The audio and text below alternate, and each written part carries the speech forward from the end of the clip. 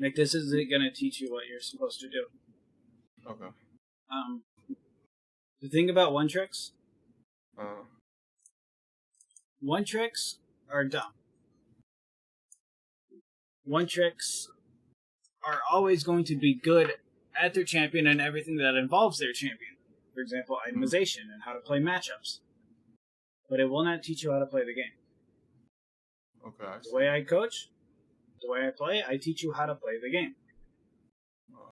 I teach you what you need to know, when you need to know, and what you do with that information. That's what a coach does. Yeah.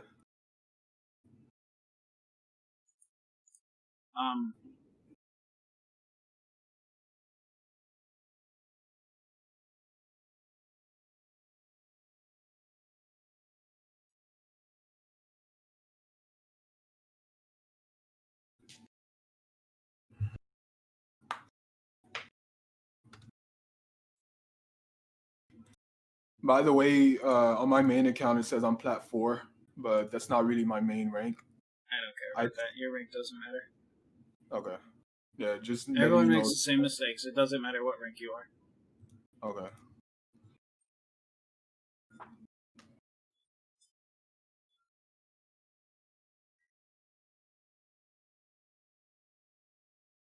So what do you do? Is mid your secondary?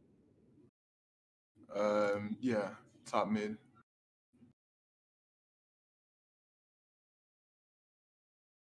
I main teemo top, and mid I main Zed, Yasuo, and Fizz.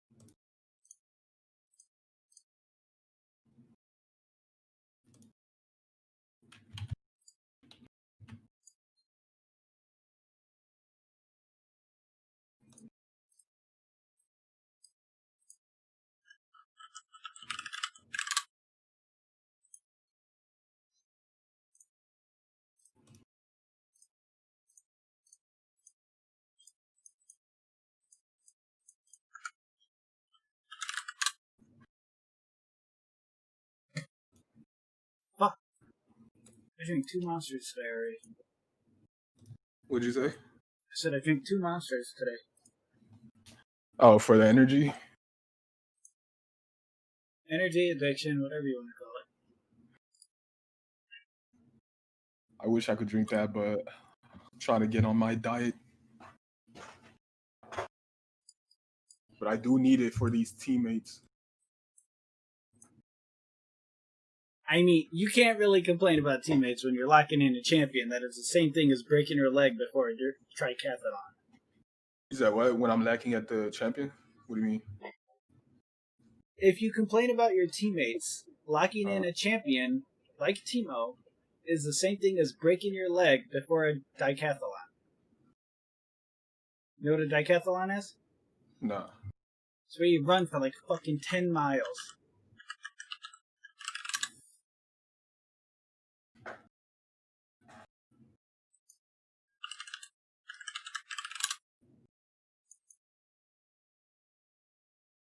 Triathlon, whatever. Okay, swimming, triathlon. cycling, and running over various distances. Oh, I see what you're talking about now. Locking in an old champion is the same thing as breaking your leg before trying to do one of these. Yeah. Still possible, but damn, it's going to be hard. Yeah, I guess. Like, take it in Bladder's perspective. Do you think Bladder took that same time and effort from Teemo and put it onto Irelia, do you think anyone would contest him?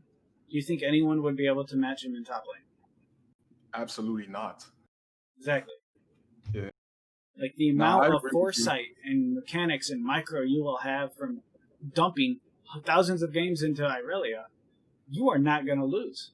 There will not be a single laner that could beat you. Meanwhile, I agree for sure. you can play Teemo, but anyone can just dive you. You don't give a fuck because you can't exactly defend yourself. Yeah, one thing I will say is that I wish I was like I made a meta like a Fizz main when I started League. If I made Fizz, then League would have been a lot easier for me. But I mean, you still can. It's very simple. Yeah. Did you fail at algebra? No. Do you like math? Yeah. Okay, that's the entire game. All of it is just math. Mm.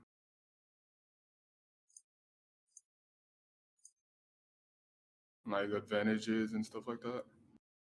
It's just one big fucking algebraic formula. Okay.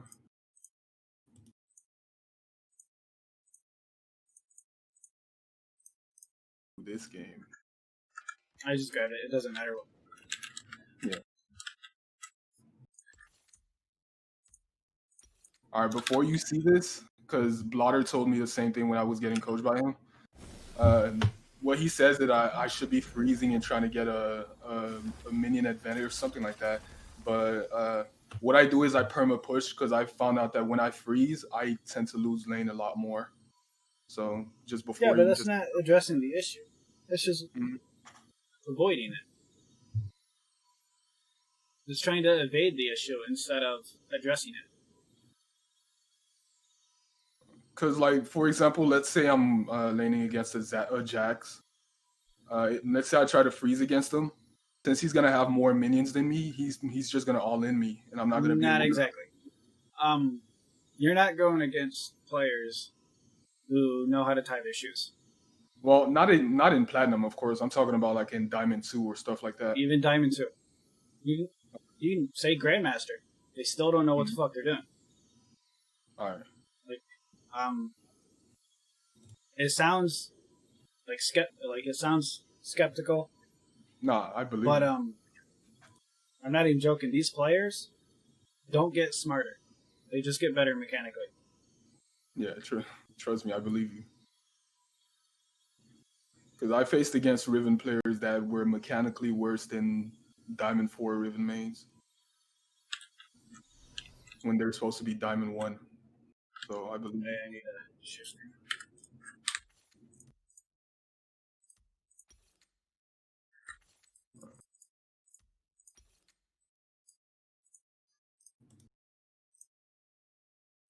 Okay, you can see. Yeah. Here's a formula. Here's HP, XP, and gold. Mm-hmm. In order to get one of these, you have to sacrifice something else, no matter what happens. In order for you to deal damage, you have to sacrifice HP. Okay. In order to sacrifice, well, if you sacrifice XP, you can deal damage and take away their gold by punishing on last hits. If you want to take away their gold, you still get XP, but you have to sacrifice HP through minion aggro.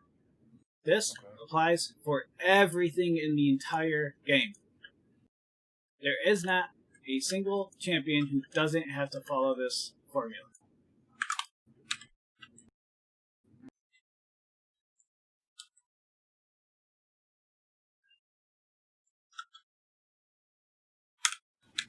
Alright, directed cam. That's cool. Now, when you identify or define your champion you're facing,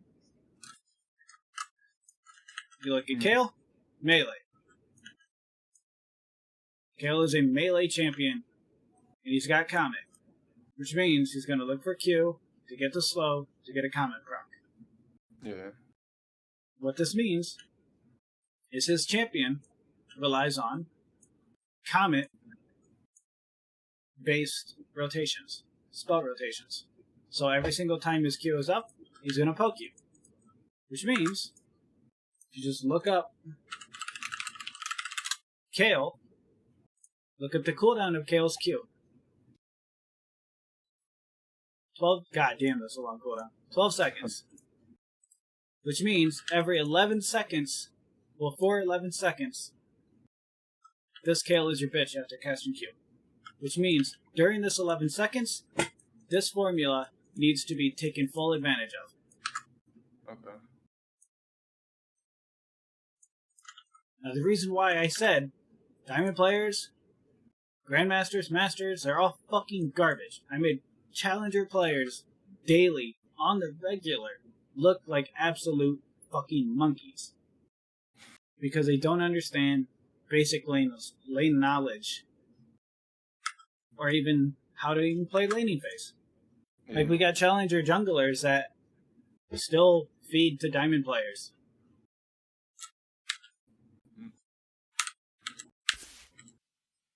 Now, shoving is one of the last things you want to do. Because they're jungler? Or because they get free farm? You be patient and you fucking sit there like a good badger and wait. Okay. The reason why you wait is because if he shows, it shows that Silas started bot side. Now, if it's going to take Silas 1 minute to clear his bot side, like all other jungles in the entire game do, it means after 1:30, 1 minute later is 2:30. It means Silas is going to be topside at 3 minutes. He can be in your lane at 3 minutes. Starting at 2:30 is when he clears that. At 3 minutes, he's on his topside camp. Okay. Now, will a jungle take all three of these and then run straight to top lane? No. Exactly. They're never going to fucking do that. So, at 1:30 to 2:30, the formula takes place. HP, XP, and gold. It means you need to sacrifice your HP so you can deal damage to him. That's through minion aggro. Minions are going to fuck your shit up. Now, if you shove this lane, all it means is you're shoving into him. If you hit this wave one time, this wave will automatically crash into his tower. There's nothing you can do about it. Yeah. Because it's slow push. Slow push, fast push, doesn't matter. It's going to push. Uh, Now, that first auto could be used to hit Kale. Could.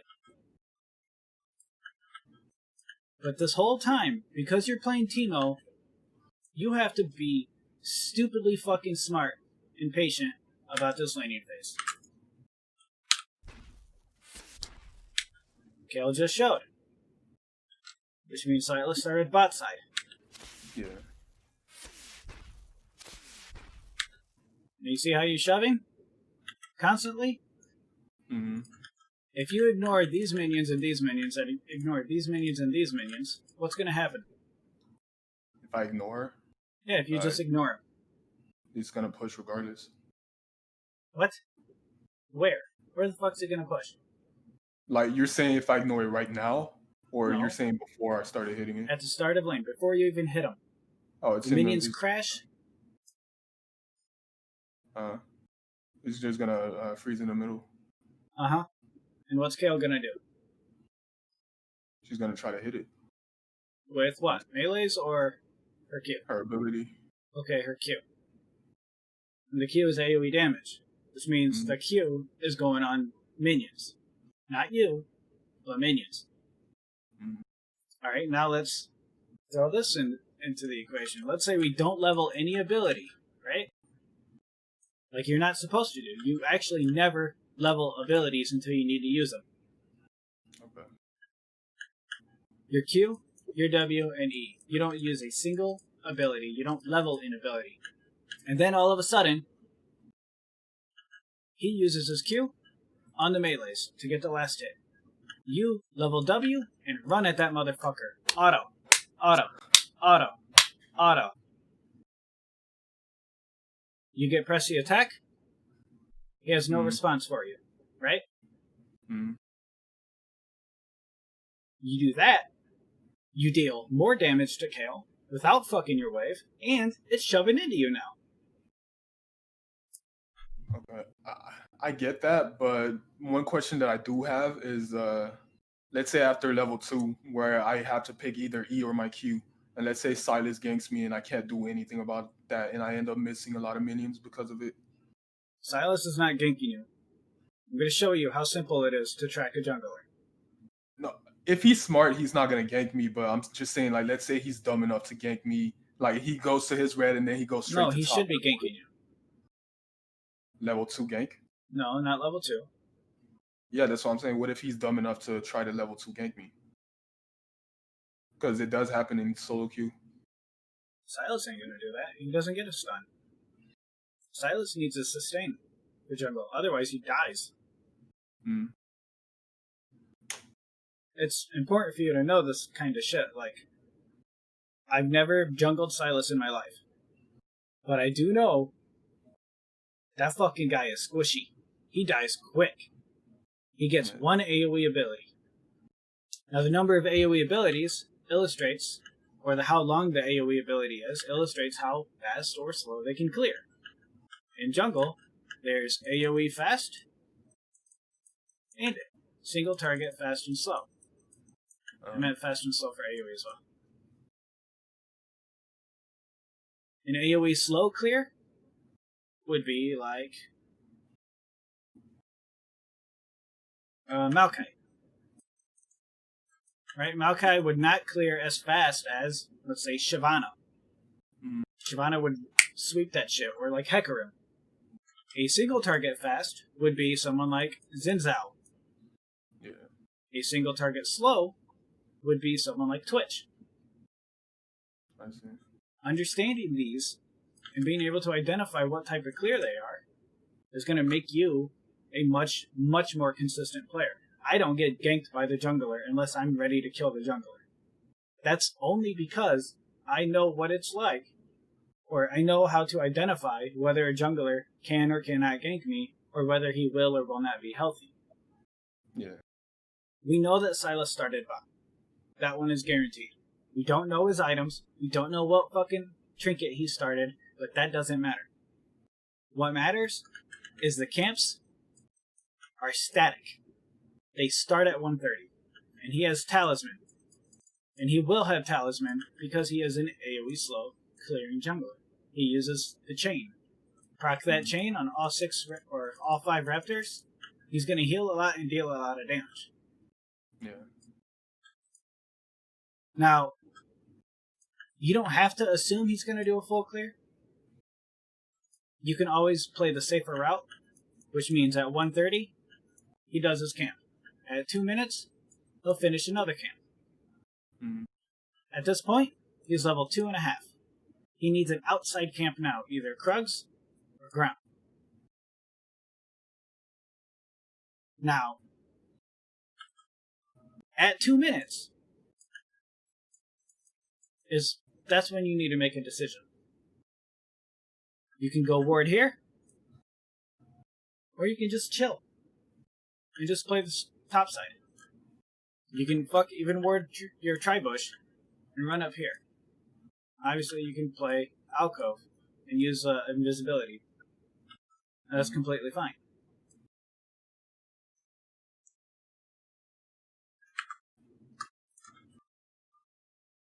You get ganked because you don't pay attention. You don't get ganked because junglers don't like you. No, I never. And we'll point it out. Remember, we said at 2 minutes, he's going to be on his next camp. Now, he got a leash. So let's say 10 seconds shut off. So that means at instead of 2 minutes, it'll be 150. So let's say at 150, he's done with his next camp. That's how leashes work. All a leash does is save you time in your clear. It's not about being healthier, because if people would die without a leash, they wouldn't play the fucking jungler in the first place. That's in-team. That's why teemo jungle's not played. So, 2 minutes. This is when we said he should be on the next camp. Now you can go get this ward. You don't want to place it here. You know what this is? There's offensive, neutral, and defensive vision. Mm-hmm. What kind of vision is this? Offensive / neutral? I'm not sure. No, it's not offensive at all. It's in the offensive. river. Who owns the river? Neutral. Exactly. You're in an offensive position with neutral vision. That's how you die. That's how you feed. You want to be, if you're in an offensive position, you want offensive vision. Ward here or ward here. Those are offensive warding spots. If you watch any Korean game, they'll run down here and place a ward every time. Yeah, usually later on, this is where I place my wards, and I just place a control ward inside the bush. But it's just at that time, I just it's inefficient. Yeah. Shooting yourself in the foot just for the mental feeling of safety. Mm. You got plenty of time. You're not missing a fucking thing. Yeah. I get it. Yeah, you're right.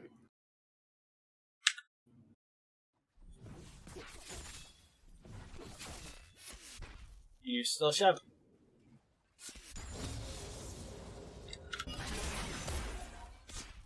So you just used his comment.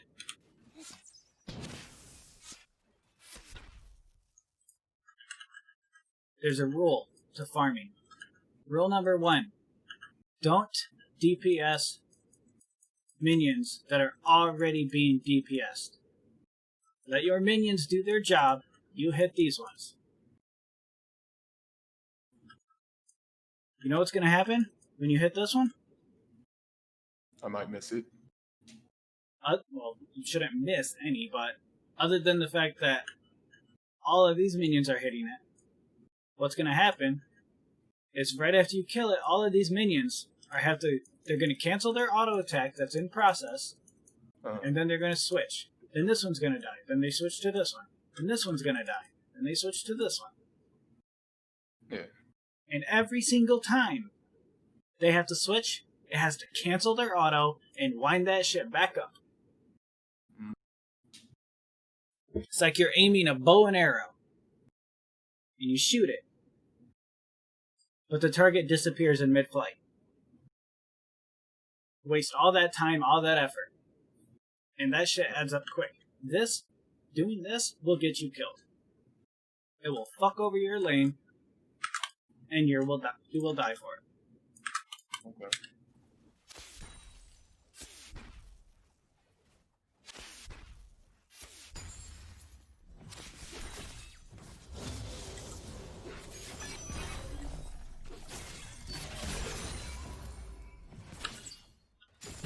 You see this auto? Or that Q? Do more than that. Auto Q, walk away. Auto Q, walk away. Do not hit him with just a Q. Do more. There's always more room for you to do more. Like right here, that's an easy auto. Walk back up. That's an easy auto, but you even backed off of that one. Well, I would have took tower aggro if I kept going. But I see what you're saying though. Look. Hit him there. Walk back. Walk back up. Hit him again. But look. You see that stutter step you did? Get this one. Now you walk back up. But look how far away you walked. No, not right here. I'm saying like... On this auto that you said you would pull tower aggro, you could easily just hit S. And stay right here. And just right click every time he crosses this little path. But you walked away. That's why you broke. Well, you missed the auto. Not because Tower's still out of range. If you stand right here, you're out of tower aggro. No, what I'm saying is after this, I turned back around, and then I had to cancel it, because if I hit him, I would have took tower aggro. Yeah, but I'm saying this is how you avoid that. Okay. You don't just click back and forth incessantly. This is the obsession that a lot of players believe that they need to do. Yeah, it's a mental thing. If you want to do this back and forth, great. Increase your DPI and get faster at it. Mm.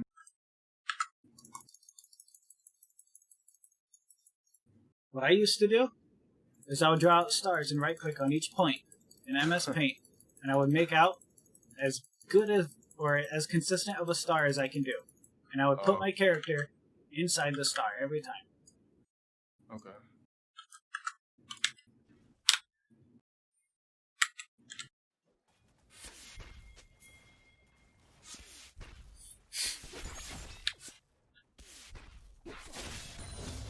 So their Silas is probably on his way soon. Well, it's 250. Mm. He just finished his blue buff. You know how you just finishes his blue buff? 230. Well, 130, right? Mm. One camp. 2 minutes. Second camp just started, right? Mm. 230. Third camp. 20 seconds after that, 3. Takes 20 seconds-ish to clear each camp. Mm. And then 10 seconds of pathing. Doesn't get any simpler than that. Yeah. It's 250. Silas is not a full clearing jungler because he does not have the AoE damage needed. So he should be in your lane by 3:30. That makes sense.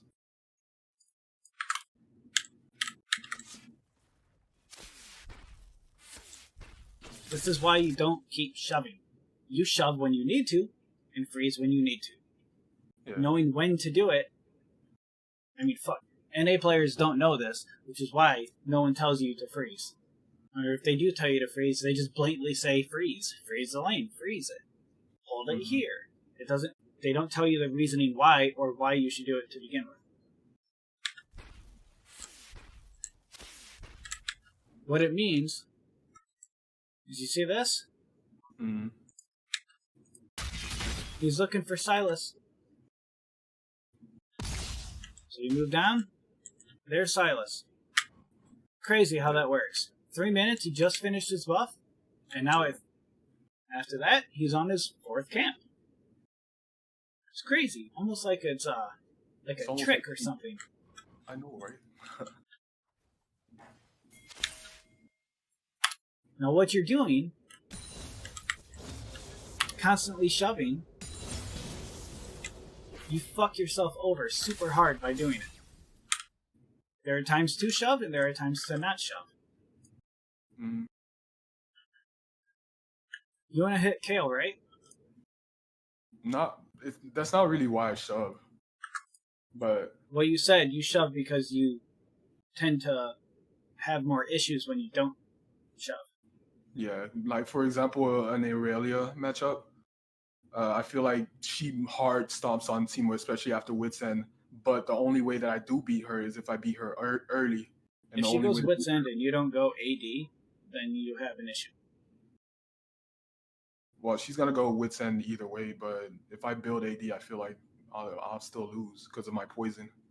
My poison is gonna heal her even if she builds Wits End. Your poison doesn't heal her. Your poison just has no purpose. That's why you Q max. When she jumps in on you, you Q her. That way, you get the full duration of the blind without having to sacrifice damage. But I feel like she still one-shots me if she's even with me, she still one-shots me, even if I blind her. Are you taking Grasp of the Undying? Nah, because I don't like that rune. You don't like it? Why not? Yeah. I can't carry with that rune. You can't carry with any rune on teemo. What? No, with PT I can definitely carry some games, depending on how my team ends. With press to attack. I know you said don't blame your team or all that stuff, but I feel like it depends on how the game is going.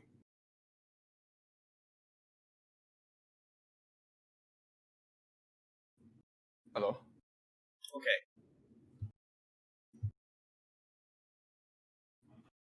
Tell me what PTA does.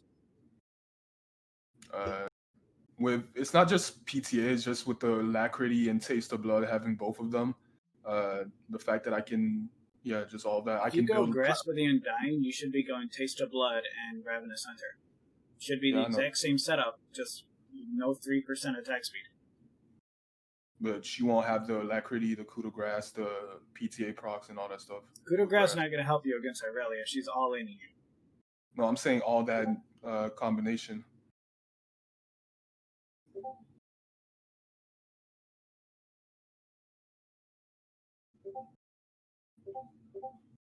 Who the fuck is spamming you? Tell him to shut up.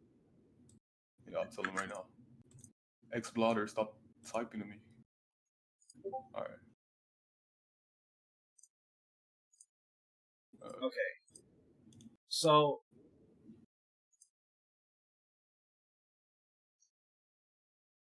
there's an issue that you're going to come across.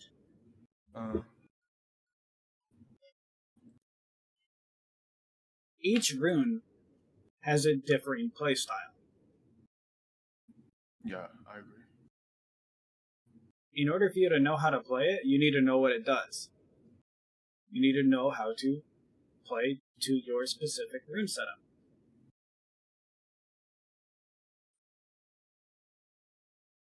Tell me what PTA does.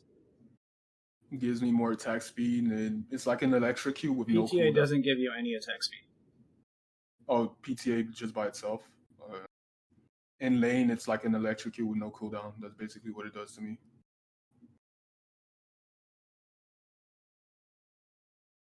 Do you know what the damage is? Yeah. What's the damage? Oh, I don't know the number, but I know it's the most damage you can get in lane. Now, the damage is 40. There's an issue with Irelia. You said she can just all in you, right? If she has prio. If I have prio, she can't do that. Irelia can all in you even if you have prio. I promise that. She Irelia does not give a fuck if you have minion advantage. What I'm saying, she can, but if she tries to do that and I have a lot more minions than her, she's gonna die. Especially if I have ignite. But if she has more minions, I'm gonna take even more minion aggro if I fight her back, and I'll die. Do you have an Irelia matchup in your match history? I have, matter of fact, that's perfect because I have one where I tried to freeze against her and I ended up like 0-10, which is my fault. But I have another one where I played aggressive and I ended up like 12-0 or something like that. Yeah, that's called result-based logic, though. You have to know why it happens in order for that to be... Like, which one is it? I think it was 3. Let me see. I'm looking at my OPGG. Okay. Yeah, it was 3 days ago. There's one where I was 5-0, and then another loss where I was 2-11. The 2-11. Do you see it? I don't know if I can actually go that far back. Probably not a match history. This is 2 days ago. Fuck. Yeah.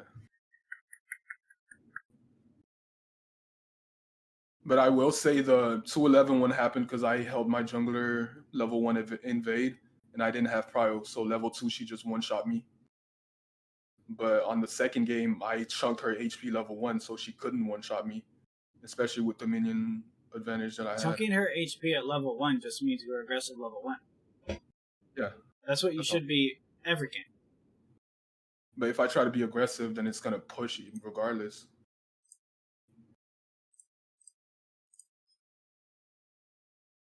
Having it push early isn't a big deal. It's knowing how to get it to bounce and stabilize. That's the deal you want to go for. Okay. The issue that you're coming across when you do this shit, it's not because you're not freezing, it's not because you're not shoving, it's because you're letting it build up. Okay. Which one of these games did you freeze? Let me see. Somehow gotta be in your last 20. Well, most games I just hard shove. I just tried to freeze on that earlier game, but almost every game I just hard shove. And if the jungler tries to gank me, I usually just 1v2 them because my laner is like 1 HP left. That's just my game plan.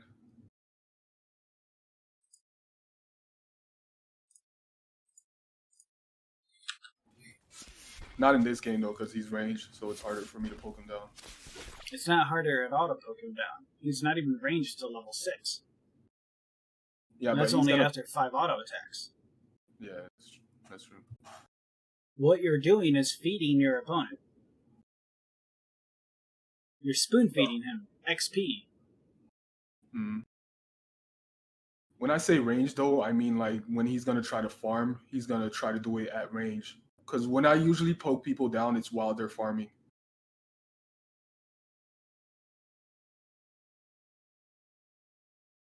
So every time they try to last hit, I poke them down.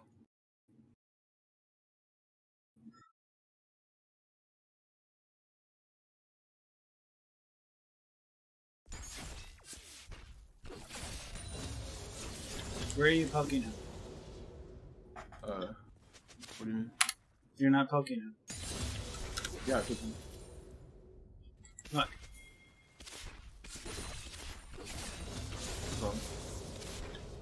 Well, I'm not gonna walk behind his minions to poke him though. Why not? Because I'm gonna get the cannon aggro. It's only if I'm not gonna lose HP that I poke him. If I'm You're not always going to lose HP, no matter what happens. Yeah, I mean, if I'm not gonna lose that much HP, that's what I meant to say. Sorry. You will always lose HP, but you will always win out in damage. Huh? You will always win out in damage. You will not lose out on HP. Like, you're not going to lose these trades. If you auto him one time and walk away, you won that trade. That I say it would depend. That's personally what I think. I say it depends on the player. Because especially with his, because he has 2 range abilities at level 3. So if a good enough Kale uses both of those, then no, he has 1. No, the Q and the E. The E is not an ability. The E is a passive. The Q is his only ability. But even then, you walk up, auto, walk back, walk up, auto, walk back, walk up, auto. And every single time you auto attack him, you need to look at whether he walks backwards or if he walks diagonal. If he walks diagonals, you hit him again, and then you hit him again, and again, until he backs the fuck off. Okay. You need to genuinely get offended that this guy's even allowed to play in this lane. And you need to get actually pissed off that you haven't even forced his health pot, and you've been laning for over a minute. Yeah, that's true. I'm not playing as aggressive as I should be against Kale. That's true. No, against everyone. Because against the Jax, I don't think I'd be able to do that. You can't. What you do is you max Q against Jax. Oh. I haven't tried. Jax jumps in, right? He opens up with E. And then he stuns you, right? And then he does auto, W. Right? Because the W is auto attack reset. Okay, take this out of the equation, he just gets E. You did it. You won the trade. Successfully, that easily.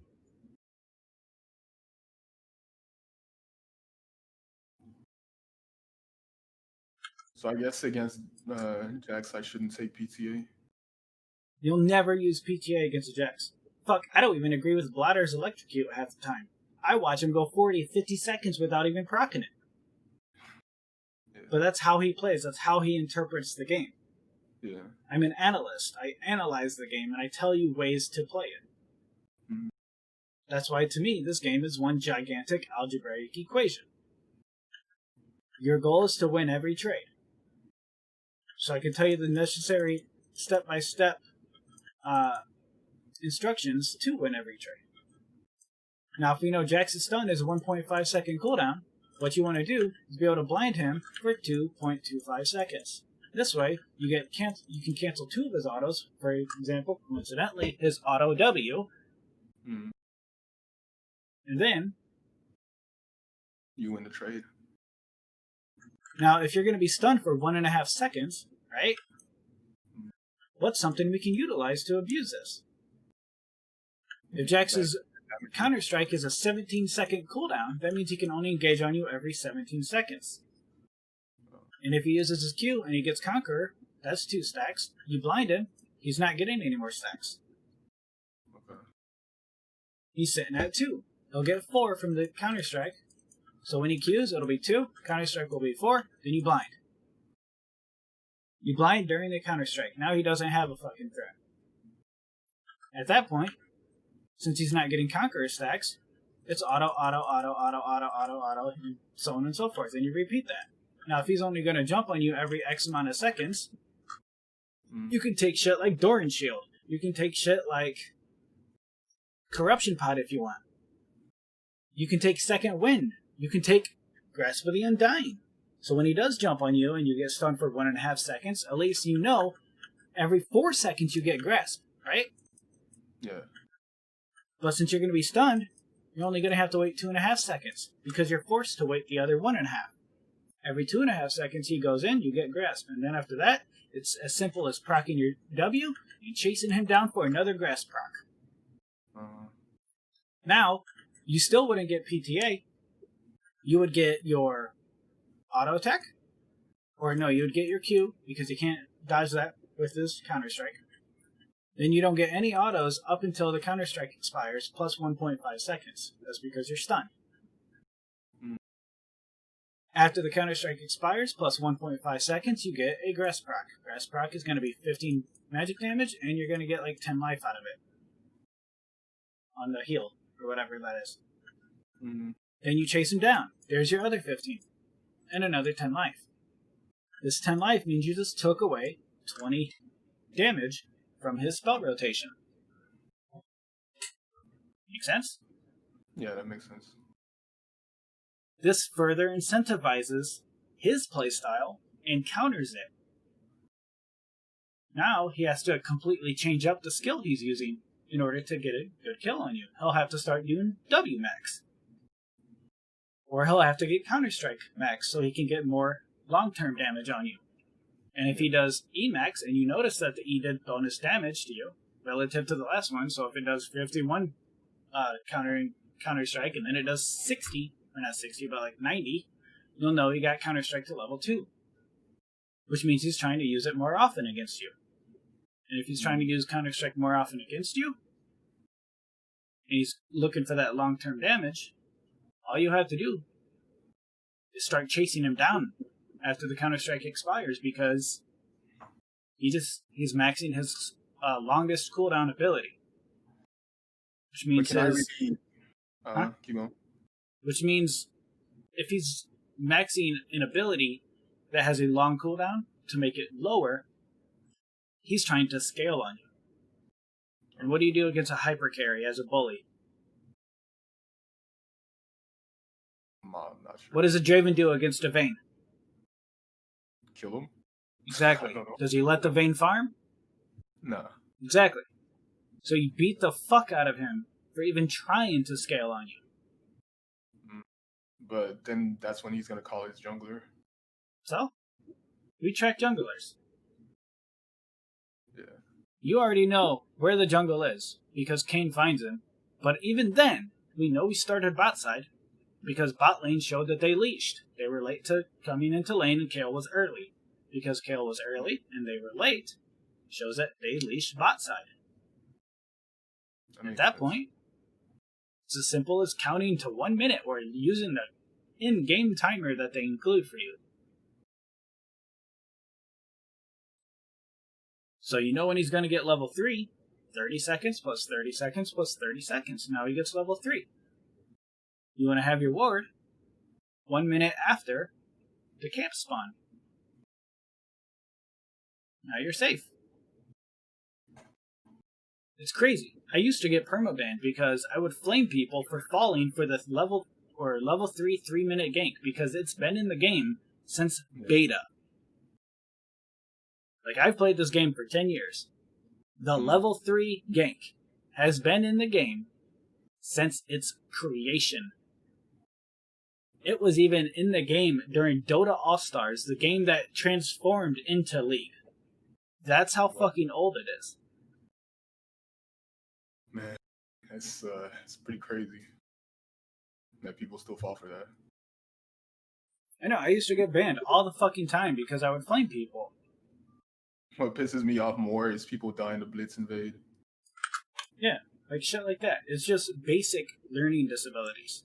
Everyone has a learning disability in this game. Mm-hmm.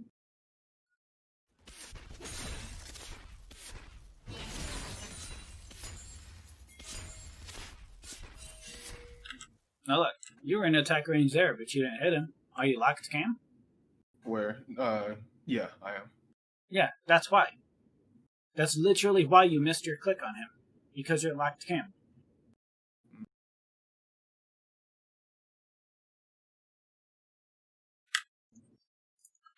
Are you talking about right here, like where it's paused? Yeah. If you're locked cam and you move it upwards, right? And then he moves downwards. The velocity, the speed between you and him is increasing. Yeah. If you have it static and you stand within your camera, you stand around here, ideally you would have it like right here. Now all you have to do is click on him. But locked cam is actually increasing the distance you have to move on your mouse pad just so you can hit him. Yeah, that's true. You missed 2 autos off of this. But I only counted 1 because your other one I don't think you would even be fast enough to click on. But this one, he was fucking 400 range away and you missed it. Yeah, that's something I just got to work on because it's not even a work on thing. It's a. You see your space key? Take it off. Your Y key? Take it off. Disable locked cam. I guarantee you'll get good at it real quick. Okay. But what I was saying is, I used to get to die a lot when I was Diamond 3. I used to die a lot to just taking unnecessary tower shots. So I'm trying to be a little bit more careful when I'm near tower. But I guess that's, yeah. I mean, it's as simple as go into a custom.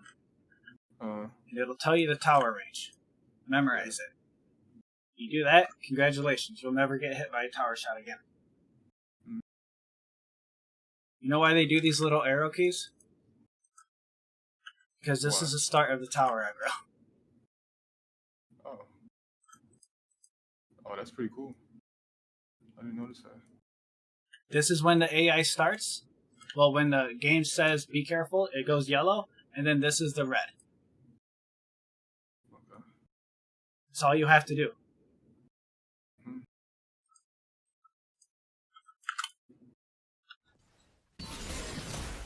See? Look how fucking close you were. Yeah.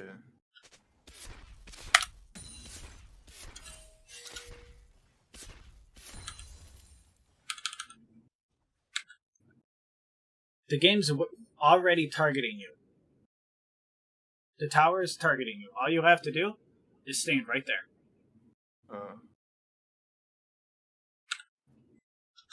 Look at that. Right on the fucking edge. But you've lost so much potential damage. In fact, you're just feeding him levels. Yeah. But I could be denying him. Now, the way this works, you freeze when the jungle's on your side of the map. You push when he's on the other side of the map. That way you can get the maximum amount of harassment. When you freeze, the jungle is supposed to be there. As in your jungle. Or not your jungle. Their jungle is supposed to escort the wave into the tower. In higher elo games, it's this giant... Or not higher elo. In fucking Korea, it's a giant cesspool of whichever jungle is faster at clearing, ganks first. Okay? Yeah. Now it's a huge fucking war, battle, whatever, in who can have control over the lane. Let's say blue side's jungle cleared first. No, let's keep it simple. Kane cleared before Silas. Okay? Which means Kane will get here first.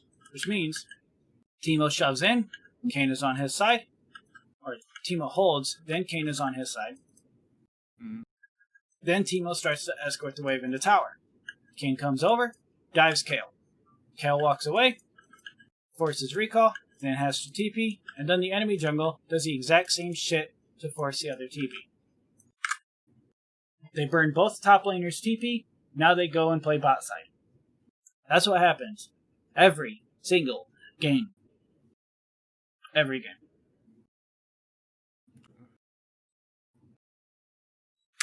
Endlessly shoving takes away this opportunity. Endlessly shoving gives the hyper carry Kale exactly what the hyper carry wants. XP.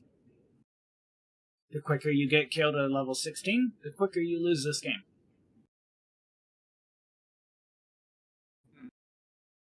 At the same time, though, like let's say in Diamond 1 Elo, another reason why I don't like freezing is that junglers know that teemo can't really survive even under tower.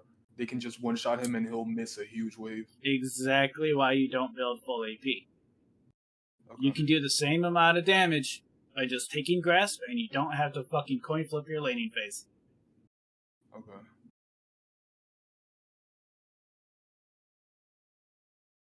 Can you count to 4? How'd you know I can't do that? I mean, I don't know who the fuck can. You can count to 4, that means you can automatically win lane through grasp. Yeah. You just count in your head. 1, 2, 3, auto attack. 1, 2, 3, auto attack. That's it. Yeah, that's true. Grass is the easiest lane room.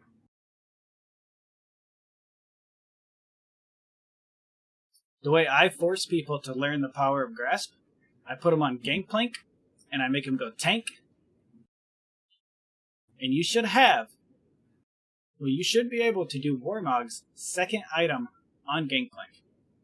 And immediately get that 3000 HP threshold from all the grass procs you can get. Wow.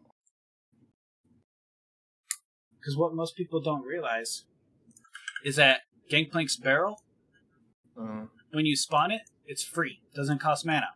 And you can right-click it. And it'll actually keep you in combat for your grasp proc. So it lets you walk back up and get your grasp. And then you come back. Hello. And you come back, and you hit the minion, or hit the barrel again. It'll blow up this time. Now you get the movement speed. You run up at him, and you Q again. 2 grasp procs per barrel. This is open immediately. It's just my envelope. Huh? It's just my envelope. What did you send for?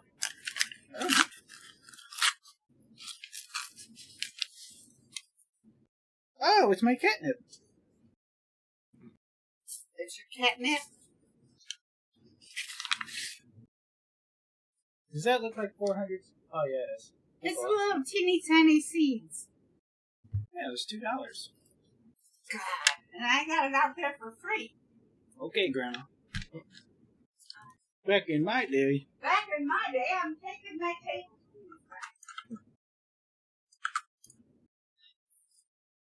Grandma, what if I told you that this is weed? Well, if you plant it and it grows and I see it, I'll throw it away. Well, we can become Colombian drug lords.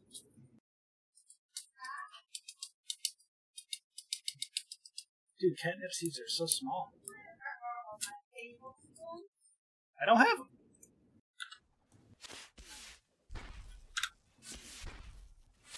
Anyway, look. See how you keep DPS and minions? You missed a mage. You missed a lot of CS just because of that. My lane CS is questionable. You know why you died? No, I didn't die here. I mean, you should, but you don't.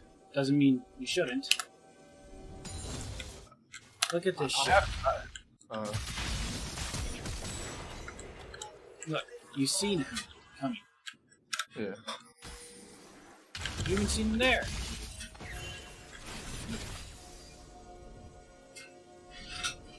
This is why you feed. Well, nah, I don't really ever die to jungle ganks. I push up especially because I have flash. When I don't have flash, then I freeze. But if I have flash, I try to be really aggressive. I'm taking 3 at my table. Okay? And you got 3 more left. So, look at the time. See that? See what time that is? It's hard to see. I think 3:55. I think we're gonna just cook some hot dogs. Yeah, 3:38. Yeah, 3:38. You're falling Get back. for the most telegraphed gank in the entire world. Well, to be fair, I think I killed them both here. If he You tried think to that's a fight me. good thing? You think them fucking up super hard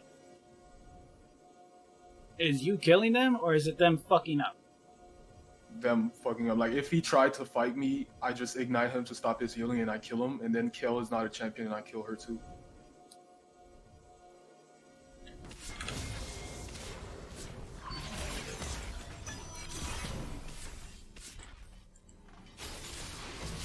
I don't know why Victor's here though, but You don't kill anyone here. Victor does.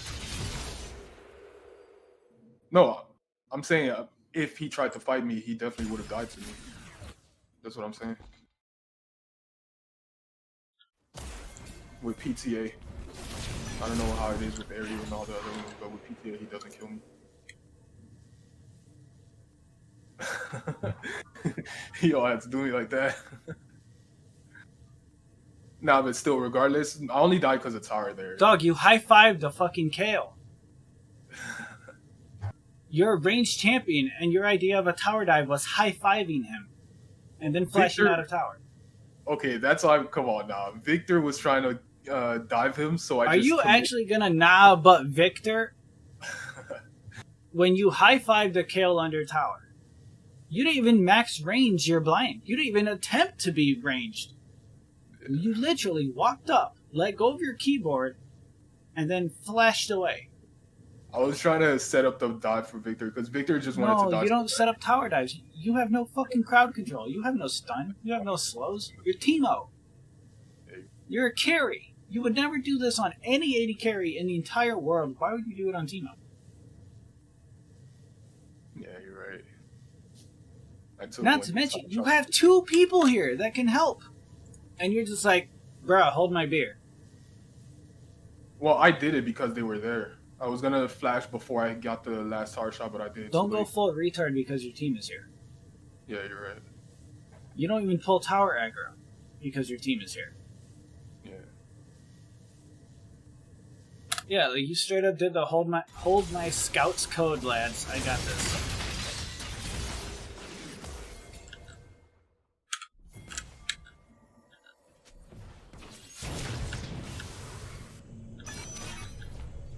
Not to mention, your idea of your tower dive was stand still, Q, auto attack, ignite, auto attack. All before inserting any right click plus flash to get out of tower range. You didn't even make a fucking attempt to move out of the way. No, I knew I was gonna drag the tower, but like you said, I shouldn't draw tower aggro either way. But I knew I was gonna draw it. But my plan was to flash it before I died to it, so that my team could clean up. Fam, you're missing the whole point. No, but I see what you're saying though. I'm just. What do 80 explaining, carries do? Damage. Simplify it. I'm playing 80 carry, and there's someone in front of me. What do I do? Let them do the thing, and I just Tell me exactly, click by click, step by step, Wait for someone else to dive, and then I hit them. 1v1. Come on, make this easier. How do I attack somebody as an 80 carry? Auto attacks. Okay. What do I do after I auto attack? Auto attacks. I don't know. You never played 80 carry? I feel like it depends on the 80 carry. Well, I mean, you played teemo, and teemo's an 80 carry. Yeah, just auto attack. That's all. Okay, That's auto all. attack move, auto attack move, auto attack move, Oh, kite. and you do this. No, not kite. Auto attack move. Yeah. It's not a kiting thing. It's auto attack and then move. Oh, okay. And then once you auto attack and then you move, you then auto attack and then move. Yeah. You Just stood there. stood still for all of this. Like the number of mistakes you made in a simple tower dive, as someone who even claimed to be Diamond. Mm. First, you high-fived Kale. Second, you stood in front of minions. Third, you pulled aggro. Let's just say tower aggro. Then you stood still again, auto-attacked Ignite. And then flashed after all of these mistakes. You then wanted to burn the best summoner spell in the game and still die under tower. Well, if I flashed earlier, it would have worked out. You don't flash at all because of all these mistakes. You have a higher standard, and you set a higher standard for yourself and realize, damn son, I really fucked this dive up. Yeah. If you don't flash a Malphite ultimate, do you get hit by the Malphite ult and then flash? Or do you just accept, man, I'm fucking slow. I'm not even gonna bother wasting my summoner spells. No, what I'm trying to say is that the whole time I was planning on flashing. I didn't flash because I thought I was gonna die. I'm saying that all of that was I was trying to calculate it beforehand in my head, but I just flashed a little. I think I canceled an auto attack and it caused me to flash too late, and I died from one tower shot. You died from 2 tower shots.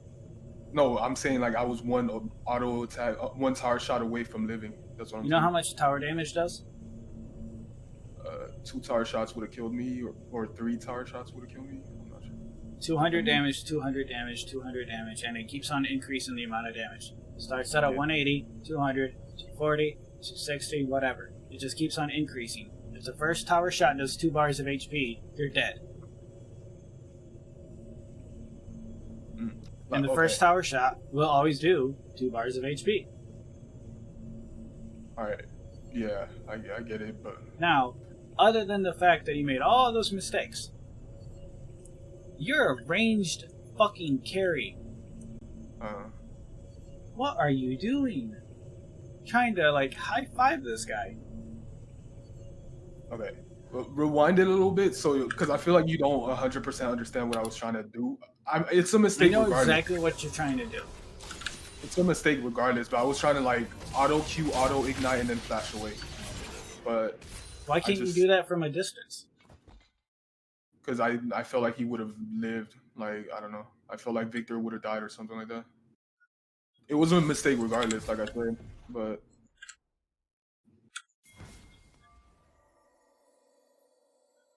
What's the difference of being here or being here? Kel would have ran away. I wouldn't have been in range of him. Where is he going to go that's going to be out of your range if you're standing right here? I can't hit him from over there. Okay, here. Right there, it's a little bit, because I have a tag move click, so it's a little bit harder, but I guess I could have hit him there, but the reason that I moved there was more so I could have the range to flash away. So it wouldn't be an This takes away your range. To flash downwards? This takes away the range that you need.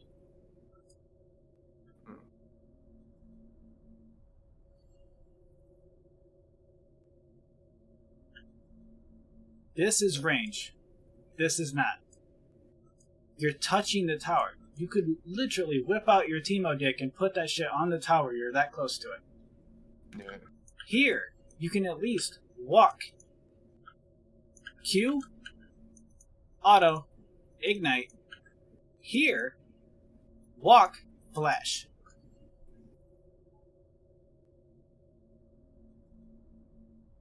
Oh, I see what you're saying. I let him get too many hits. I let him, well, yeah, I see. It's not letting him get too many hits. It's not letting him slap your girl's ass in a club. It's literally just you high-fived him. That is the worst mistake you can possibly do as a ranged champion. Okay. If you do this shit, it's the same thing as touching a hot stove. Getting burnt and not learning from it. This is the reason why your lane matchups are hard, because this type of mistake, not realizing, assessing threat value, this is the exact reason why lane matchups are lost for teemo. Okay.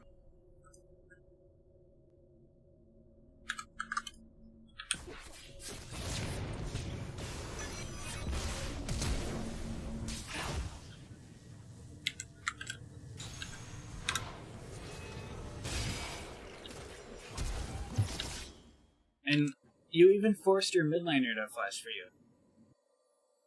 He tried to make up for your mistake. Well, honestly, I feel like him being top was the main mistake because I didn't even want to dive him in the first place. What?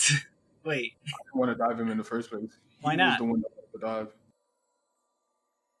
If he's gonna dive, why don't you dive him? Because of the reason that you just told me. I shouldn't be diving as a range. I didn't say don't dive him. I said don't high-five him. Okay. I want you to dive him. I want you to kill him. I want you to take him out of the game. But I don't want you to fuck up the dive. Don't dive in a bad way. I see. Exactly. Yeah. I don't want you to touch the hot stove. I want you to turn it off first. Yeah. I want you to take necessary precautions to make sure that you don't burn yourself when you do.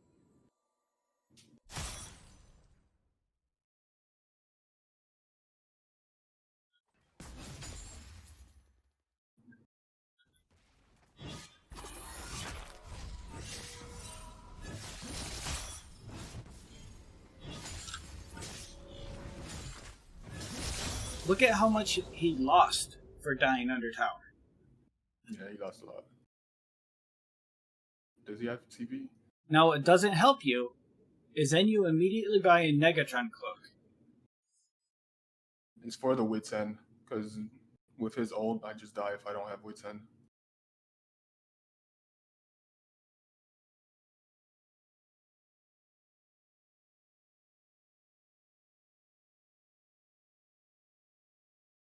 But what's stopping him from just out healing you now? He doesn't. If I have Wits End and PT, I just... You're not getting Wits End. You bought a Negatron cloak. I know. You're getting I'm Wits End now. 10 minutes from now. Why would you buy Negatron cloak for his ultimate that he's not even going to get in 2 levels? What's wrong with another Doran Ring and a null magic mantle so you can still reduce his damage but be more aggressive? Because one, the fact that I bought that means that I can get Wits End earlier, and since it's MR, it's still gonna work against him regardless. But that's just how I was thinking at the time.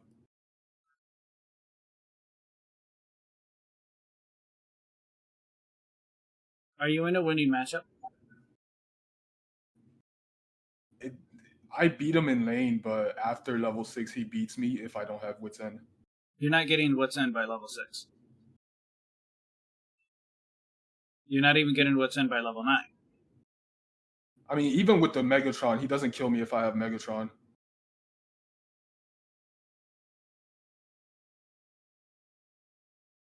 Okay, But without them, that just contradicts buying Negatron. No, I'm saying if I have Negatron, he can't kill me. But if I don't have it, he can kill me after level 6. He can't kill you with no magic mantle. Do you know how much the difference in damage reduction is compared to 40 and 50 or 25? Oh, you mean I should have just bought one MR item? One MR item and effective HP, like a Doran Ring. That gives you more damage and it still builds into your Wits End, but it allows you to actually be more aggressive. Okay, yeah, that makes sense. Yeah, I could have did that instead. That's true. Do you know the difference between 15 MR? Not exactly, but it's more like a feel for it. Okay. There's a formula for armor and MR. I want you to memorize it. Okay? When you click on teemo, you have 71 MR. Okay?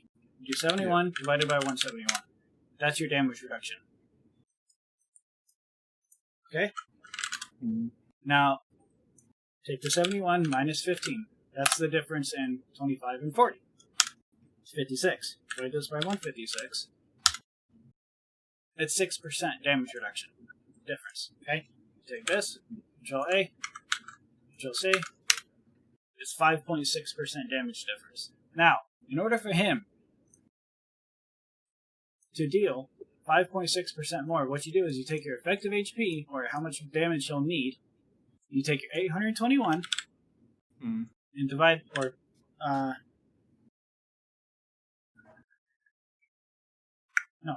multiply it by 1.59, because it was 41% damage reduction. You have 1,305 effective HP versus magic damage. Okay? That means he would need to deal 1,305 magic damage to kill you. Compared to the 71 minus 15. Okay, that's 1.35. So 821. Right, that's your HP, I think. Yeah. 821 times 1.35. He would... That 15 MR is only 200 bonus damage he needs to deal to kill you. Now, is he ever gonna 100 to 0 you? Is that even possible for a KO? There's no stun, no fucking lockdown. Depends on the state of the game. No, it doesn't. No, it's With Kale. Gunblade, you definitely can. It's Kale. Level 4 Kale. I know, but you're like I'm looking. Teemo. I mean, yeah, if he got Lichbane and Deathcap and Gunblade, yeah, of course he will, because those all synergize together, and he's fucking fed at that point. What I'm saying is, will that 200 damage be so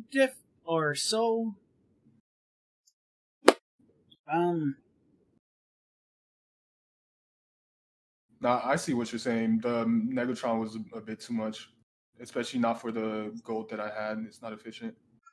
I mean, here, let's look at a Doran Ring, which would also give you damage, by the way. Or you could go Doran Blade, which would give you even more auto attack damage. Since you're not being as aggressive as you can be, you can easily hit him harder. Yeah. 821. Okay? Oh, wait. Okay, well, I did the same wrong formula for both, but it's fine. 821. Okay, let's add another Doran Ring. 60 HP. There, 881. Now, to get the effective HP of that, the Null Magic Mantle was 35% reduction, right? Mm-hmm. Here's the difference. The difference in effective HP is 116. Will this Doran Ring give you up to 116 bonus damage as long as you're spamming your Q on cooldown? Every time it's up, you hit him with it. Mm-hmm. And it gives me HP. And it gives you magic resistance. Everything you can possibly need to take control over the lane. Yeah. Now, what sucks is you gave him a kill, but whatever. We're not going to high-five a fucking carry anymore under tower, and then try to justify it by saying I didn't want to dive. Because that doesn't address your mistake. That just deflects. Yeah.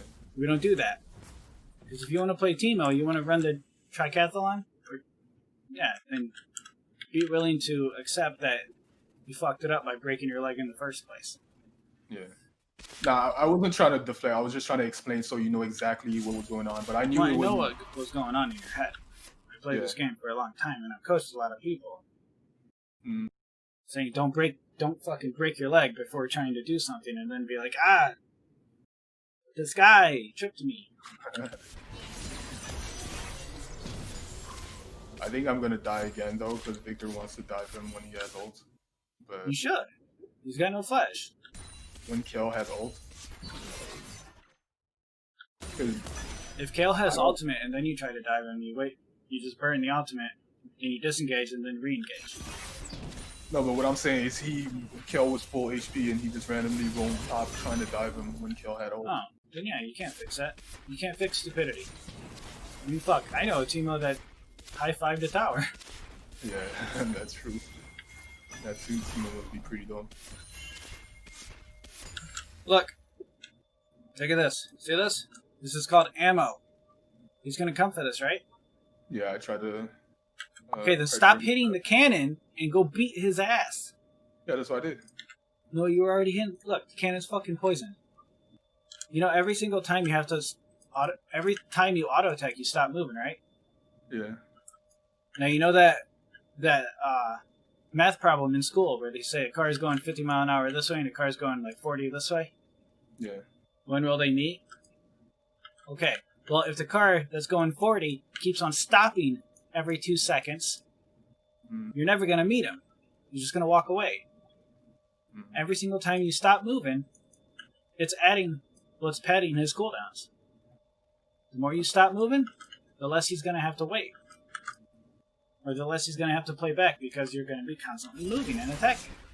So you gave him a cannon for free. Yeah. Break that small brain logic. Get that shit out of here. This incessive need to push? No.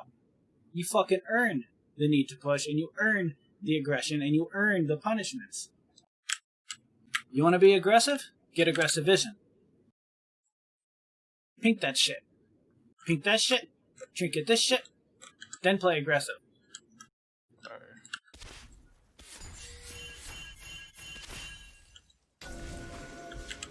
What kind of word is that? Offensive, neutral, or defensive? Neutral. Yep, and we want to be offensive, right? We want to be aggressive. So we don't use neutral vision for aggressive plays. Well, if I didn't ward there, I was leaving myself vulnerable. No. I didn't know where the jungler was. You're already vulnerable because of this ward.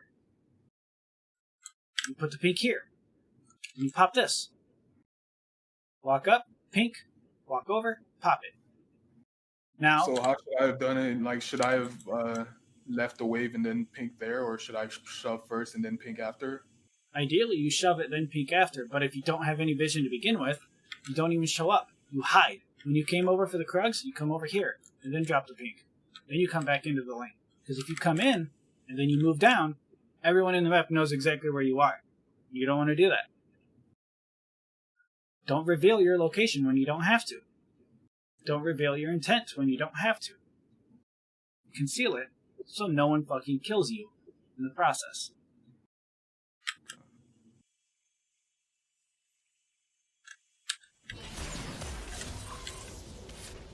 You're in auto attack range again. And again, if you just walk at him, you'll be in auto attack range every single time.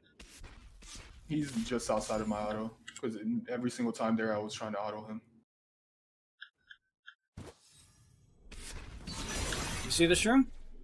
Uh-huh. Just fucking shroomed right in front of him. If they're duo, you think his jungle's gonna hit this? It's more for my escape. Or to bait him into. He's seen it. You'd be surprised. The ward. They hit that all the time. It doesn't matter. He's seen it. The fact that if they make a mistake after and still hit it, that doesn't mean it's a good shroom. It's a fucked shroom because they already seen it. Relying on them being forgetful or having Down syndrome or just overall short-term memory loss doesn't mean that this shroom is a good shroom. Yeah, I get what you're saying, but what I'm saying is that even if he does see it, it gives me an escape path. So if I try to escape and he tries to go around the shroom, then he just won't be able to reach me. But if he goes towards the shroom, he's going to get slowed and he won't be able to reach me. He's not going to get slowed by the shroom because he's not going to hit the shroom. He's just going to go around it. Yeah, so that's what I'm saying. If he goes around it, then he's going to waste travel time and he's not going to reach me. You're already faster than him. What's the issue? If you're already Nah. faster than him, shouldn't you be placing these wards in neutral? Nah, if he has his little dash thing, he's faster than me. He doesn't And have a can dash. slow me. You're No, talking not about the dash. the speed boost? Yeah, Like he the can W? slow me and can use that. 24% movement speed. You know what this means? What? It means you need to make yours 25%, and now you win. Is it? So you get 10%. In reality, 24% is more than 20%. So he doesn't give a fuck about your movement speed. In fact, if he just slows you once, you're already dead. You're not dead, but you're already losing the trade.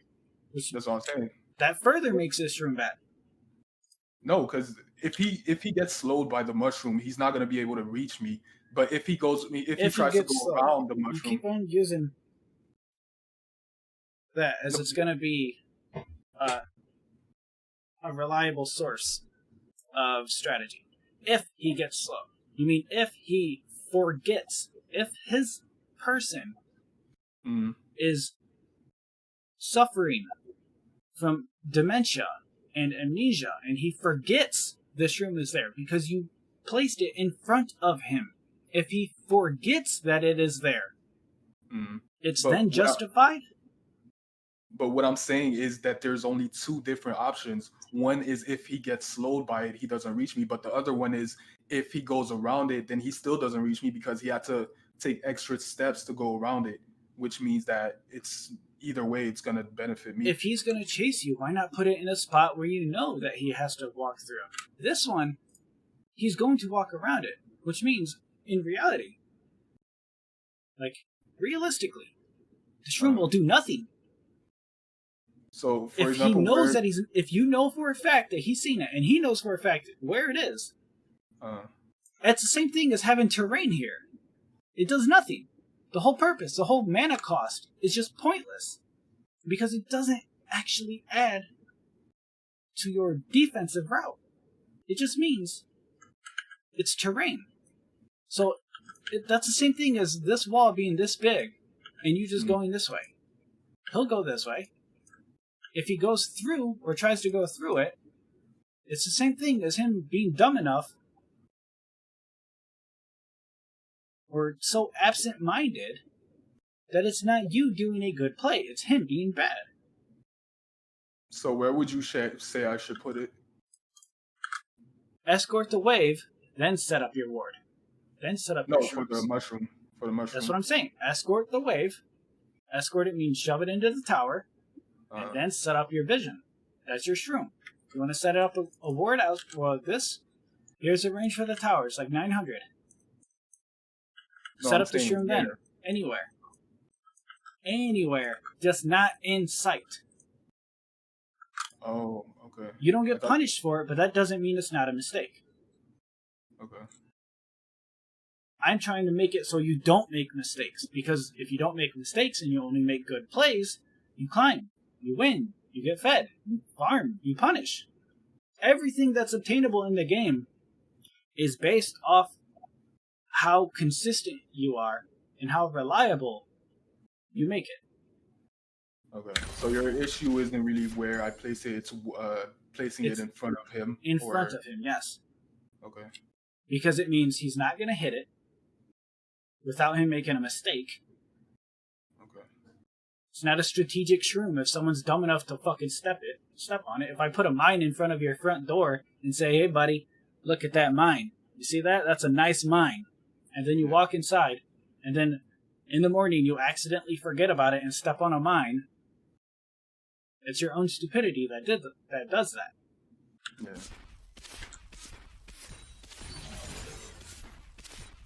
And if he's duo, his jungle's not going to walk into it. He's going to say, hey, it's warded here. It's fucking shroomed. In higher elo, they fucking spam the shit. Right here. Ping it. Area is warded constantly. But to be honest, I don't really put it so that they hit it. I'm putting it more for myself so that if he tries to get on me, I can use it to escape. So in my mind, I didn't really care if he saw where it was, but I'll still take into consider. I'll still do what you told me to do and do it out of vision. Okay. Look, like that one, that's just going to give him gold. That's it. Fucking literally in tower range. Yeah, that one was bad.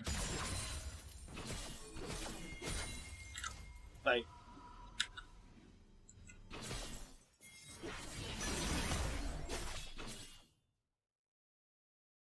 how much does that Negatron really do? If you take 2 tower shots to begin with. Yeah, not much.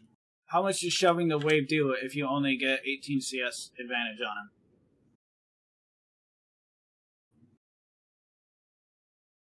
Yeah, I played that badly, mechanic-wise. It's not mechanic. The It's HP? all of it. Yeah.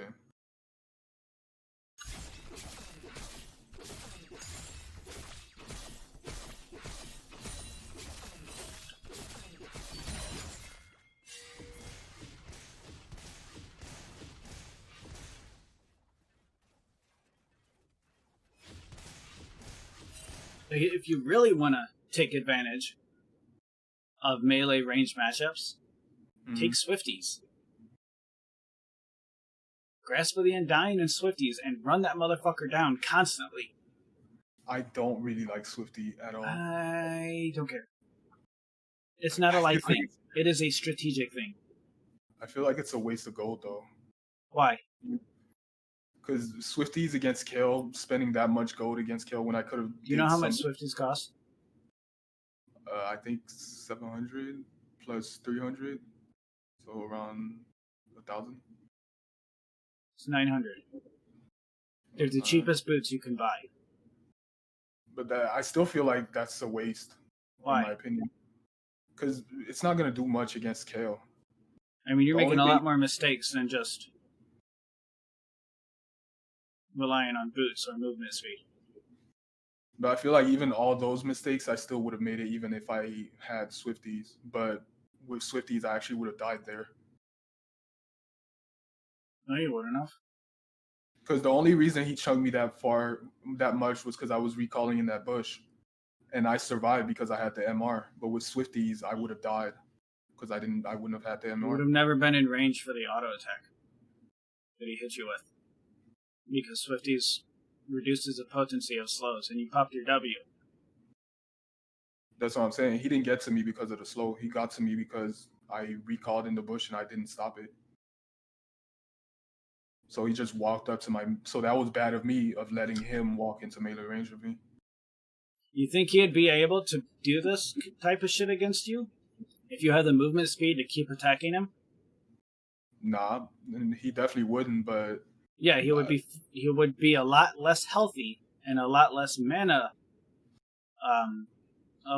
He would have a lot less mana because he'd have to use it on his heals because you're literally hitting him more frequently because you have faster movement speed. Yeah. You ever go against a crit Jin? A what? A crit Jin? You see how fast he goes? Oh yeah, for sure. Yeah, he hits you, 700 movement speed. Hits you again, 700. Hits you again, 700. You try to turn the fight on him, he hits you. Or he runs away. Then he turns back and hits you again. Then he gets a rapid fire cannon and storm razor, slows you down, gets more movement speed. It's a constant kite. Yeah, I get what you're saying, but when I'm saying like waste of gold, I mean towards carrying the whole game. You're not going to carry the whole game as Teemo because it's not possible to carry the whole game as Teemo because he doesn't have the resources that's necessary to carry the whole game. Teemo is not Aphelios. Aphelios carries the whole game. Okay, well, I'm doing Ornn my part. Carries the whole game. I want you to understand, it's not the game anymore. If you're playing Teemo, it is your lane and your quadrant. Okay. It is by quadrant. Do you know what I mean by quadrant? Like just focus on my laner and not try it. What do you mean? Quadrant. When you look at the map,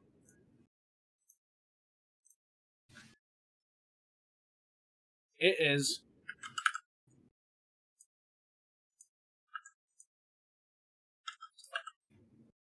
a quadrant. There are 4 locations. Oh. There is 1, 2, 3, 4. Your quadrant is whichever side you have more control over. And if your champion has strength, this is your circle. And the more stronger you get, you see how the bubble goes into his side, and then it comes into your side. goes into his side, the faster you are, the stronger you are, the bigger the bubble is. You get a really big bubble.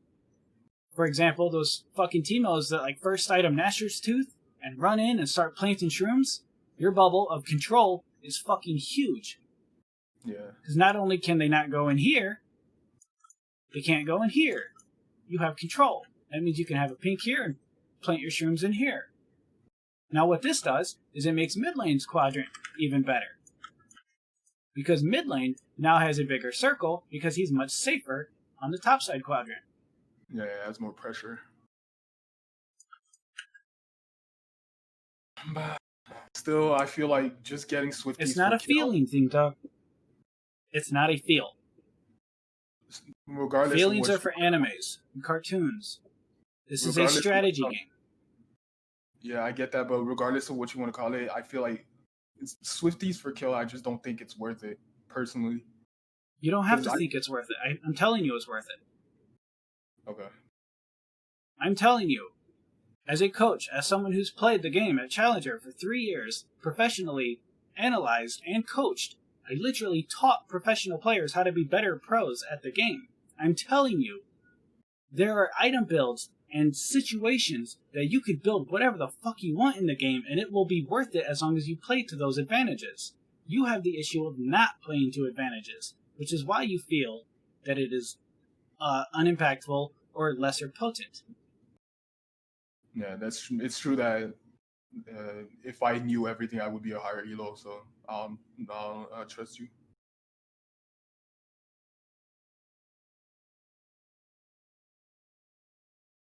You are against some mega fucking shitters in NA. Mm-hmm. And the lower the rank, the more mistakes people make. And in a normal diamond game, I guarantee everyone makes at least 500 mistakes in one game. In a 25-minute game, every single player makes about 500 mistakes. The better the champion is, the more mistakes of those you can punish. The better the design, the more mistakes you can punish. Now, because teemo has a design discrepancy, you have to adapt. And by adapting, it will make you a better player, it will make you a better laner. And it will fundamentally and systematically improve your understanding of the game. But that feeling shit, you gotta throw that out the window. Alright. Like, obviously close the window because it's hot as fuck outside, but I'm saying open it and toss the feelings out the window because it's not a feeling game, it's a strategy game. But there's still an element of feeling, though. No, there's not. I wish there was. I really do. Mechanics? It's all mechanics, and it's all strategy. But mechanics has to do with your past experiences. No, mechanics are just how you can execute a combo. Mechanics is just... If you have great mechanics in League, you're going to have great mechanics. Like, if you come from being a professional Street Fighter player, you're going to pick up Riven, and you're going to fucking run that shit. Your feel, how quickly you can identify frames of activity, frames of opportunity. Street Fighter, Mortal Kombat to Riven, you're going to be a great fucking player. Your only limit is your game knowledge. Okay. teemo, your limit is your opportunity for punishment. Because since you're playing a lesser strong or lesser a weak champion. basically a gimp to design, you have to be better at punishing. Yeah. And punishing is as simple as hitting them every fucking time they go for a minion. But identifying punishments means that you have to have a open mind for itemization, for runes, for masteries, for overall lane assignment. Mm-hmm.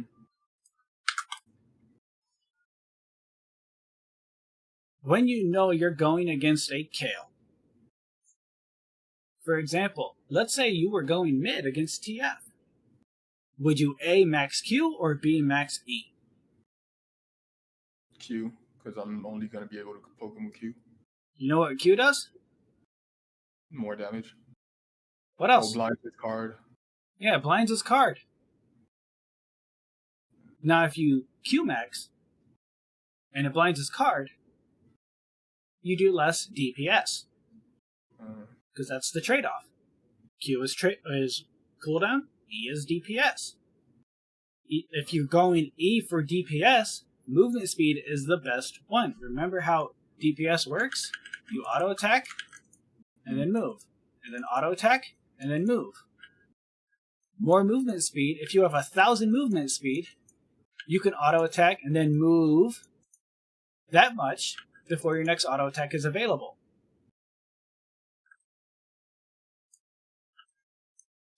If you cooldown, you pop here, you hit him with the Q, you move the same distance, but you don't get the extra autos because you are slow. You have to have a balance between the two. Now, here's how this works. If you have Grasp of the Undying, and you have movement speed, not only do you get the extra autos, because you move further, that means you stay in touch with that player. If that enemy player is moving this much, or is moving at a less movement speed than you, it means you get extra auto attacks based on your movement speed. And you have to steroid this. That's what makes something overpowered in the game, is a steroid. That's why you don't see Vigors running around building Warmogs, Dead Man's Plate, and Randuins, because it doesn't steroid his kit. Yeah. In your case, going on hit teemo is not going to help you against a Kale.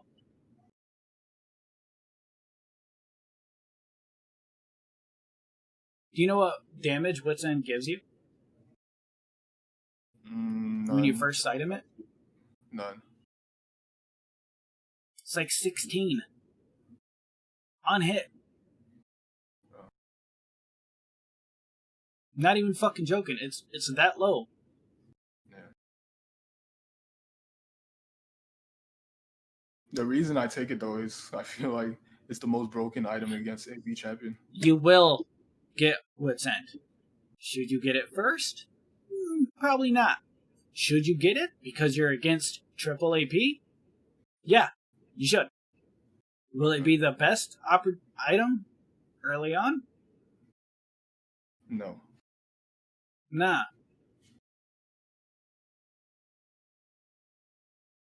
Now, if you get Grasp of the Undying, and you get Swifties, those are already two steroids for your champion that plays into your champion design. Pressy Attack does too. I'm not saying it won't, and I'm not saying it doesn't. But how often did you proc it against Kale? Not much. But I will say to my defense, Pressy Attack, the reason I take it is that with Pressy Attack and Wit's End, if Silas tried to gank, I could potentially 1v2 them. You can 1v2 them anyway, because they have to fight you in minion waves, and if you actually play to the level of aggression you're supposed to have, you'll never die. You'll kill every fucking buddy that shows up in your lane without any issue. But you're not playing teemo the way you're supposed to play teemo. I actually disagree with that. I feel like if I had Grasp inside this king, he definitely kills me. You don't think the amount of HP you get from Grasp is going to compensate? You don't think the amount of sustain you get from Grasp will compensate? On paper, it would, and I did believe that, but when I tried it in high elo... You tried it. How... Did you do it right? Can you confidently say that you played Grasp to the best of your ability?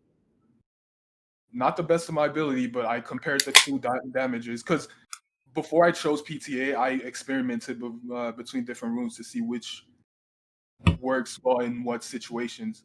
And from Grasp, I can see these two situations. And from Grasp, he definitely kills me. And with PTA, I potentially 1v2 them with Wit's End. How do you 1v2 with Wit's End? Or not with Wit's End, but with PTA, but you don't do it with Grasp? You know they're the same fucking damage, right? No, I don't think they are. Because PTA has Alacrity, first of all. It has Coup de Grace. It has the PTA exposed damage. It has the extra damage that you get after the exposed damage. And you have PTA doesn't have that. If you want those, you can get those. Alacrity and Coup de Grace are as simple as just taking them. Wait, you said PTA doesn't have that? PTA doesn't have that. That's a precision tree. They're big differences. Yeah, but what I'm saying is that when I take PTA, I have Alacrity and Taste of Blood. But You would when have I take it anyway. But when I take Grass, I don't have both of them. That's what I'm saying. Yes, you I do. don't have Alacrity Yes, you do. and Taste of Blood You- at the same time. You don't even need Taste of Blood at that point. No, Taste of Blood. Do you know how much healing you get from Taste of Blood relative to Grass? I'm not saying just Taste of Blood. I'm saying the whole Domination tree and the Precision tree. With both of them combined, that's definitely stronger than Grass and Precision. Because Grass by itself, it's not much healing. It's a little. It's cool poke healing, but it's not much. It's not anything compared to Taste of Blood and Ravenous Hunter. Especially when you pair it with Alacrity. So what I'm saying is the combination of all of these things, not just one separate thing.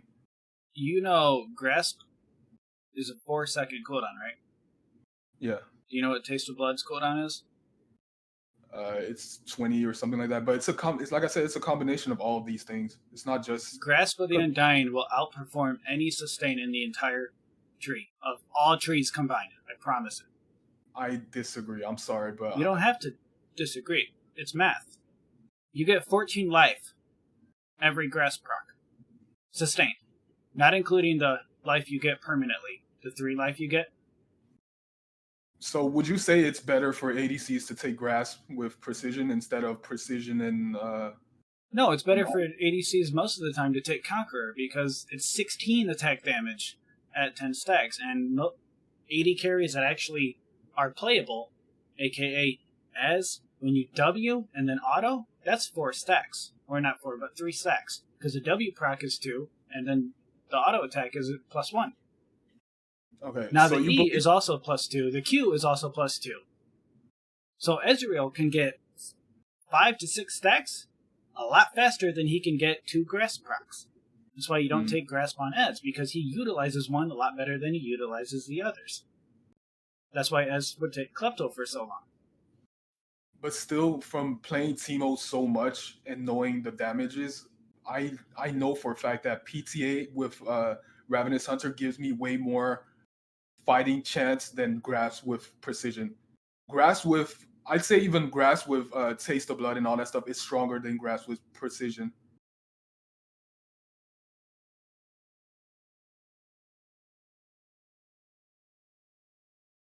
I don't mean to be like I don't mean to sound like I know everything and all that stuff because I'm sure you know more than me. But in this particular topic, I'd say I believe definitely Grasp on teemo is not more sustained than the other one than PTA with Ravenous. Okay, so Ravenous, do you know how much sustain it is? Do you know how much spell vamp? Wait, what? Do you know how much vamp you get from Ravenous Hunter? I don't know the numbers, but I know it's the most healing in the game. So you don't know the quantity. Ravenous It's 1.5% of spell damage.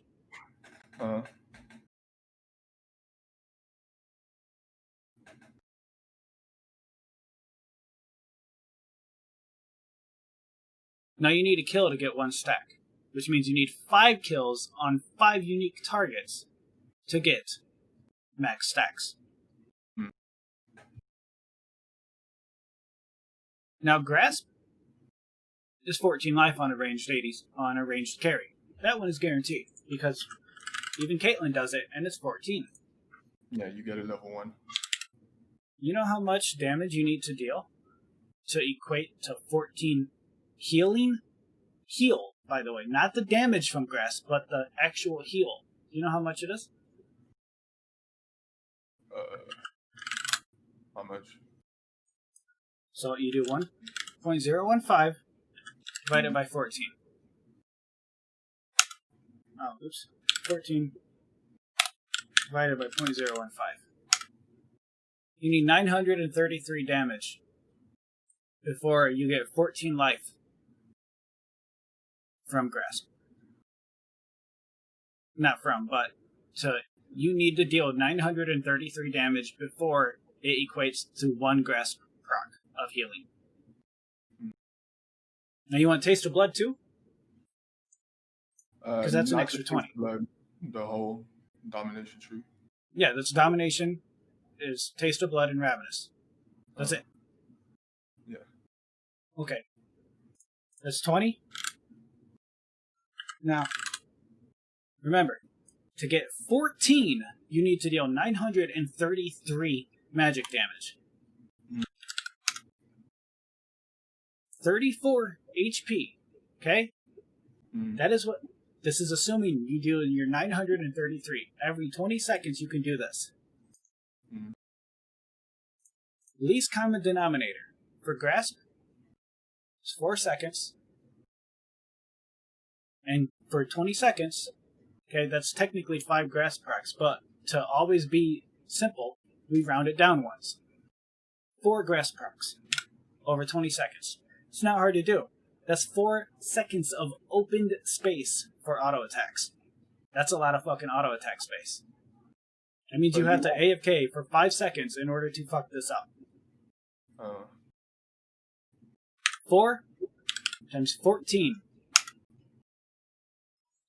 That's 56. Health from Grasp. By the way. This is not including the damage you deal. This is not including the health you get.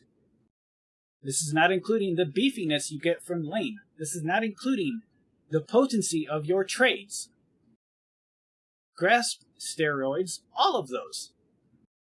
Meanwhile, Ravenous doesn't steroid anything. Ravenous benefits off your steroids. Ravenous is the highest highest sustain in the game at the end of the game. That's usually what happens. But it is not the highest sustain in the game. For teemo. It's just not. Wait, are we talking about in one specific fight, or are you talking about throughout the whole lane phase? I'm saying 20 seconds of having Taste of Blood and Ravenous Hunter. You only need 8 seconds. Because my initial argument was... You need 8 seconds. 2 Grasp procs. And you now outperformed Taste of Blood and Ravenous.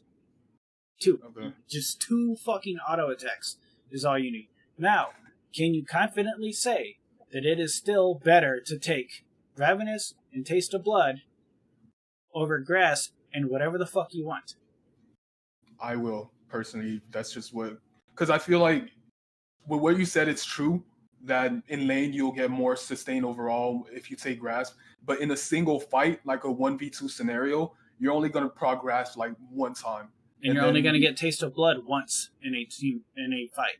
Because it's a 20-second cooldown. Grasp is a 4-second cooldown. But again, what I'm saying is the whole combination of things that you get with when you choose Grasp versus when you choose Press Attack. Because with Press Attack, you'll get more auto attacks in the fight, which means you'll be able to use Ravenous Hunter more if you have a stack at least. Even if you don't have 5 stacks, if you have at least 1 stack, you'll use it more. And that's already more sustained than Grasp would take. Because if you will not get higher than 10 life per auto attack at the end of the game from Ravenous Hunter on teemo. Because dots are reduced down to 1/3 effectiveness. If you have 100 damage and 15% spell vamp, it's not 15 life. It's 5. It's 1/3. Dots are reduced by 1/3. Or not by 1/3. Reduced to 1/3. And it's great that it adds up. But it doesn't even match a single level 1 proc of Grasp. What you're thinking of is your Q procs. When your Q hits, it is single target full effect spell vamp from Ravenous. That will give you 2 health. That's a lot of health. Then you Q again, it will give you 2 health. And you Q again, it will give you 2 health. And if you do 500 damage, aka 2 item AP teemo with a Q proc, you will heal like 15 to 20. But 1 grass proc will actually match that. What I'll say is that you're right that in lane, grasp is a lot better for the sustain, but what I'm talking about is those 1v2 scenarios. 1,000,000% PTA for 1v2. You think you should be willingly taking 1v2 fights as teemo? Not really. That's not really the smarter thing to do. You're right, but okay, so you're now looking at if the stars align, it's justified. Yeah, that's exactly what my point is. And that is the most unreliable way of playing a strategy game, is hoping that everything just falls into place perfectly instead of being able to handle everything. Like shit hitting the fan and still being stable is much, much better than shit hitting the fan and someone turning that shit on high and you can't do a fucking thing about it. And you just hope that the shit doesn't land on you. That is insanely inconsistent and insanely unreliable. And this is a strategy game focused on punishment. That's true. You're right. But what I'm saying, yeah, you're completely right about that. But I feel like you think that I only think that it only works if things goes badly. But what I'm saying is that it works both ways, whether or not things go badly. It's kind of like a medium. In case it happens, I have that. But if it doesn't happen, that still works in my favor. That's the exact reason you take grasp, because it reduces the amount you can get punished while still keeping you in an advantageous position. Taking Prescient Attack and Ravenous is just a budget way of saying I do this because it makes my laning more reliable. That's what grasp does. It makes you a more stable laner.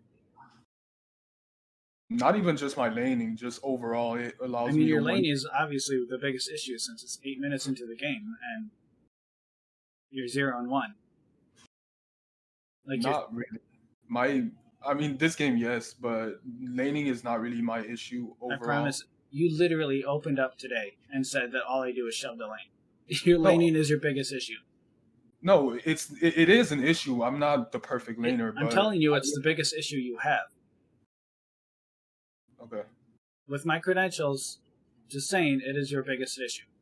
You're a teemo player. You're not looking for the late game team fights. You're looking for control and quadrant overall control.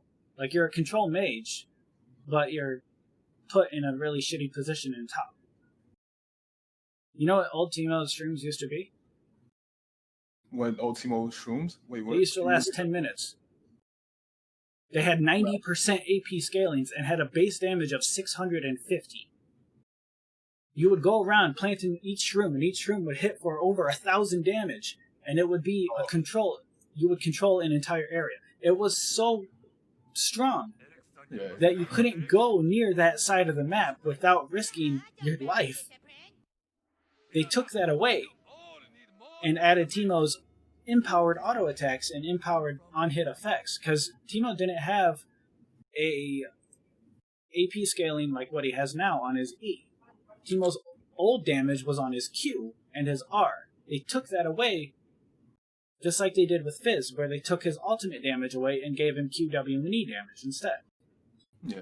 Since teemo has been gutted, or not even gutted, but he's been reworked into an on-hit mage, a control mage, you go on-hit control mages builds. Grasp is on-hit, Q, proc, E isn't that potent anymore. And R only lasts 3 minutes.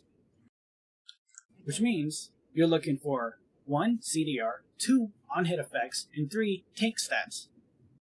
That's what a control mage gets. You don't see Victors run around with just Lichbane Deathcap, right?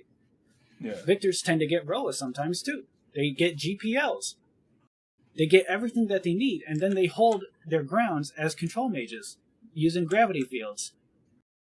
Same shit with Xerath. Same shit with Zoe's. Like, that's what teemo is. He's just a budget version of all of them. Okay. If you're playing teemo the way he used to be played, that's great. It's wrong. But as long as you know that it is not in any way, shape, or form optimal to rely on people's mistakes for you to get fed, instead, use your knowledge and your game knowledge and game awareness and map awareness to get fed, it will make you a better player. That's why I said your laning is your biggest issue, because not only did you have a winning matchup, but you didn't even come out ahead. And it's not just this game. Hundreds of people have tried to use that argument where it's just this game. The reason These same mistakes translate into other games. Every single game, this mistake happens in another way. Whether it's wave here or wave here. Okay. It happens all the time.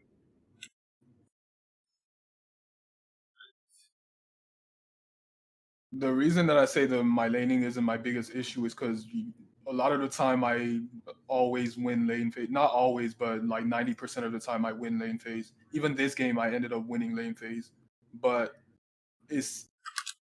my laning isn't perfect, and I see what you're saying at the same time. Yeah, well, I want to make your laning phase perfect. I'm not going to teach you how to climb stairs after you're 10 to 30 stairs up. I want to show you how easily you can skip stairs. Yeah.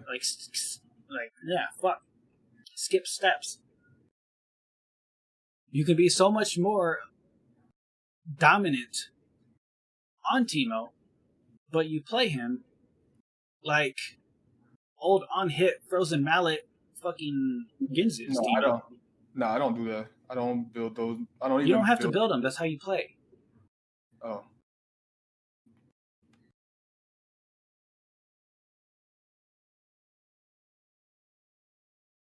He's not like that anymore.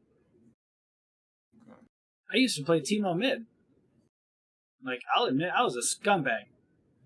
I was that fucking Nashor's Rush, Deathcap, Void Staff, Leandri's disgusting human being of a teemo player. I took cooldown per level glyphs because it gave me 18%, and then I took 1 quint. And by the time I was level 13, 14, I'm sitting at a comfy 37, like 35 to 37% CDR. I'd run that shit down bot and start peppering wards everywhere. Everything was fucking warded. Wow, your enemy team hated you. That's how teemo was played. That's the AP on-hit strat that he used to do. He can't do that anymore. This is way back, dude. This was fucking Malady teemo. Do you know what Malady is? Malady? No. It was a in magic resistance shredding on-hit AP attack speed item. Wow. It gave you like 55% attack speed, 25 AP, and every hit would not only deal magic damage, but it also reduced their MR up to 24 times. Or 24 resistance reduced. And you would take sorcery Sorc Shoes, which were 21 magic pen at the time, and you would run around dealing fucking true damage to everybody. Yeah. That was the mage on-hit Frozen Mallet teemo. Now, it's not like that. But that's how you play. Teemo is a control mage, which means if you can play Victor, you can play teemo. And this is exactly how you do it. You run up, you fucking Q, auto, they turn around, you walk away, they turn back, you walk towards them. It's like, you ever play World of Warcraft? Yeah. The easiest way to fucking kill a rogue on Warlock is you put a dot on him. You can't stealth out. You keep that dot on him. You run towards him. As long as a Warlock has 8% movement speed boots, and the Rogue has 0% movement speed boots, the Warlock runs up, dot the Rogue turns around to try to chase, Warlock turns around. Rogue turns around again, refresh the dots on the Warlock, start bleeding him again, and do this over and over and over and over. That's teemo now. Just like a Victor, he'll press Q, run up to you, auto attack, walk back, press E, walk up, press Q, auto attack, repeat. Yeah, I agree. When they took away Teemo's brute force in lane, or not brute force, his high AP scalings, he became an on-hit control mage. This means instead of going what's in first, get something like an Aether Wisp, Swifties, Grasp. Make sure you can really fucking stick to someone and they can never stick on you. That way, you take the same mentality where you're all about negating their opportunity for punishment, right? Negating it. Jax jumps on you. He opens with Counter-Strike. You press Q. Now you negated his Counter-Strike opener. You'll get hit by the Counter-Strike. He'll have to walk away. Once he walks away, you pop that W, you chase his ass down, and you auto and auto and auto and auto. That's a control mage. He comes back, he tries to run towards you, you just run back away. He turns away again, you turn and auto attack again. And you repeat. This is not how you're playing teemo. Otherwise, this Kale wouldn't fucking exist. I'd be surprised if Kale would have 20 CS by 10 minutes if you played it this way, considering Silas didn't have any fucking pressure on you. And the fact that you have it telegraphed where he farmed, where he farmed, where he started, and where he's going to end, means you can place a good ward and repeat this and get more and more aggressive about it. You get faster. You get rid of the fucking locked cam, put your camera here, have your bot, or have your lane like this. If you're going to be up here farming, put your camera like this. And you run back and forth. And you look for those constant autos, space on him. And if he uses his Q, you then run that shit. Just like a Jax using his Counter-Strike on you, and he fucked it up, or not fucked it up, you press Q and you blinded it, so all you take is a Counter-Strike damage, but he can't get any Conqueror stacks on you, he's got to disengage. He disengages, you chase his ass down, just like Kale. Kale uses a Q, you chase her ass down. But you can't chase her ass down, and all you do is shove. You know what old teemo did in laning phases? What? He fucking shoved.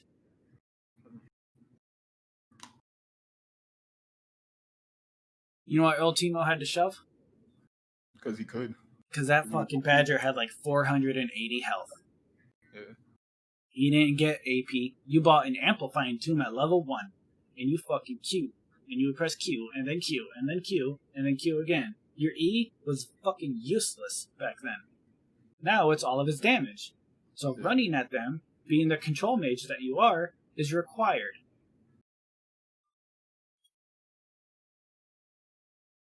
Okay.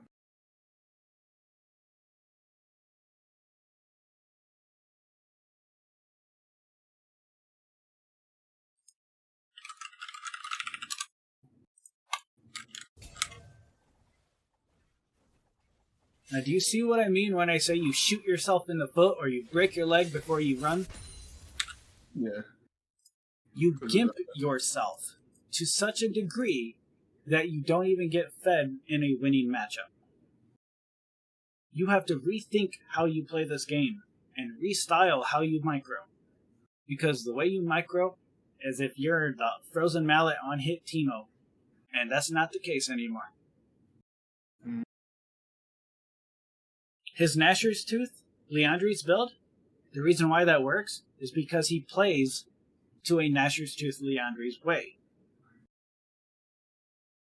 Can you do that against everyone? Nope. Which is why you have to adapt. If you're going against a champion that can sustain, Kale can sustain. You take Grasp. Now you can sustain. And if you both have sustain, it's whoever has a better blunt force damage. And that's teemo through his Q and auto attacks. Okay. If you're against a Jax and he wants to jump on you, Conqueror users, for example, your best bet, because no champion other than, no, not even Riven can do it anymore. Riven can get 8 stacks on Conqueror. This new one that's coming out, that's 12 stack Conqueror, Yeah. that's a buff to teemo. Yeah, That means you save your Q for when they get like 6, 8 stacks on Conqueror and then you press Q, they don't get 10. Now you can just walk away and auto attack move. Yeah. I do have a question though. What? How would you use grass outside of lane? Because that's my main issue with not taking grass. You take grasp, use the lead it gives you, use the kills it give you, because you should not have any issue solo killing anyone all the way up until Masters. Yeah, I've never had an issue with that.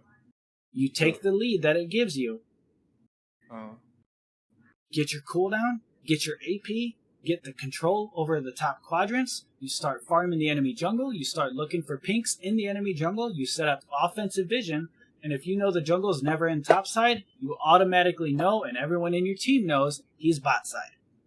Now you take those advantages, and you start taking his fucking jungle, and taking the leads it gives you from having grasp, and the health that you have from having grasp, and you start warding for your mid side.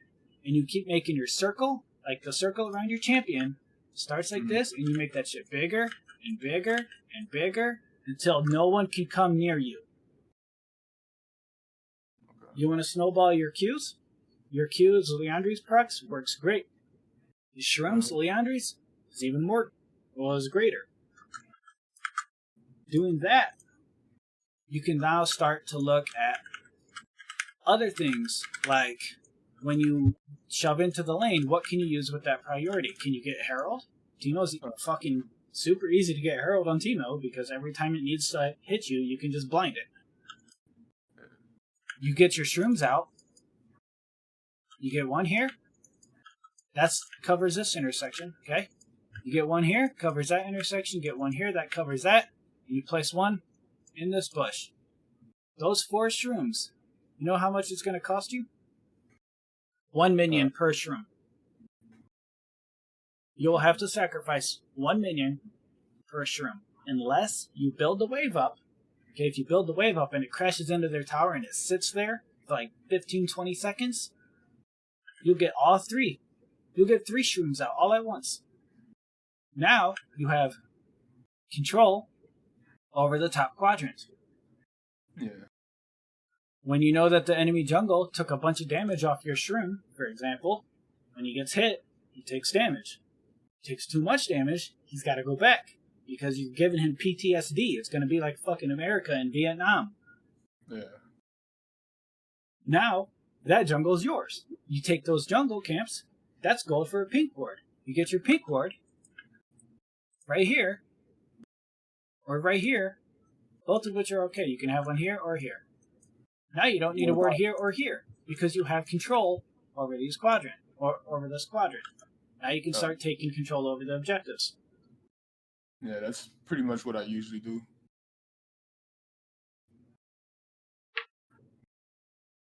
This is how you play Teemo. Mm.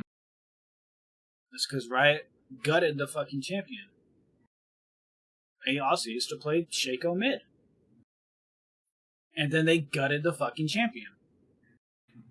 Now he's buffed, but he's not good at AP, so he's still just like a budget fucking...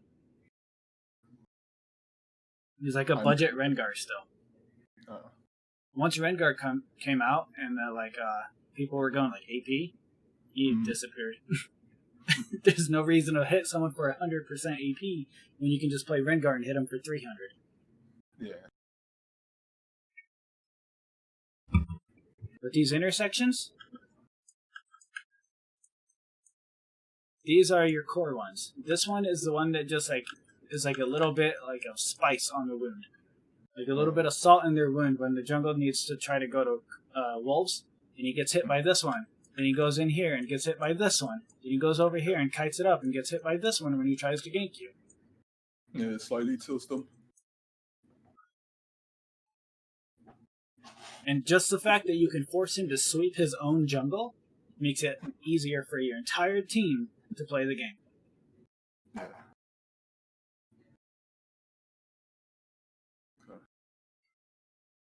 Now, if you go Grasp of the Undying, you can still take Ravenous Hunter. Did you know Ravenous Hunter works on Grasp?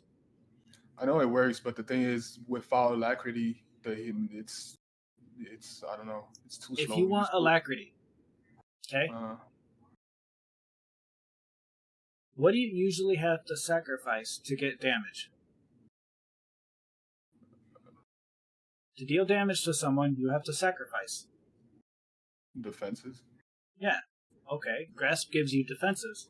So if it's already compensating with defenses, you can now get damage. And Alacrity, I know it feels fucking amazing. 3% attack speed. It doesn't actually help in the long run, but it does help with the feel of the champion. Let's say, hear me out, you get your Stinger, and you then continue to buy your items like a normal champion. You're still going to go Gnasher's Tooth because that's what a control mage would do. Yeah. But you can sit on Stinger. And if you get your full Gnasher's Tooth, since it gives more AP now, not only do you get 20% CDR, those 20% CDR means more damage, means more control, 3 shrooms, and Gnashers, or not Gnashers, and Grasp is still there, constantly giving you a benefit every single time you proc it.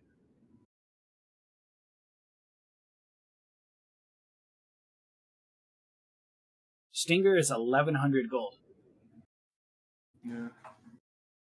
And it's one of the best items in the game. But there's just not many champions that can justify buying it. Yeah. Now, if you get Gnashers,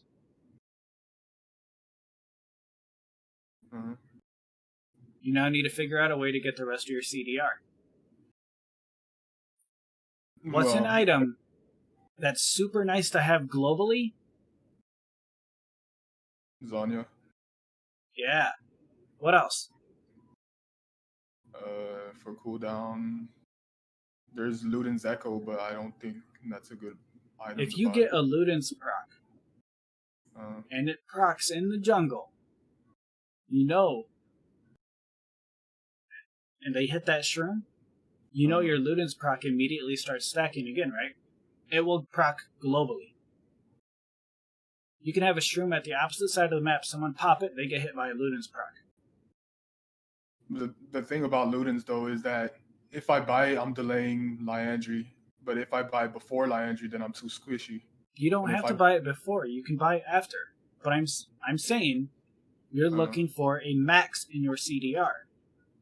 Okay. If you get Ludens, it has a base damage. Do you know what that AP scaling is on Ludens? What?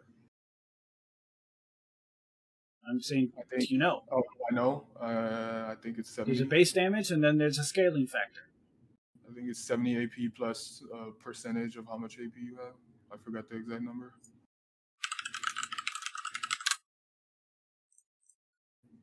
You can always look it up. Yeah. 100 base damage, 10% AP. Okay.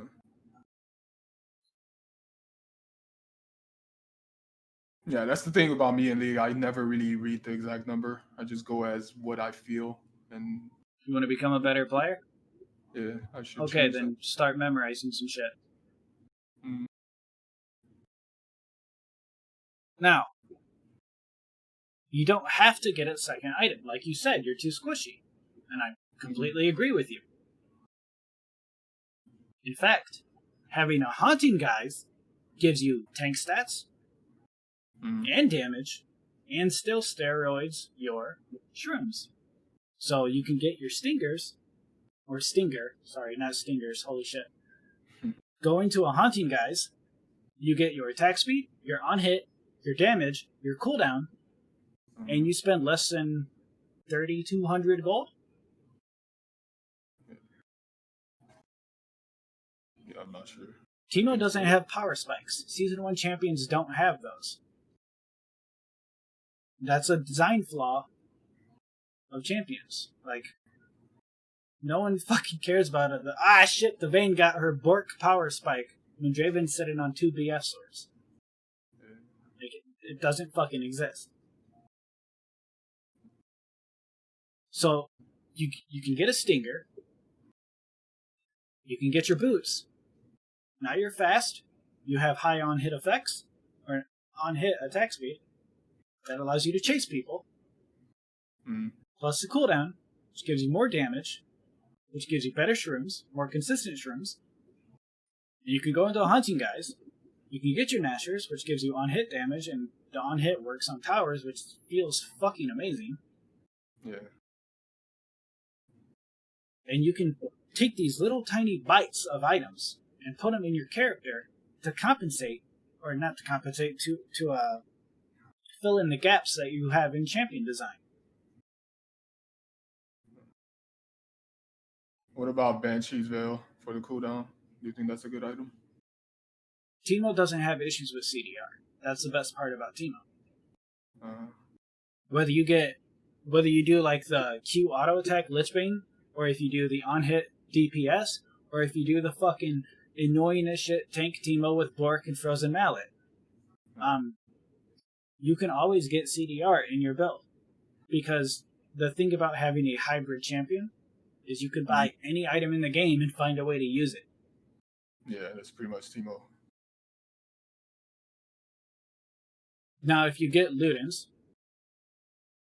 that means you get AoE Leandri's procs.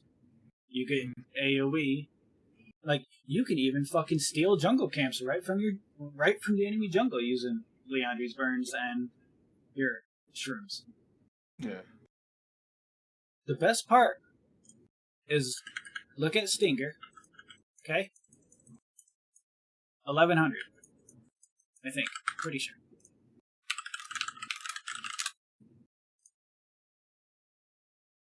1100. Super easy components to buy that Teemo loves. So you get Stinger, that's 1100. You get your Lost Chapter, 1300. Again, very easy components that Teemo likes to buy. Cooldown, mana, AP, mana regen on level, like, doesn't get much better than that. Haunting Guys. Honestly, though, I feel like, aside from the cooldown, I feel like Luden's Echo is not really a good item on Teemo. Unless you plan on one-shotting people. When you go Teemo, you should be AP. You should be doing a full AP build. And if you do full AP build, and your E has on-hit effects, it's steroiding, remember? Your Q, W, E, and R. You want to buy an item that makes every single one of these better.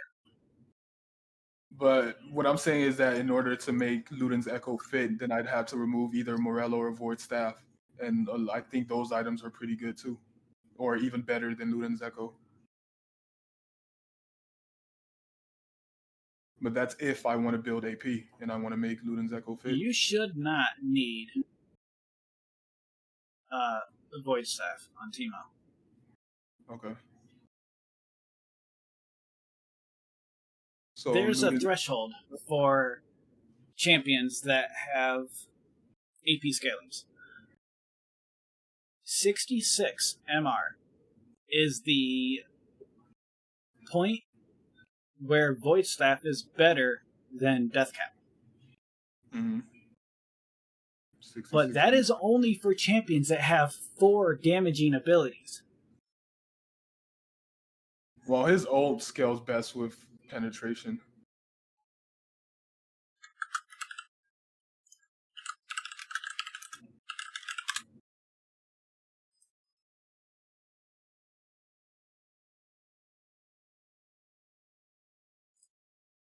No, it's 50% AP now. Yeah, it used to scale more with AP.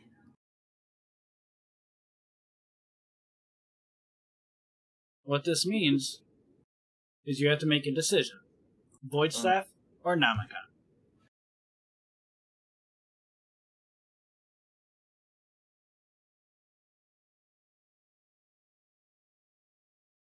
I'd say Morello if I want to take out one. I would too. I would say Morello because AD carries are not buying magic resistance. Yeah. And if the ADC has Death Dance, that's even better for you. Because the damage isn't going away, it's being converted to true damage. So, to steroid every one of these items, or every one of your abilities, your E is on hit. Right? Gnasher's Tooth. Your R scales with CDR, AP, and Pen. Mm. So, Morello, you need CDR. Gnasher's Tooth scales that.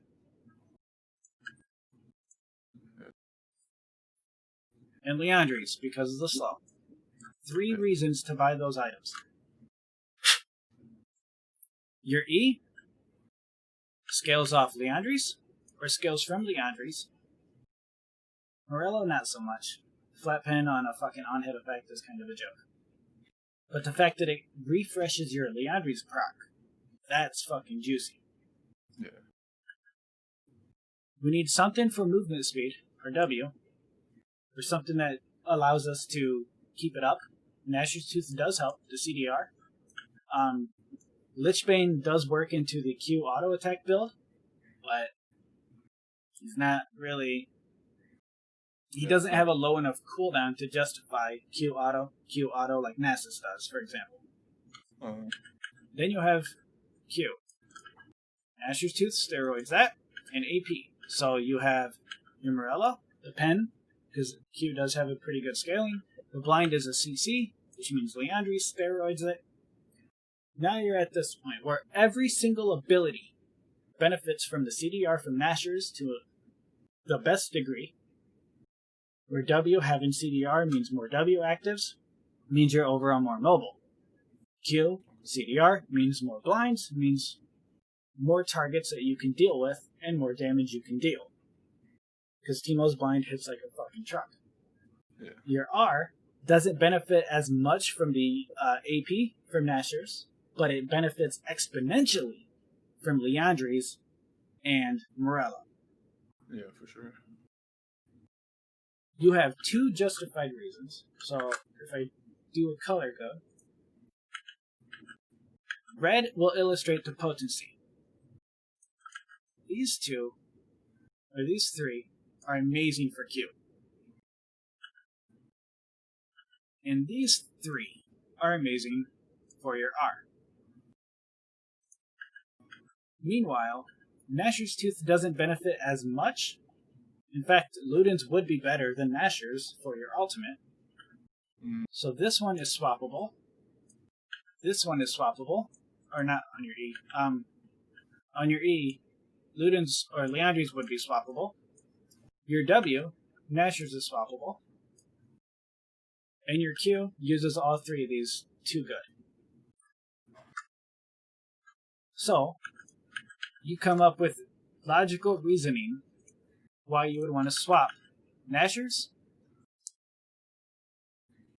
your E, for Leandri's, and Gnasher's on your R. When you come up with a logical reason for this, you have Gnasher's Tooth you get on your ultimate for the CDR and the AP. You can replace that with Luden's. Higher base damage, more AP, and it even adds to the scaling on your ultimate because your Luden's will proc on it. That's pretty good. Your E, Gnasher's Tooth, it's an on-hit. If you can get another on-hit effect, you can justify Rylai's. Rylai's slow will enable you to get another auto attack, which is the same thing as having attack speed. Well, Rylai's doesn't work on a Z. What? No. Yeah, they took that What? away. No fucking way. They should. I wish Ryan didn't take that away, but nah, it doesn't work. That's why people don't use Rylai's anymore. Because even the slow on his mushrooms is way slower than Rylai's.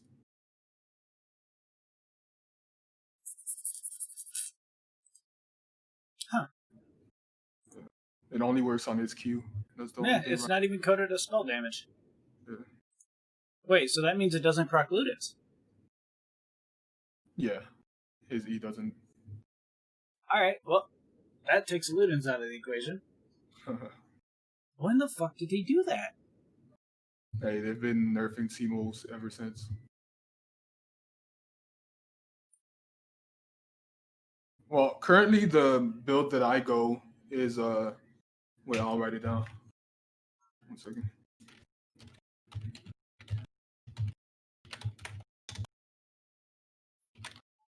I can't believe they took that away.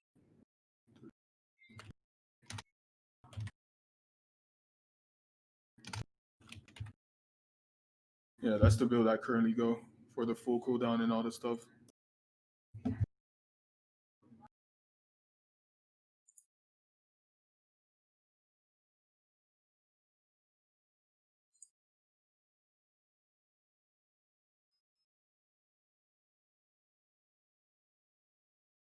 Frozen Mallet works on Izzy, but just Yeah, not. I know, because that's an on-attack effect.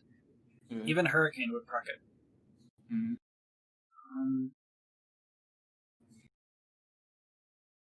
Legit, this is as far back as Season 7. I still don't see it. Nah, in season 7, I don't even think it worked because that's when I started in season 5 and it wasn't working back then.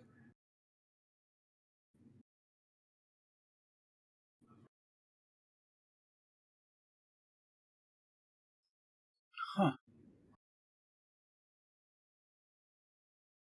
Oh, this is when they gutted him. Season 4. This is when they took Teemo from the AP Mage. This is how you play him. This is when they took it away. This is when he started losing his high scaling and gave him higher base damage. Yeah. Well, I don't play him as a full AP. It doesn't matter. You play him like one. Oh, mechanic wise.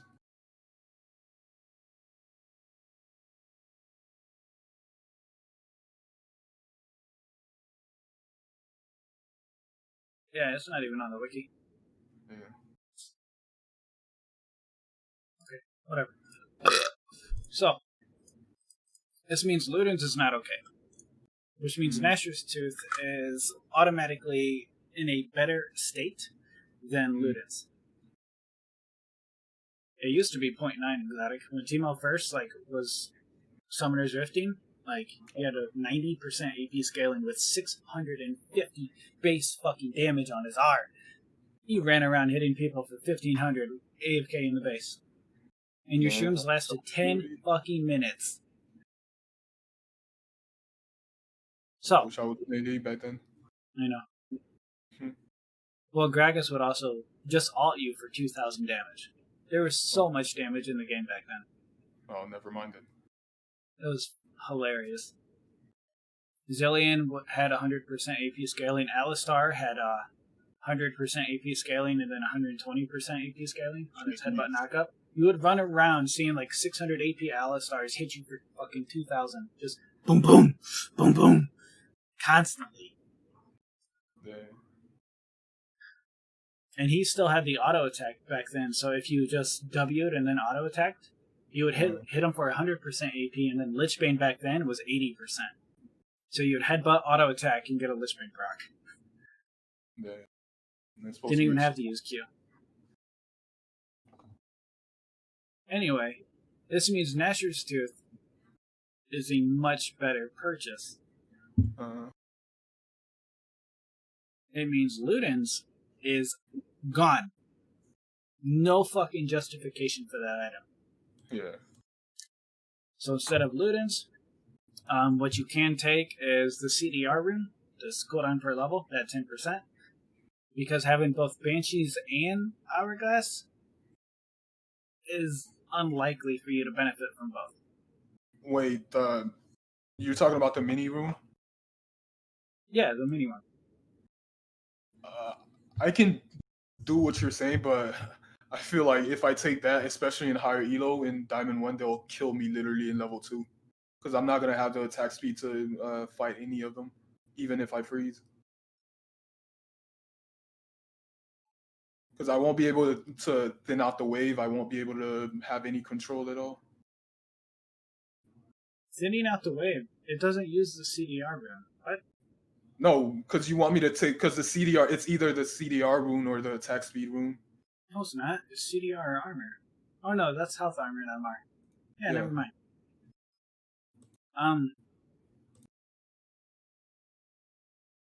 Yeah, so you'll just have to figure out a way to get that extra 10. You'll just sit on 10% or 30% for 3 items. Anyway,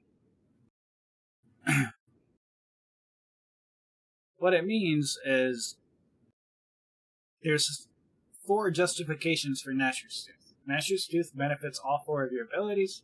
Morello benefits 2 of your 4. Leandries benefits 3 of your 4. Rylai's would benefit as well 2 of your 4. And in some way, kind of buff your W, because if they're perma-slow... Oh, wait, I forgot. It doesn't work that way. Yeah. You need to check if Leandries works with Rylai's. If the Leandries burn, will apply Rylai's. It does, but Liandry's already works on his own. So the only thing that it will work on is... You're not building for your alternate. That shit's gone. No, It's what gone. I'm saying is that if you get Rylai's, the only thing that it will work on is your Q. Because everything else, Liandry already works on it. Yeah, but it's double the potency if they're... Oh, slowed and immobilized. It's not even fucking CC'd anymore. Yeah. So if Rylai's...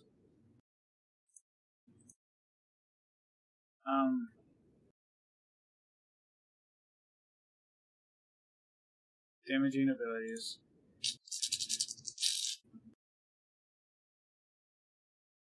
Because his ult already slow, so if you Yeah, build out Rylai's, it's going to be the same damage. is default damage. So it doesn't steroid with... Yeah.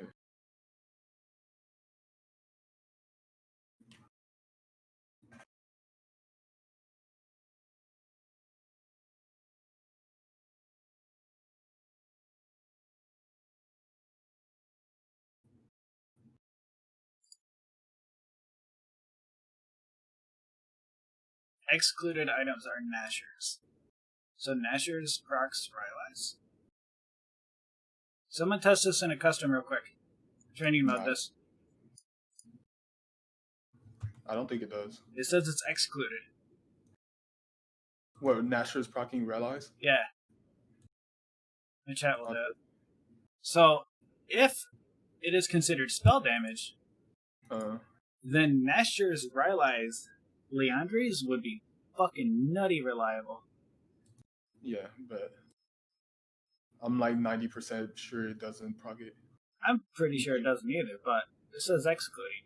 So, if the wiki's correct, great. If not, whatever.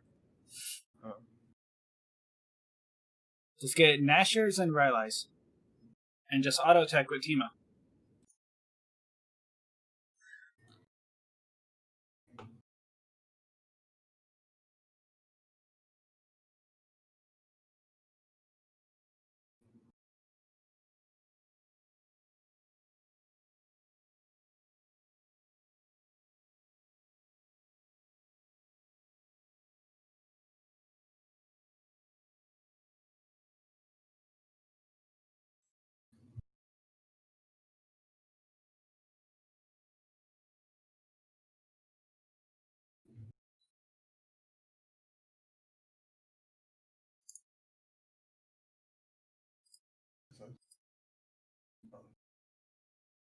It doesn't so? Okay. Is that with your E level too? Yeah, it doesn't.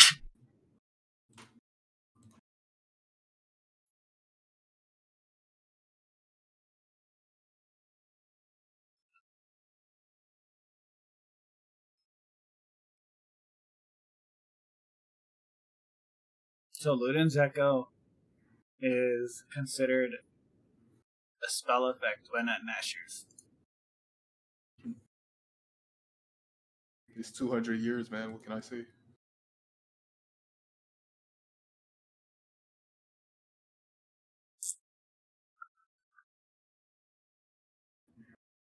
So in order for Leandries to work, you'd have to have Frozen Mallet?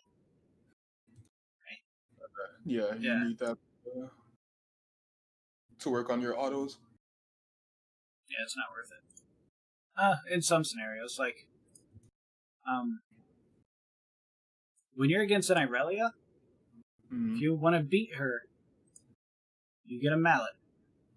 She ain't fucking going anywhere. She only gets 2 resets on her stun. Or not on her stun, but on her dash. After that, you just kite her out. But the thing, the thing is, well, maybe she wouldn't be able to do it with Frozen Mallet's HP. But the thing is, she kills Teemo before she even gets her second stack. Yeah, I know. Teemo's very squishy.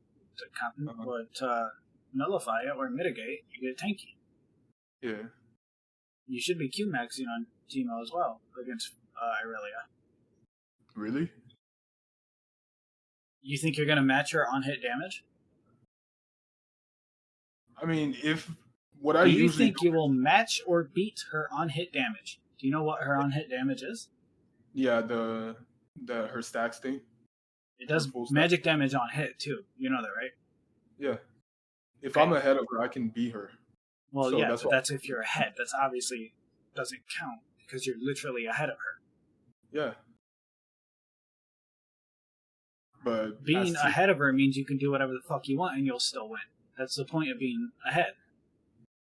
I know, but what But I'm if you- saying is that If your E doesn't beat her, if you can't match her on-hit damage, Mhm. then take the on-hit damage away. Oh, you mean if I'm losing against her and I can't beat her? Even if you're not losing. Start out Q-maxing. If you get ahead, switch to E-max. Okay. Like I said, you have to adapt. You're not going to match Irelia's on-hit damage because not only does she get on-hit, she also gets life on-hit. So you really have to just nullify it. That's where the blind comes in. Yeah.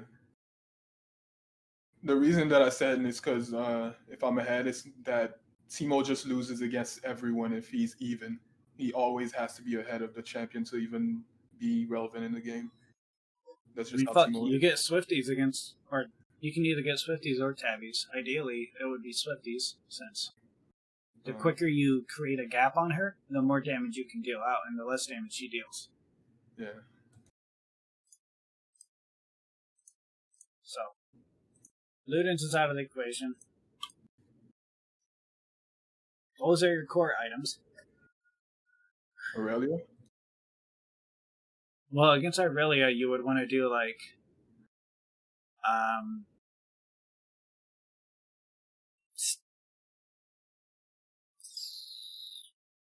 She usually builds Triforce and Wits End. yeah, I know.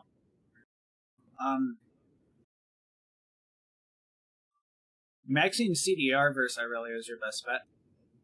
The more times you can blind her, the less times she can kill you. That's really your best bet. Okay.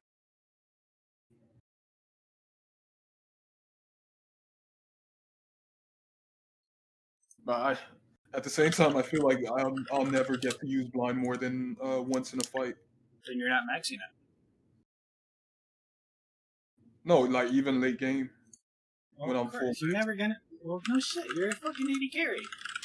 Uh, Like, what? It meant fucking being able to use my spear on Callista twice in a team fight is a dream. yeah, so that's what I'm saying. Like I won't be able to use it 2 times against Aurelia. Because your point was that your I goal should is to make it so she can't actually hit you consistently. Going from a 1.5 to 2.5 is huge. But what I'm saying is that your initial point is that I should max it so I get I can use it a lot during the fight. And what I'm saying is I can't really ever use No, it. not more. use it a lot in a fight. Mitigate her auto attacks a lot in a fight. Oh, in like a longer duration. Yes. Having bonus on hit damage. Okay, so I call it the dick measuring contest. You cannot just whip out your dick to an Irelia and be like, I'm bigger, therefore I win. Teemo doesn't get that luxury because he is a very old champion. Mm-hmm.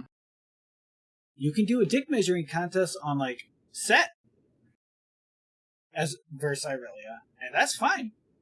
Set's got a much bigger dick. He doesn't give a fuck about Irelia. Teemo, you have to outplay. You have to outperform your opponent. You have to play better than your opponent to have the same level of impact. That's true. And with how fast Irelia is, the last thing you're going to be doing is auto-attacking her. She's not going to go in on you unless she's going to get a stun on you. So you Q. She's going to get a stun, You press Q. We're in good shape then.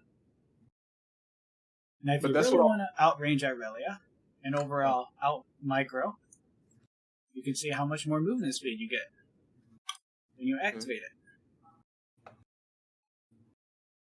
Your E damage on hit doesn't actually scale that well. That's true. Because the damage per second doesn't fucking exist because she's going to have heal. Since she's going to have built-in sustain on her Qs and her autos because of her passive being a fair and reasonable mechanic in the game. As teemo, all you're going with is this. And you are not going to get 4 autos on Irelia before she's already jumping on your shit. Which means your Q is going to be better. It's 45 per level scaling and a longer blind. So if she does land a stun, all you have to do is press Q.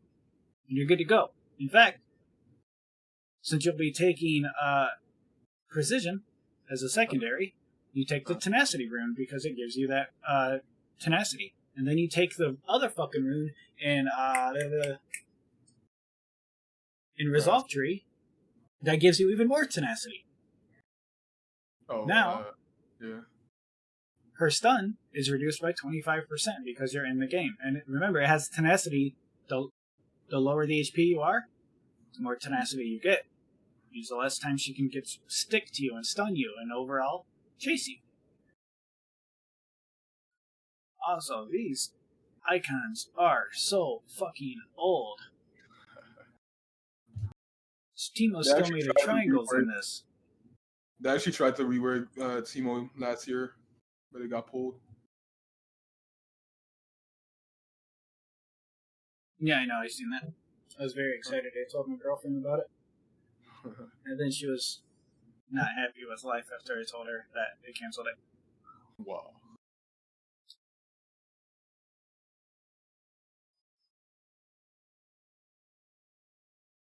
Holy shit. This is beautiful. He's made out of like 7 triangles. Look, he's still got the pizza feet, like all champions. Yeah. Those little Nintendo 64 models. Anyway. Because Teemo is a very simple champion, you have to stat check. Now you can start out with a Doran Ring. That's fine. But if you go against like an Irelia, or someone that decides to buy MR, you need to go DPS. That's where your attack speed comes in. That's where your Doran Blades will come in. You will have to take control over the lane through stat checking. Stat checking. Do you remember what Cho'Gath was when he was running around feasting people for 2,000 damage? Yeah. He would pop Stone Plate and one-shot an 80 carry. Yeah. With just feast. That was it. Nothing else. Yeah, I remember. That is called stat checking. It's where Riot gets desperate and they're like, man, fuck. It's a shitty design, but we don't want to spend money on fixing it. Let's just give it a 2,000 damage hit. It's the same reason why Karthus Jungle was a thing, because he could stat check. He had a high damaging ultimate, therefore, he could stat check people, build nothing but AP, and stay in a very safe area. The safest area in the game is jungle.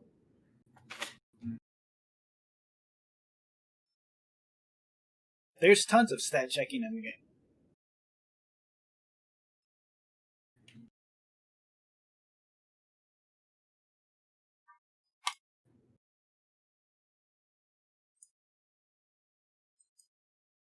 Anyway, this does not at all make it okay for you to play Teemo the way you do.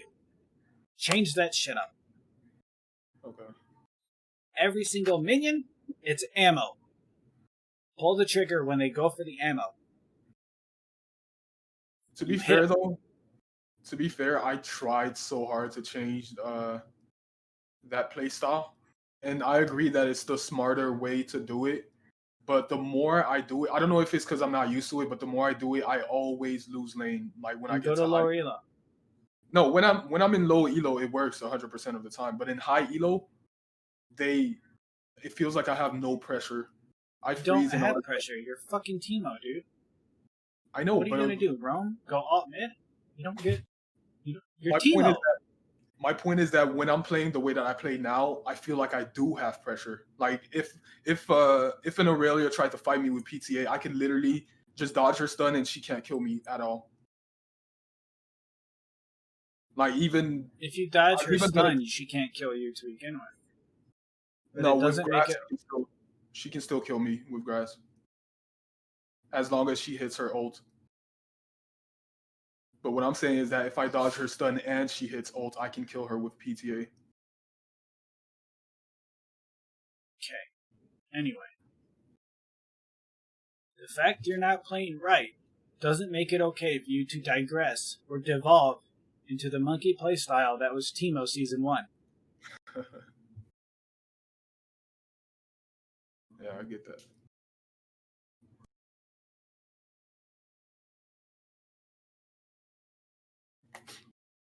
Do not play like a retard.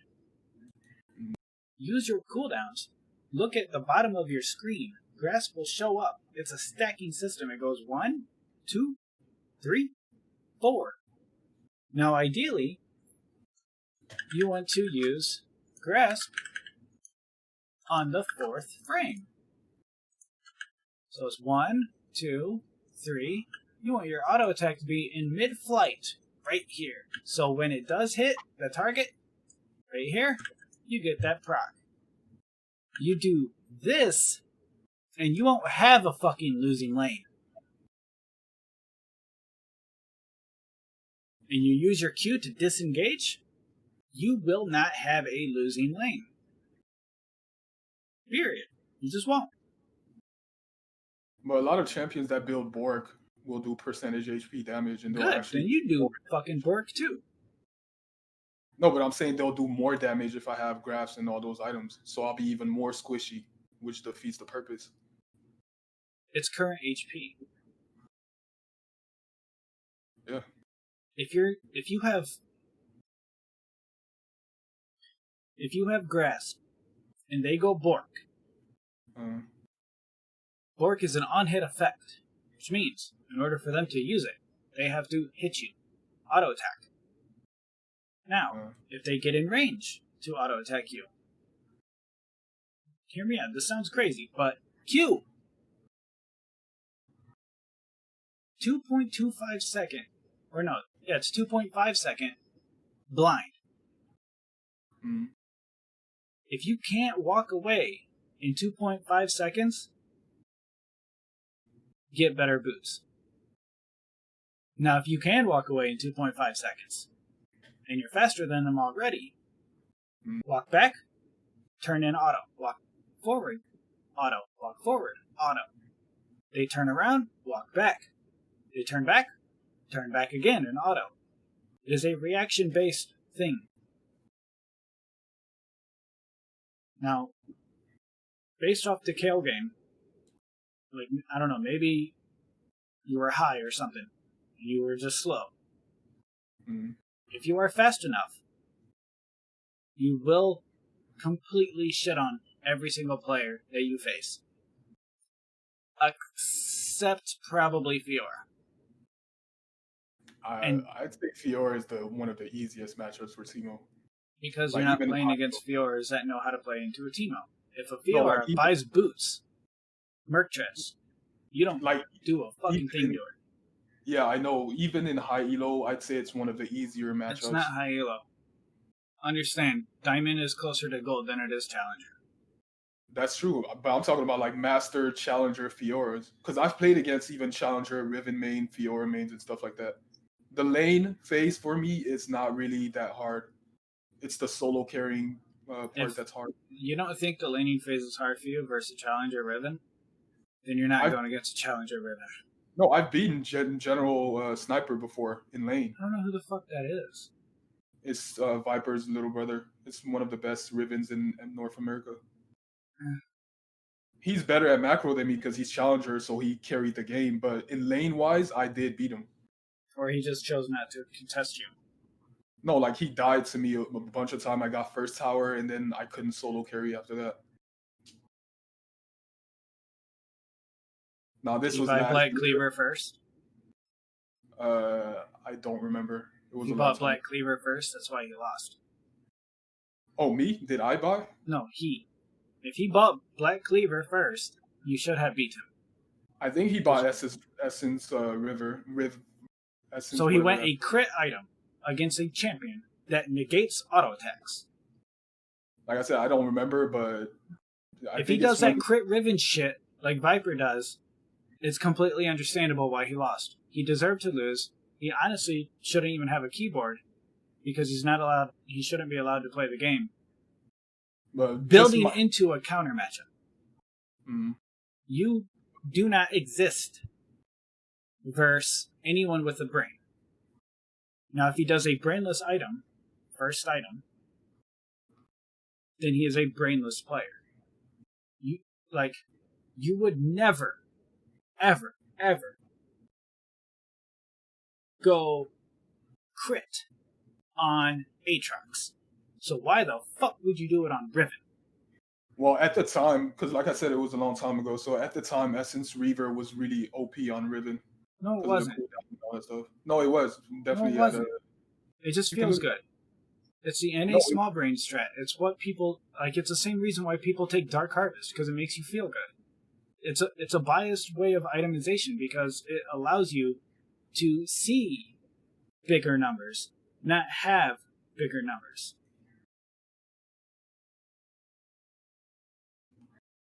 I don't know. At the time, a lot of literally every single, even in Korea, they were all building Essence Reaver. They still do crit Riven. People still do crit Riven. It doesn't mean it's good. It just means it's crit. It feels good. I'm not saying crit Riven. I'm saying Essence Reaver. Like she had her shield every 1 second or something like that. Just the cooldown. The old Essence Reaver. It was pretty. You mean Spear of Shojin? Nah, it was Essence Reaver. It's the same. Okay, because Essence Reaver was always the same CDR as Black Cleaver. So they nerfed it recently because it was too OP on Riven, but at the time it was really busted. Essence Reaver a long time ago was 10% and then a unique passive of 20%. Maybe that's what you're talking about?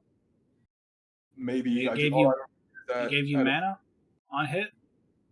I don't remember how it was specifically, but all I know is that for Riven, it was pretty OP at the time. And I know that every Riven players were using it.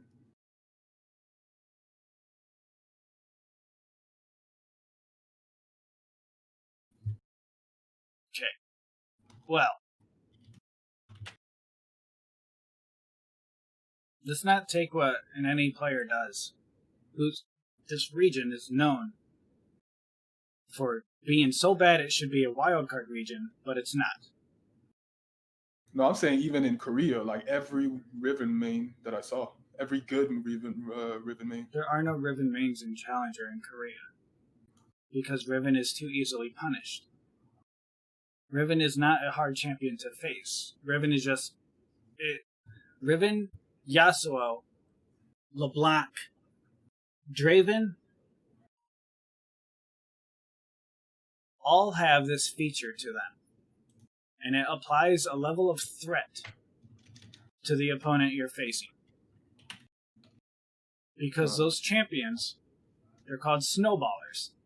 If they get a kill, 300 gold on one of those champions is like giving them 450 gold. They're just snowballers. Riven hasn't been touched in Challenger Korea consistently ever. Fuck, Riven was out for a year before Faker even picked it up and was like, wow, this champion's OP. And then just won Worlds using it. Well, regardless of that, my point was just that I faced Challenger players before, so I would know, even Challenger Fioras, I would know that out of all the matchups, Fiora is one of the easier matchups if you know what you're doing. I'm not saying it's a free matchup, but it's an easier matchup if you know what you're doing. And if the Fiora knows what she's doing, teemo doesn't exist. That's my point. If you're looking, PTA you Teemo. keep on looking at the game in this fucking stars align mentality. If you take Faker on Teemo and Faker on Fiora is going to face roll Faker on Teemo. That's just logic. The champion has a much more overtuned kit. The champion is built in sustain. The champion can actually chase down Teemo. Mm. I'll be okay. This is gonna sound really cocky, but I will say, if Faker took Fiora and I took Teemo, I think I have a chance at killing him. I definitely do. But that's that's only understandable because you're one trick. It won't happen, but people don't like. I'm not gonna, or 99.99% of people aren't gonna go up to someone and say like, "Wow, you're a really good player. You know, you'll definitely beat me," because that's not what NA does. That's a culture that North America has as far back as fucking Super Smash Brothers. Yeah. There's not a single fucking Smash Brother player that is like, I'm not that good at this game. Even though I beat all my friends and it's a very isolated incident, Yeah. they don't ever say, I'm just a bad player. Like, fuck, we've talked for like, how many hours? You never even said you're a bad player. I'm a fucking terrible player. I peaked rank 36, still a bad player. Yeah. But I also know what it takes to be a good player. You don't. So you have a skewed opinion of yourself. That's true. But no one's gonna just open up and say, I'm a bad fucking player. Like, no one in NA does that because Humble plus North America doesn't fucking exist. Well, I do think that I don't think if you want me to be honest, I think there's a lot of players that aren't bad, but they just don't know the macro of the game or the champions that they're playing isn't ideal. It's hard to explain, but I feel like how are you not a bad player? Or how are you a good player? No, I don't think I'm a good player. You don't understand the game. A good player is someone that understands the game and the matchups and the micro and the macro. A good player is someone who has a fundamental understanding of these. That's true. Like I said, it's a skewed opinion that you have. There's either good or bad. Good players win worlds. Bad players don't. The good players that win worlds next year are bad players because the game evolves and those players need to adapt. And the vast majority meaning like 99.9999999% of players don't fucking adapt because this game has a lot more to learn, to adapt to than what most people or a normal human being could do. Yeah. Okay, like personally, what I'd say about me is that I'm not a good player. Like I wouldn't call myself a good player, but I know that lane-wise, mechanic-wise, if I play to my peak or if I play every single day and I'm at my peak, I can win lane phase specifically probably 99% of the time. Dog, you play locked cam still. No, I mean, I play locked cam, but I mix it up. I don't just play locked cam. You don't ever use locked cam. Just don't touch cam? it. It will not help you. It guts your micro. It just personally, I mean, I've tried unlocked cam as well, but personally, especially when I'm kiting back, locked cam is better for me. But it's just my. That's how you feel. Then it means you have a lot more to improve on. Not, it's just better for me. I wish it was the case, but you're not special. Because there's challengers that only use lock cam. And those challengers aren't really challengers then.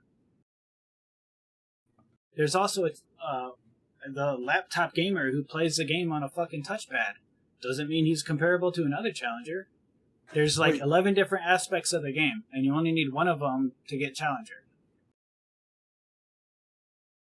The goal of a good player is to be good at all 11 aspects, not just focus specifically on this one aspect or these 3 aspects. A good player will want to focus on all of them.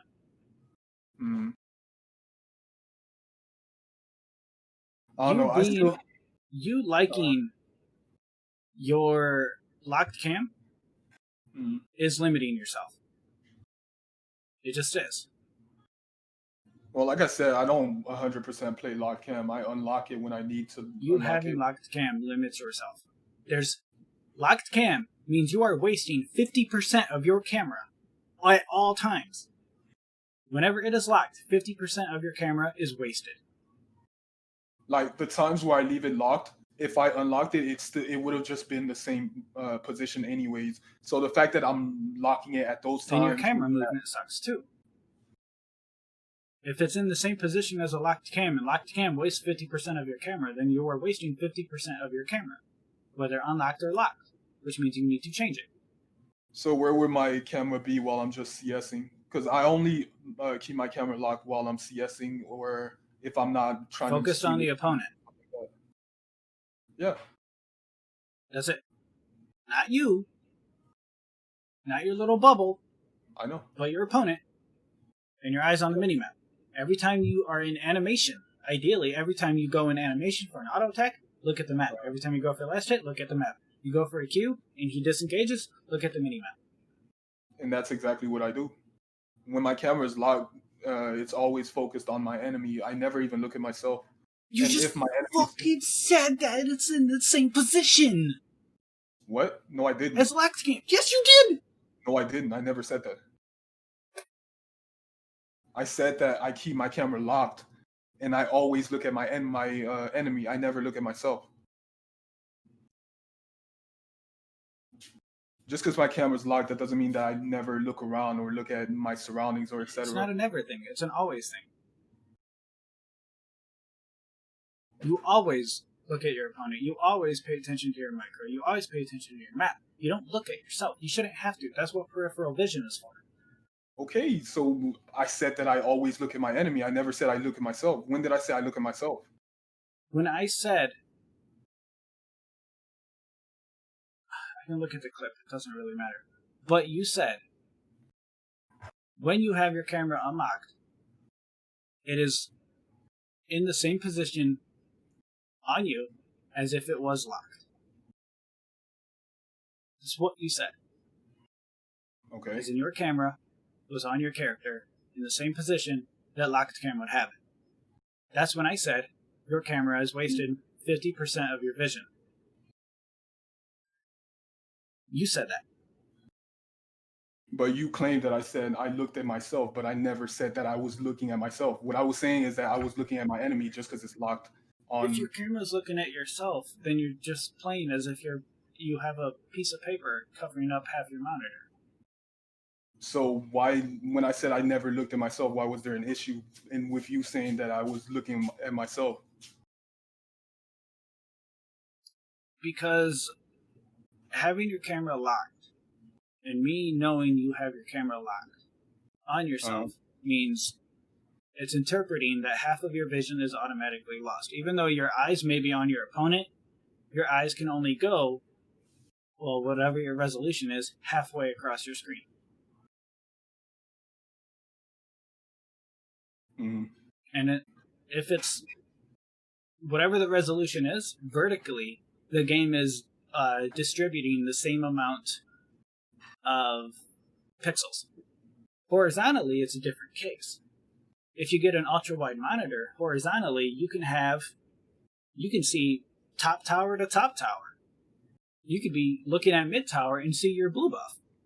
Okay, so you're telling me that if my camera's locked, it's impossible for me to unlock it like every few seconds just to make sure it's focused on my enemy at all times. That's just adding steps. That's just poor micro with more steps. I mean, if it was unlocked, you'd be doing the same thing. You're just moving it around.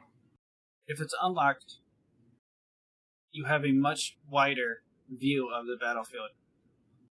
If it's locked, you have less view. That's just a fact. Now, if you are good enough to micro, if your micro is good enough that where you can lock and unlock on demand and still be able to micro at the same level, then you wouldn't be in Diamond. You would be so much higher than that because that is fucking hard to do.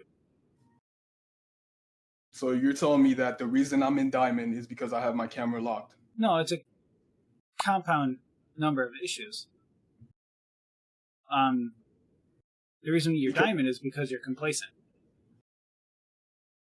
Because I mean, I get that you're a higher elo than me, but that doesn't mean that everything I say, if you disagree, is completely wrong. Because I told you that there's challengers that use lot camera, and you're telling me that because they use lot camera, then they don't actually belong in challenger. I mean, there's the jungler, Panzer Dragon.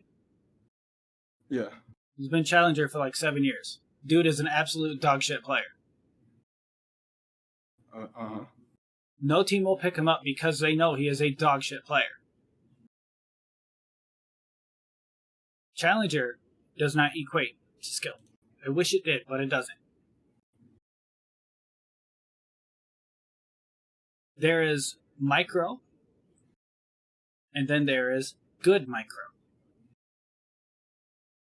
Challenger, NA Challenger, then you look at Korean Challenger, you get Chinese Challenger, you look at Russia Challenger, you'll see there are distinct differences in the number of actions per minute. Now, I'm not talking like LS where you just do that. Yeah.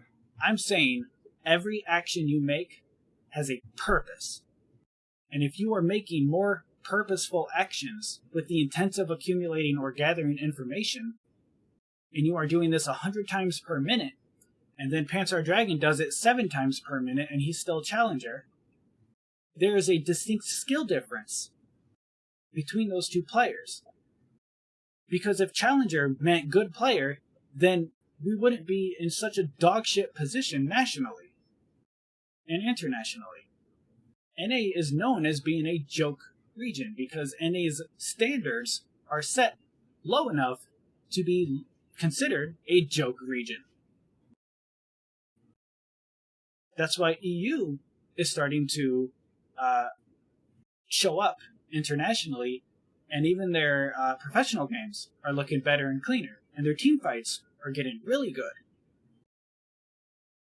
Because of that, because of the standards set in Europe amongst the community and amongst the players, the game quality is better. And if everyone's playing with the intent of winning instead of griefing the opponent, or if their feelings get fucking hurt like they do in NA and they just start running it down because their fifis got hurt, then the possibility of improvement is limited. It slows down. Where 100 games in NA is equivalent to 50 games in Europe. I can say that confidently because I played LAN, NA, and Europe.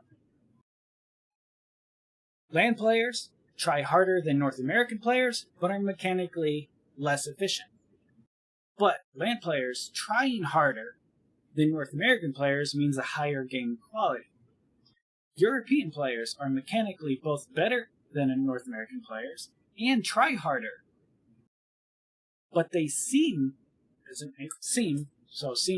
means my experience, and I've been, every single day I watch, I don't know, like 5 European solo queue games, like Diamond all the way up to Grandmaster Challenger, every day.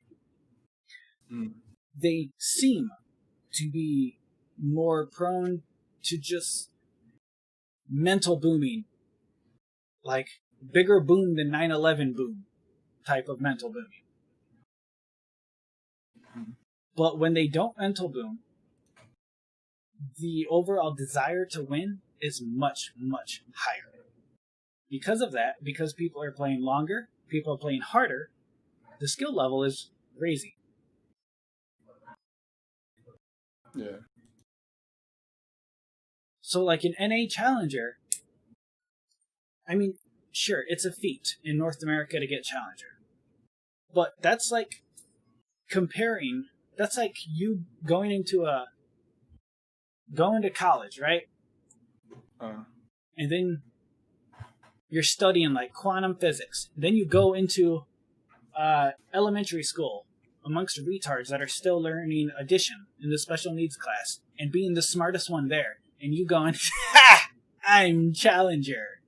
And everyone is still trying to learn mathematics and shit, and they're disabled. So they're the learning potential is so much slower. And then you got little Timmy in the background eating glue. So the teacher has to stop teaching everyone to address little Timmy's fucking glue eating addiction. It limits everyone else's improvement. That's why they have a special needs class. That's why regions, like League of Legends regions, that's why you can see the distinct differences that teams are making. Like the decisions they make in solo queue. All of that is compounding the overall growth and talent of the community. Like, we don't fucking create talent in North America because we can't. And we can't create talent in North America because the players at our quote-unquote highest level aren't able to play in a condensed environment of players that want to try. You get mixed players into it. You get the AP volley bears. You get the AP on hit teemos. You get a bunch of condensed, mixed fucking players that just want to have fun.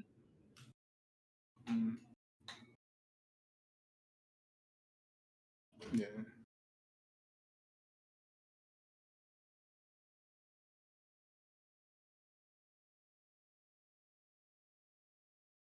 There's a phenomenal difference between challenger players in each region. So you should not look at one player and put him on a pedestal. You should look at each player critically and see what he does. But don't make that your goal. Don't make that your rule set for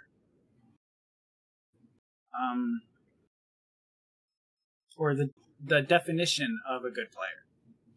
Yeah. Like in China, they do some crazy weird shit. Like Gigabyte Marines, I don't know what country they were from, but they did a jungle funnel strat years before anyone else did it. They had a Nocturne level 6 when mid lane was level 4. They did jungle funnel 3 years ago. That's pretty good. It hasn't been defined, but there's a possibility that it does get adopted. Since jungle is starting to become a carry role and funneling is a thing, you can really start to look into those opportunities.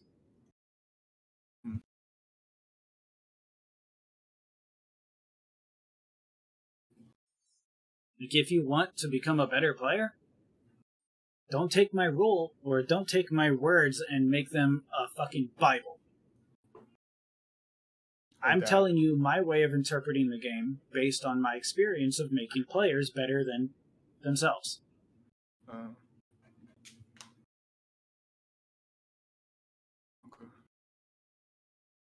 But what I tell you, I'm telling you because I know for a fact, as in I can prove it, that there is a better way to execute the way that you're playing. Now, if you find another coach that can tell you a better way to play that you're playing right now, by all means go for it.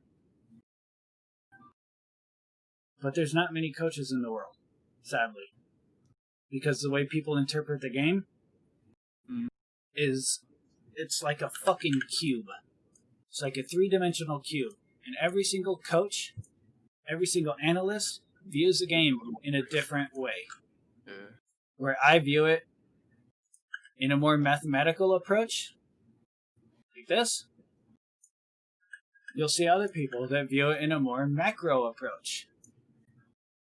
I like to use micro and math and consistency. Yeah. That's what because I grew up playing chess. I was playing chess for I don't know how many fucking years. I used to go to my grandpa's, I used to go to an old folks' home with my grandpa and play with his friends, and we would all just fucking play chess and eat, little canned peaches and shit like that. With people that would genuinely shit themselves because they have no bowel control, like stuff like that. These players were insane.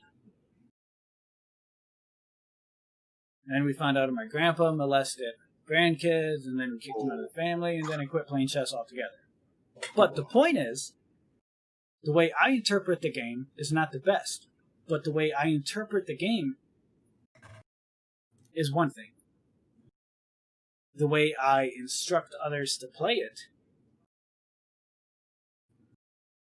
you can either adopt it,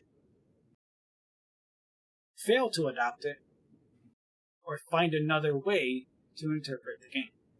The way you interpret it is result-based.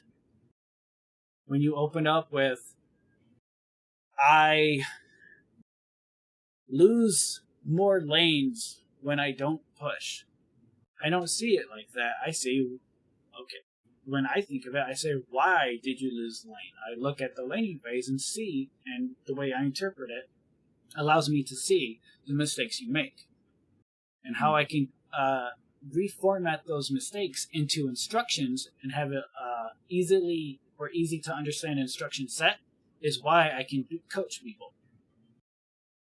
All right. What I like to do is just listen to a bunch of different perspectives and just soak in all that information and just learn from that. That's a double-edged sword. That's the shitty part. Yeah. Which way is the best way? Just being consistent with one thing. I teach you how to use your keyboard, your mouse, your eyes, and how to identify mistakes and punish those mistakes. And what you can do to compound, to achieve compounding interest in your gold value and the amount of impact you can have in a game. Yeah. I can't tell you how to play Yasuo, but I can break down Yasuo and tell you plays you can make on Yasuo and give you a somewhat accurate illustration on what would happen using foresight. But you're never going to fucking process that in a game. Yeah. You have to have a strong short-term memory to do that. I mean, fuck, realistically, if there's a player that's good enough to go pro, he would already be challenger. Everyone else might as well fucking give up if that's what their aspirations are. You can play the game and rely on Riot to boost your elo every fucking season, like they have been doing for the last 3 years, or find a new game. Yeah. If Riot somehow endorsed coaches, or, I don't know, maybe supplied lessons on the game that aren't 1 in 10 chance of finding it during an LCS fucking stream, yeah, there'd probably be an increase in the passion of the community or the overall desire to improve. But Riot doesn't fucking do that because they're a retard company controlled by retards, ran by retards.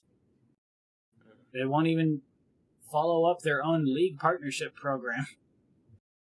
Like rules and terms of service. Yeah, with the high situation. But I do want to explain something and just to hear your opinion on it, if you don't mind. Go for it. All right, let me screen share for this. All right, can you see my screen?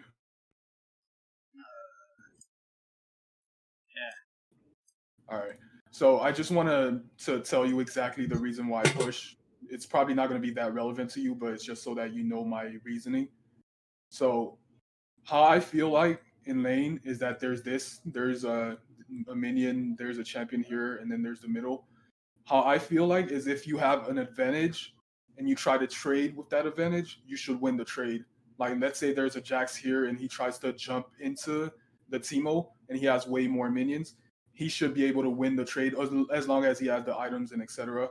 But the thing that happens is that with teemo, he can, even if he doesn't have the advantage, he can jump, win the trade, and then jump back. And there's nothing I can do. Now with PTA, if I push and I have a huge advantage, if he tries to jump and I fight him back, then he's just gonna lose. But if I don't have an advantage, it doesn't matter what the champion is. Teemo just automatically loses. So that's the reason why, personally, I don't like freezing, because I feel like I just lose every single pressure and I just slowly become useless. You lose trades because the way you play doesn't fucking work. The way you play is, for lack of better terminology, small brain. It's dick measuring contest, the way you play. You keep on going in and shoving instead of using positions where you actually pay attention to what the enemy uses and then punish accordingly. I can open up any one of your games and point out how often you fuck up laning phases. But if it doesn't change the way you play, it doesn't fucking matter. Yeah. You have to change the way you interpret the game and how you play the game, or you're going to just get fucking gutted. Look, it's a Mundo with Conqueror. You think he's gonna get fucking 10 stacks on you? No. Fucking right he's not going to.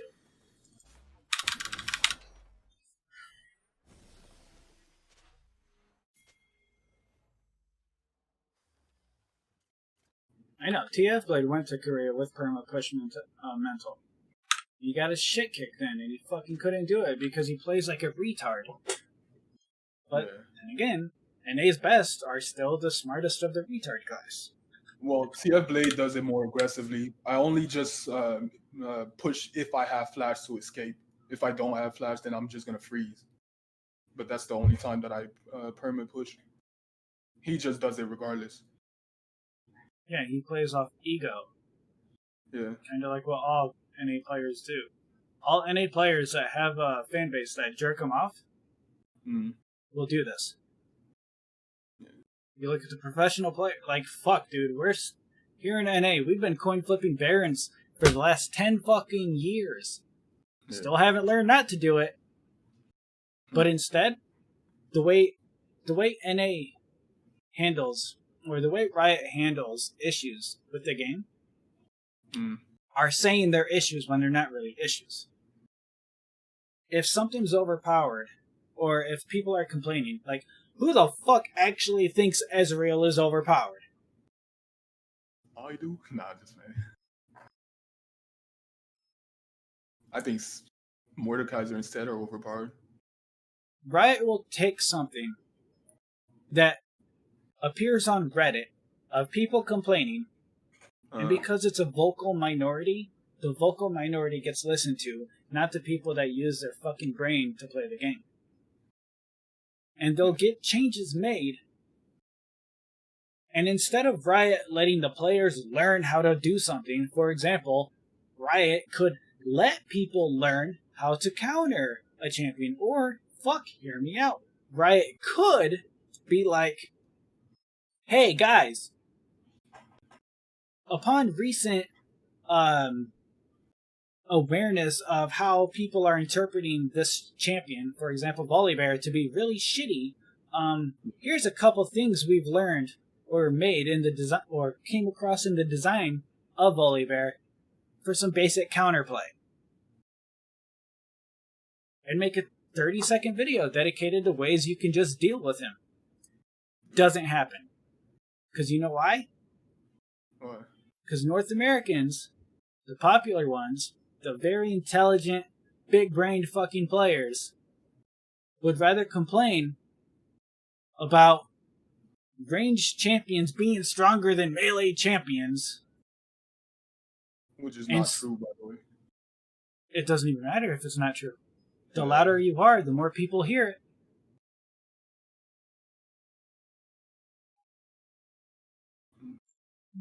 Hashinshin is the biggest example of this. Yeah. Hash loses in a 1v1 fighting in a disadvantageous position without paying attention to what the enemy can do, and says, "Riot! Fix it!" No, and it's funny you even say Hoshinshin. There was a video of him saying that teemo is OP and needs a nerf. Yeah, because what Hoshinshin sees is this.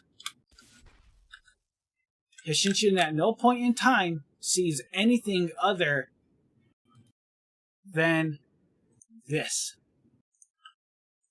This is Hoshinshin's vision. This is Hoshinshin's brain activity. Where everyone else interprets that there's more than just this, Hoshinshin doesn't see a map, he doesn't see a fucking thing. He sees teemo and says, Teemo's OP. I just died to teemo. Nothing else was a variable, just teemo. So Hoshinshin can illustrate how fucking retarded he is in-game, not as a person.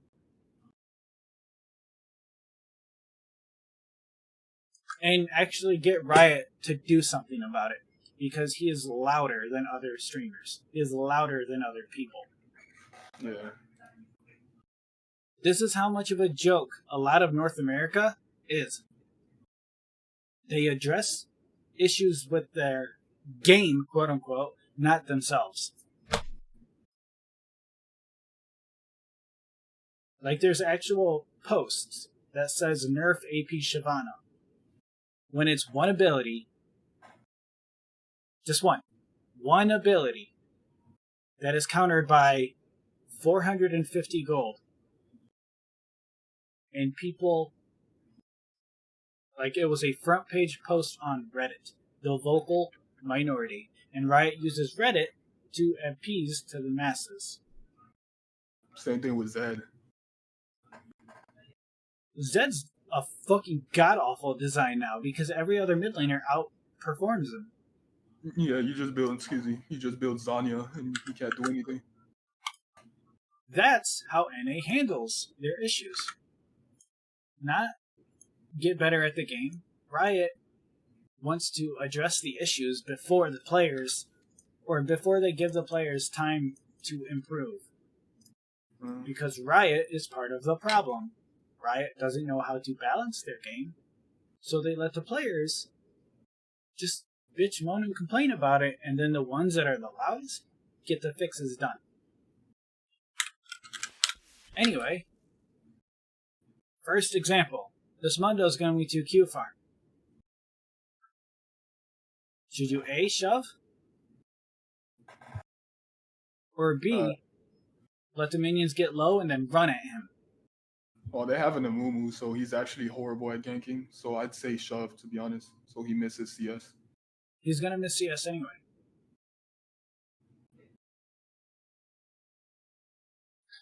If you could attack Mundo's HP without hitting him, would you do it?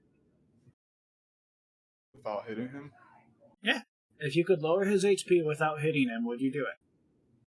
Yeah. Okay, then why do you shove? So that he misses more CS. Because I can't hit him either way if he plays that safe. Do you know what his Q cooldown is? What? Mundo. No, I don't know. It's 4 seconds. It costs health. He doesn't get it completely refunded, he gets half the cost. Now, can a 4-second ability last hit 3 melees that are going to die simultaneously? No. Exactly. So, in order for him to CS, he has to throw 1 Q and then get in range. But what I get from the platings if I shove? You're not getting shit off plates at 1 minute 30 all the way up to fucking 2.5 minutes. You don't deal, come on, buddy. You don't got that much damage. That's true. This is another thing NA jerks off to. It's called the small brain syndrome. They see the shiny red ball and they're like, ooh, shiny red ball. And they focus on the shiny red ball instead of the bigger picture. Mm-hmm.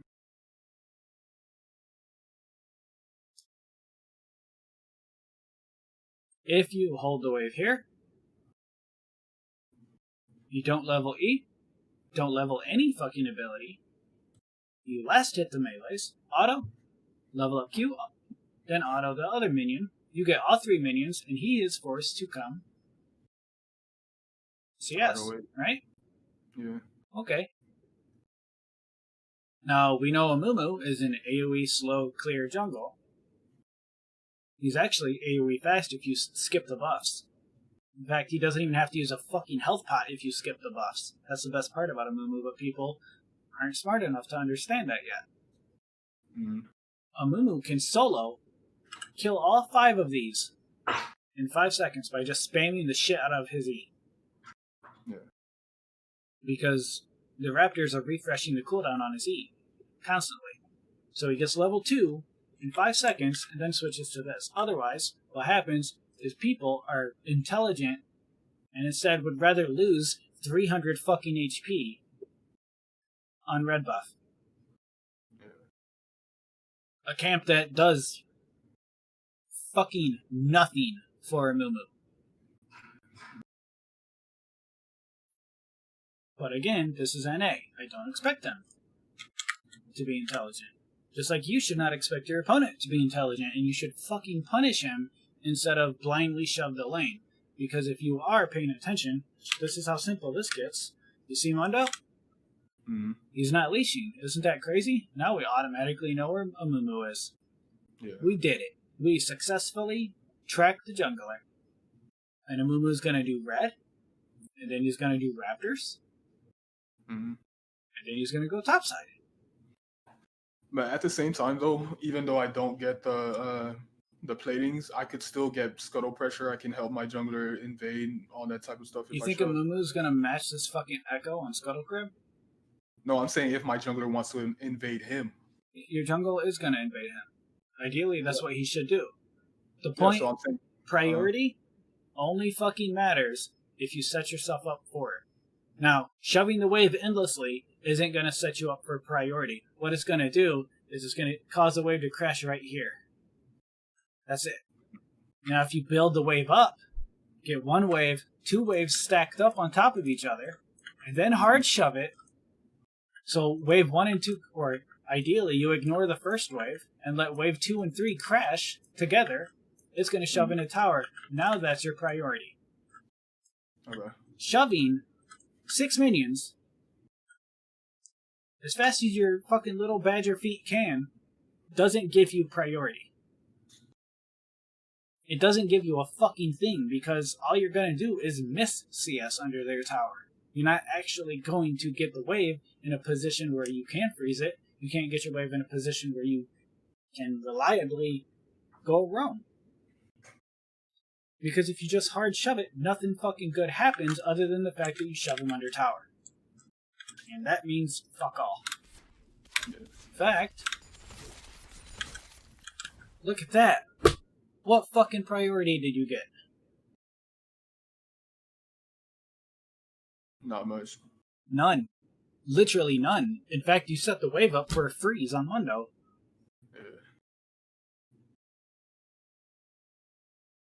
That's all you did. Now the fact that you have a bigger dick because you carry press the attack and ignite doesn't make it okay for you to fuck up.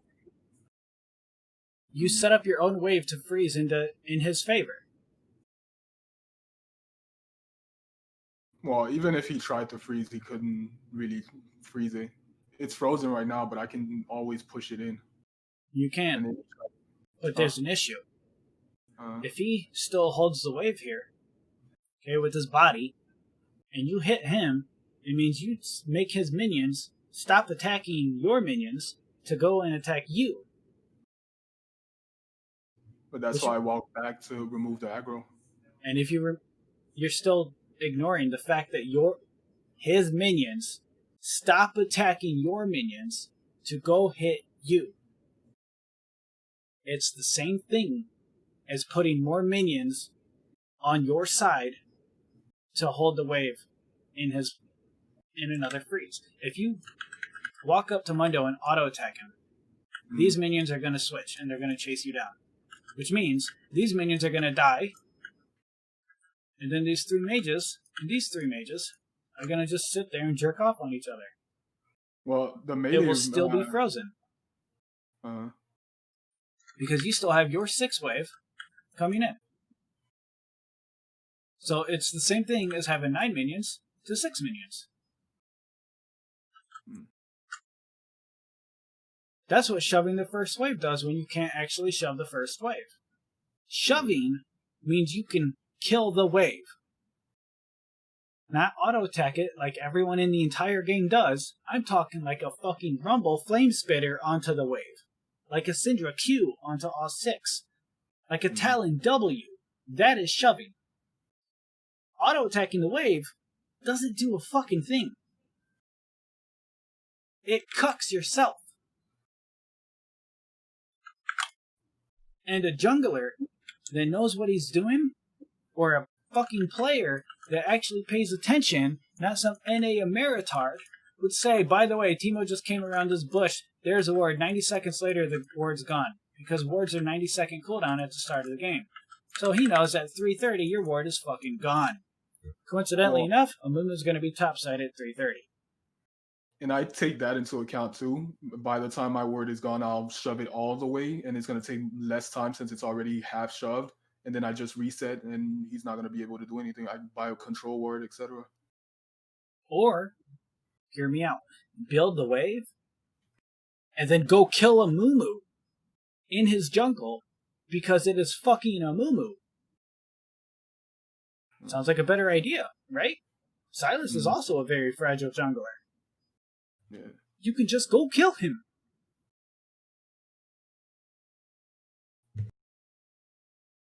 This is about knowing what your identity is. If you're a lane bully, don't place neutral vision. And I know you do this out of habit now. Because this is the second time you have a winning matchup and you place a neutral ward. Yeah. Same shit as breaking your leg when you're trying to ride a bike. Well, they're going to be coming from there either way. So if I don't have vision there, then I'm just going to die. Because I'm not going to see them coming. Amumu, Mundo cannot fight you in a wave that is built up. 2 and 3, wave 2 and wave 3.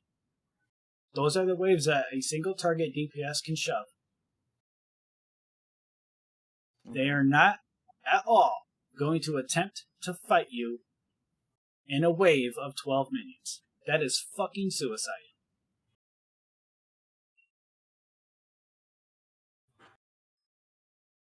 Okay. That's the type of scenario you want to be in when you're carrying press the attack and ignite. Now, if you want to be really big-brained about it, you would walk up at the start of the lane and slow the wave down. So you walk up, pull the melees, and then go this way. What this does is it causes the whole wave to position here. And what that means is his next wave will arrive before your next wave. Which means his wave will DPS for 2 to 3 seconds sooner than your wave. Which is the same thing as you just constantly auto-attacking the same minion for 3 seconds. Now, this sets up a slow push in your favor. Now on wave 2, or 2 and 3, it'll be right here, and you can thin it out safely. And because you're a ranged champion, you hold the wave right here. And there's not a fucking thing Mundo can do, because if he goes too close, you just blind dart. And if he tries to push even further, he takes tower damage. Now, you get to be the little cunt teemo that he's supposed to be. And Mundo doesn't get to play the game. Because the best part, if you get the wave frozen here, and you walk up here, you set your defensive ward here, then you play in a defensive position, which is up here. You have a perfect ward, then you put your second ward at 3 minutes in the middle bush. Now you can't even get ganked.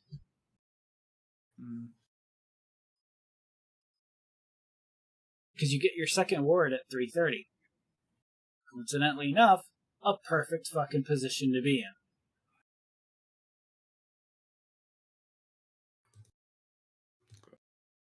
All without having to throw away 1, your trinket, 2, feeding him XP, and 3, you get to play like a teemo in a lane where you are lacking in teemo. Irelia is not a fucking threat if the wave is frozen right here. All you have to do is every time she hits a minion, you hit a minion. She hits a minion, you hit a minion. And it's just a simple balance. Counting.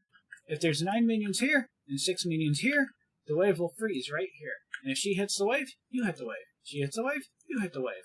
And you keep that number the same. 9 minions to 6 minions. And let's say there's like an exponent. This exponent, let's say, is a number of times you hit a minion. If she hits 3 minions, you hit 3 minions. And you keep that shit right there. Now she ain't allowed to play the game. In order for her to escort the wave, she needs a jungle. If she needs a jungle, and she's trying to escort the wave, great. Just keep on hitting them. Because you'll have 30 seconds before they can even dive you. Your goal is to make sure that they can't. Yeah. So that's where the aggression comes in that you don't do. You abandon aggression for safety. When this game is all aggression and all punishment with calculated safety. The calculated safety comes from tracking a fucking jungler.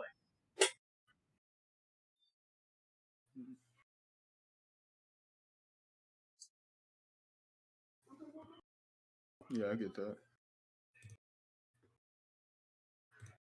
This is why your games are so inconsistent.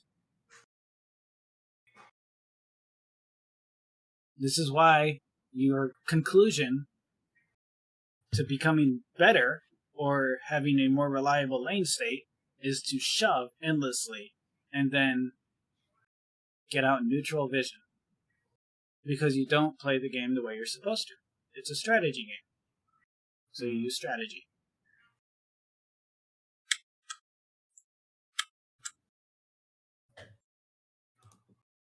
Okay. Now here, it's not hard to kill you at all. Who, Mumu and Mundo? Yeah, because Mundo's carrying Ghost. It's the same bullshit nonsense that Darius does, where he just sprints at you like a fucking rocket. Oh, level, yeah. Yeah, I know you know what that's like. Hearing that fucking Ghost, and you're like, ah, shit. There's nothing you can do about it. Well, anyway, those mushrooms from earlier that I showed you, that actually counters his Ghost. You remember the mushroom that I'm talking about? Well, it doesn't counter it if you place it in sight. If you place it out of sight, perfect. If you place it in sight, you fucked yourself. Yeah. So it's not about the mushroom placement, it's about kiting them into a mushroom that they're unaware of. Yeah.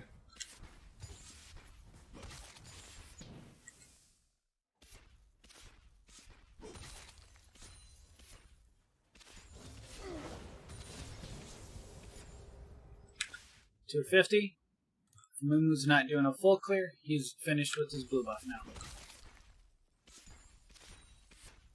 And you don't have the wave built up at all. Yeah. If Mundo used any IQ above 7, he would save his pot, and then use it when a Mumu's coming. And it's up to you to identify that.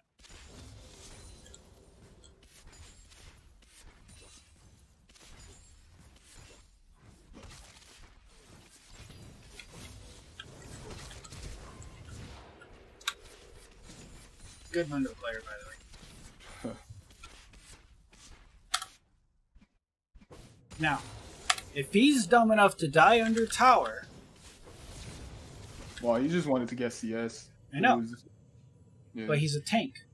So you don't sacrifice HP, you just sacrifice gold for XP, because that's what Mundo does. Mundo tank items in the game are cheaper than damage items, and they're more efficient than damage items, which means there's less incentive to get the gold and more incentive to get the XP. Yeah, exactly. He's just dumb as fuck. And he even burns his flesh to try to turn it, because he is a North American player. Now, the fact he doesn't have TP is a joke. But you see this? Great.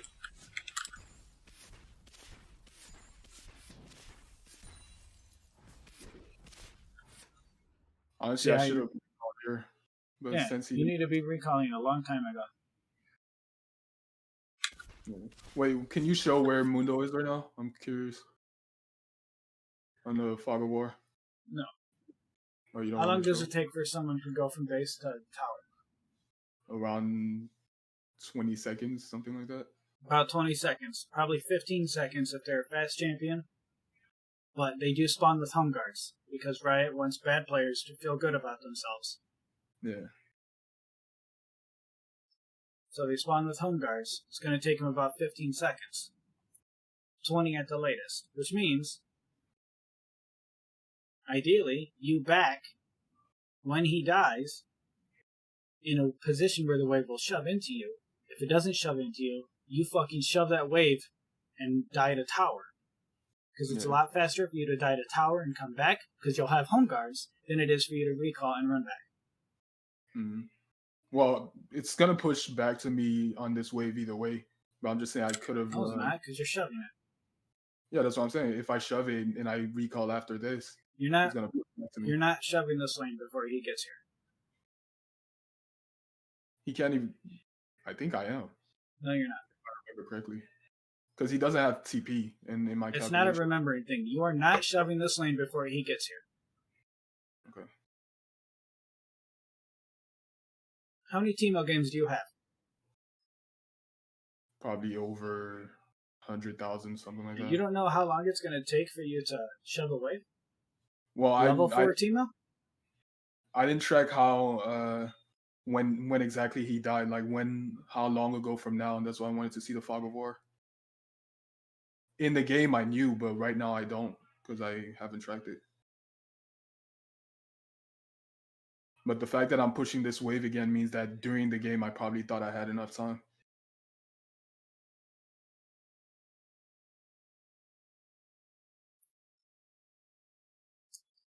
Here's how simple this is.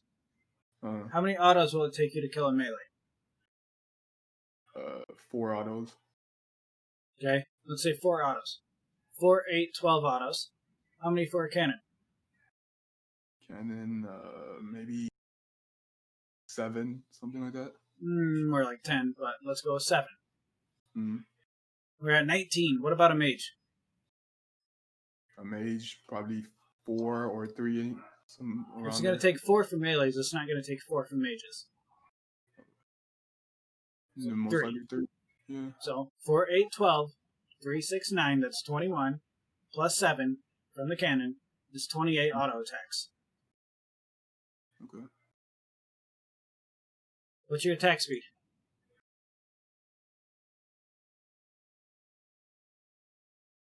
0.8. 0.843. So 28 times 0.843.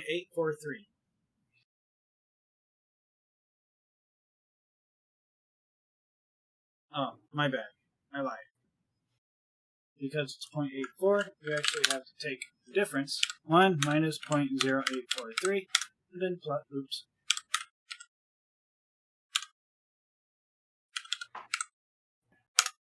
Yeah, and then plus 1. The difference between this. So, we can do that. Oh, fuck. Oh my god, I'm too tired. Hold on. Fuck it. Let's say you got 1.0 attack speed. It means it'll take 28 seconds for you to shove a lane. He respawns in 8. How long does it take for him to get here? 20 seconds. Okay, so he's going to be in the lane before you get the lane shoved in. Yeah. Easy. So, the fact that you have all these teemo games, you don't know how long it's going to take you to shove a wave, is the example of low standards I'm talking about. No, I know how long it's going to take. I'm just saying that probably at the time I thought I would be able to shove it, and then we can reset it. Well, you definitely can't. Okay. Now, some big brain shit that you can do.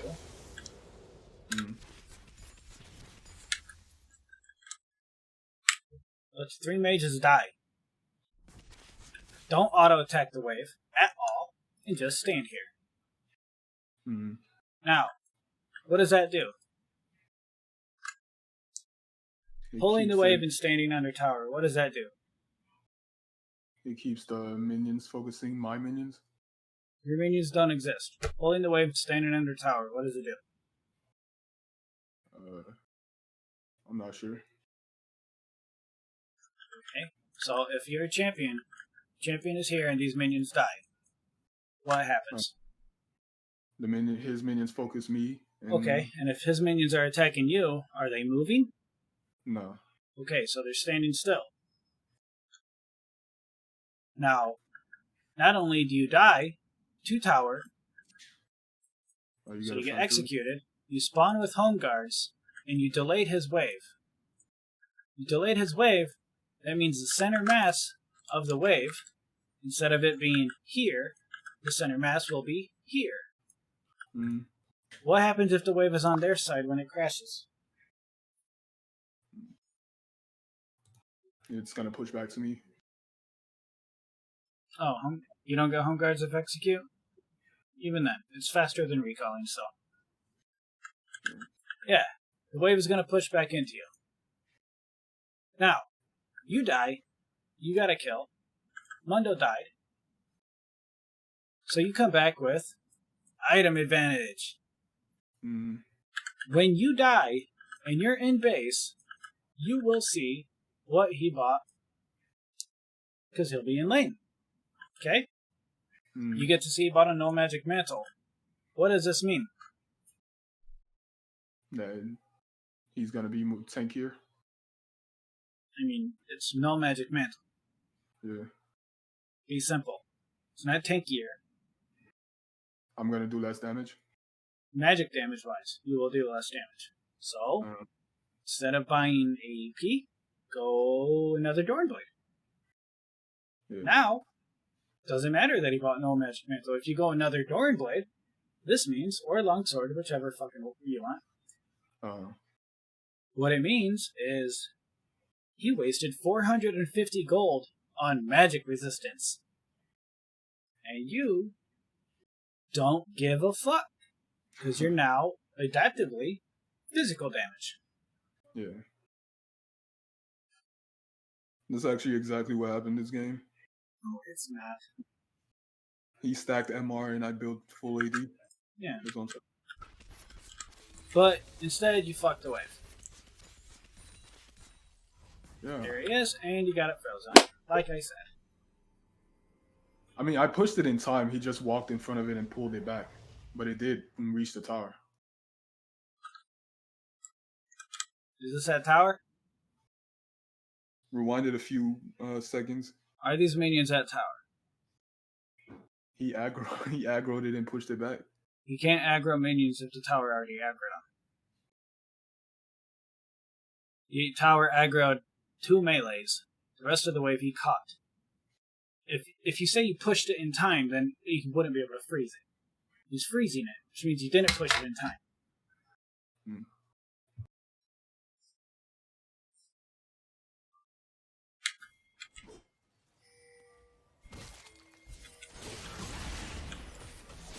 Say thank you, Echo, for making up for my mistakes.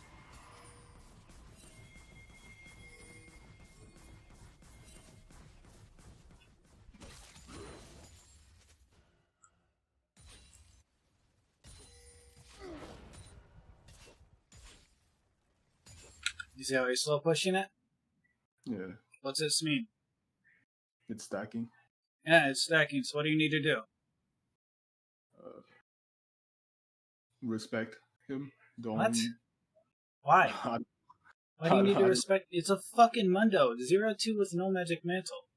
I mean, in this scenario, I would just break the stack and just keep it pushing, but I don't know what's... Yeah, you thin it. You thin the wave and set it up in a position where you can hold it here. The fuck? Respect him? Like, what? Nah, because I don't know what you would do in this situation. I know what I would do. No, I'm asking what you do. As in, there's one correct decision, and it is to fuck his world. Make him regret playing the game. Make him regret playing Mundo. Make him understand why you don't play Mundo. It's... You thin this wave out. Mages do the most damage, right? Melees have the most HP? Yeah. Take out the melees. Leave the cannon. Leave the mage. Hold the wave. Lane is perma-frozen. Game's over. Okay.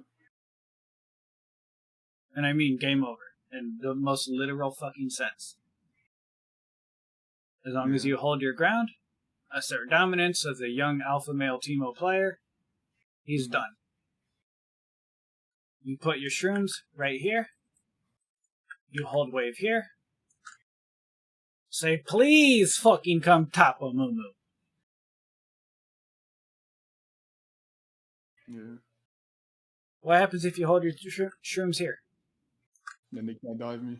Yeah, they can't dive. And Mumu's got to escort the wave. And if you can't escort the wave, you ain't dying. Yeah. You ain't breaking the freeze. Because all you have to do, if they want to try to fucking break the freeze, drop a shroom. Be like, bitch, please. Because the melees are already supposed to die, right? So it's okay to put shrooms on top of your mages.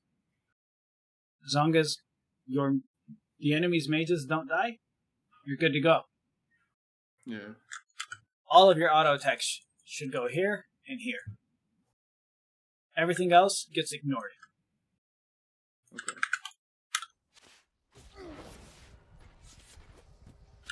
You fucked up. First wasted shroom of the game. Already.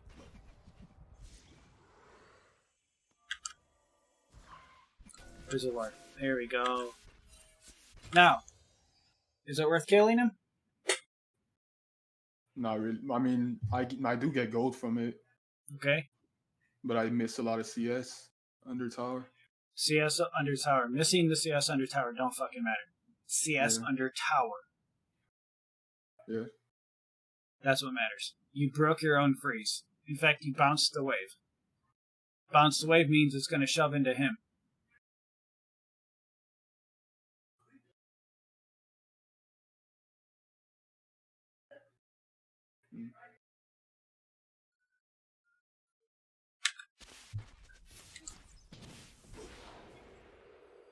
See how you're still running? Mistake. Auto. Constantly fucking auto attack. Let the tower do this, you kill these. Or, alternatively, just like before, you keep killing all these, okay? Kill them all. You get low enough, die to tower. Yeah. Get another execute, have you delay these minions, repeat. Okay. Same shit.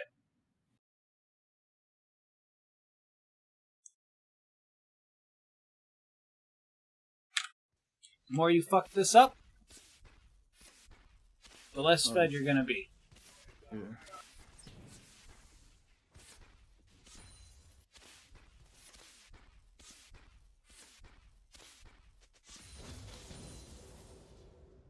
It's a lot of fucking nerve to say you could beat Faker. Mechanic wise, I definitely think I can. I mean, you say that the push thing, the push strategy doesn't work in macro wise, but from the playstyle that I'm used to, I know exactly how it works and how it can't work. But to improve and to climb, like I said, I'm gonna have to change it up. Dog, you just missed 4 minions of 6, and you're like still saying you can beat Faker mechanically. That doesn't mean I can't beat someone mechanically. And of course, if I'm playing, it means that if he's just getting more gold than you, he can counterbuild you. You can't counterbuild him. That's true, but if I'm playing in a higher elo, I would take the time to CS more. Right now, I'm just playing in platinum, so I'm not try-harding as if I was in diamond. So what you're saying is you have low standards in your main account. And it's not completely... Your highest rank account, you are saying it's okay for me to fuck off. That's what you're saying. Yeah, and you're right. That's not a good thing to have, but I'm just saying.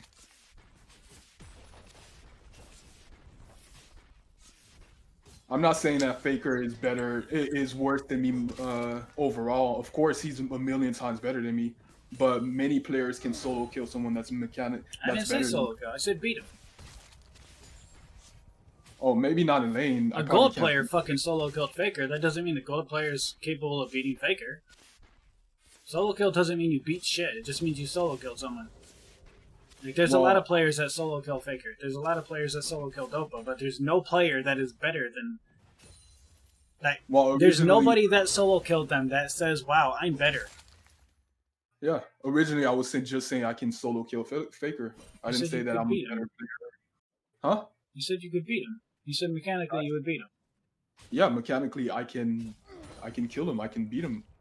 Because winning a lane is not mechanics, especially in a challenger level. Yes, it is. It's macro mechanic. It's all of that. It's not macro at all. What? There's no macro in laning phase. Macro is decisions you make that affect the next 30 seconds. Or after the next 30 seconds. Micro is any decision you make that can affect the upcoming 30 seconds. Mechanics and micro, those are everything you do in the next 30 seconds. Like tracking the jungler and managing your wave is not mechanics. Yes, it is. Tracking your jungler is mechanics. Yes. What the fuck? That's how you can make decisions, micro. I could be wrong, but to me, I don't think that's mechanics at all. But I could be wrong. Well, yeah, opinions are great, but I'm telling you, through both StarCraft competitively and League of Legends competitively, micro mechanics, laning, it's all mechanic.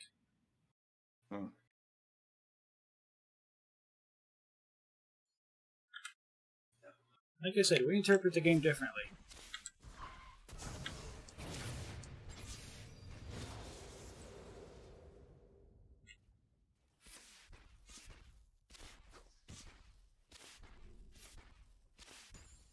Teemo, or Faker's Teemo would never have in this stash room.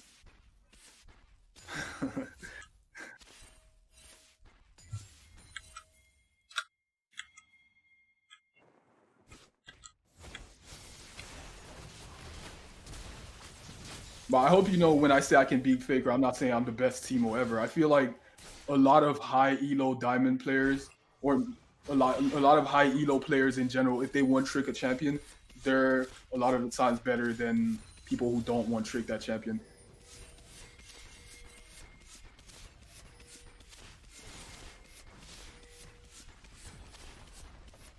I wish that was the case. Like, I truly do, but there's... Like... Teemo doesn't exactly have a fucking high ceiling. That's true. But... A player who has more mechanics will always shit on a one trick of a small ceiling. Okay, so... I mean, if Faker wanted to one trick Teemo, then of course he'll take it further than I could ever take him, but... I don't think that currently Faker, if he just were to pick up Teemo, I don't think he would win all the way to Diamond 4 with 90% win rate, which is something that I've done.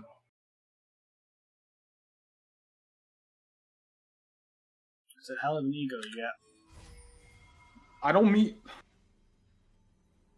So I mean, it sounds like I have an ego, but I'm just telling the truth. I really don't think Faker can take Teemo without one tricking him to Diamond with 90 win rate. I really don't. I think you are looking at Diamond and considering it a comparable skill level to a professional player. But I don't. I think that's mostly ignorance. I don't. Trust me. I know every single Diamond player is nothing compared to pro player. I've faced Challenger players before, and they are way better than me. Why do you think so highly of yourself when you're in fucking Diamond? I don't think highly of myself. I just know that Faker cannot. I don't know about that one. I just know that Faker cannot reach Challenger with Teemo, or even Diamond with Teemo with 90% win. There is never someone that can get Challenger with Teemo in Korea. That's happened before. But regardless of that, all I'm saying is that I don't think that Faker can get even not even challenger diamond. I don't think that. Yeah, it's happened before. Korean Master. That doesn't mean that there's no challenger. I mean, I'm just looking for any of them. Like, there's not right now, but there's definitely grandmasters. Okay, that's not challenger though. Like, he's a challenger teemo main. You just said grandmaster. I said challengers happened before. I said currently there's grandmaster, but there's no challenger currently. But that's I also why I said if it happened. And I've also said, I've also said before there's been challenger teemo mains before, but currently in Korea specifically, there's only grandmaster and etc.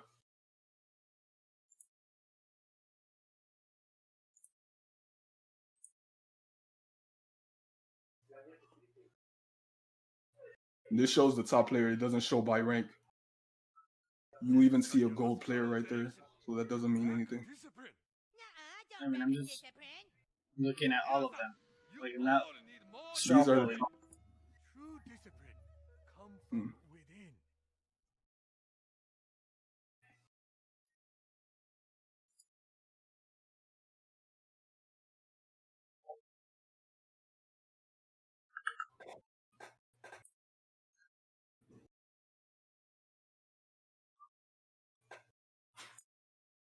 If you want to look by rank, then OPGG is a better website because this website only shows by win rate, and it's not going to classify whether there's grandmaster or all that stuff.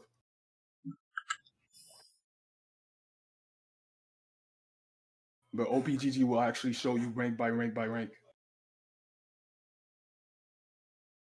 I'm just looking for any of them. Any challenger team up. There's a challenger teemo one trick that I know personally on that Chinese private server. He's a 1K LP challenger teemo. On what, Ionia? Yeah.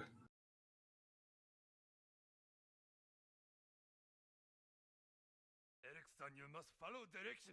You lack discipline. Let me see the link. Minasan,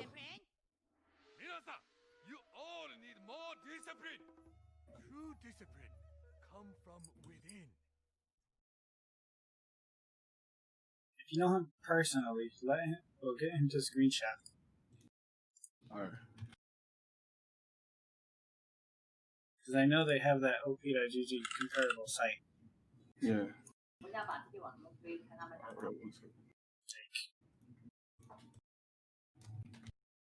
There's definitely been challenger teemos in Korea before. I fucking hope so. 1,000,000%, I know.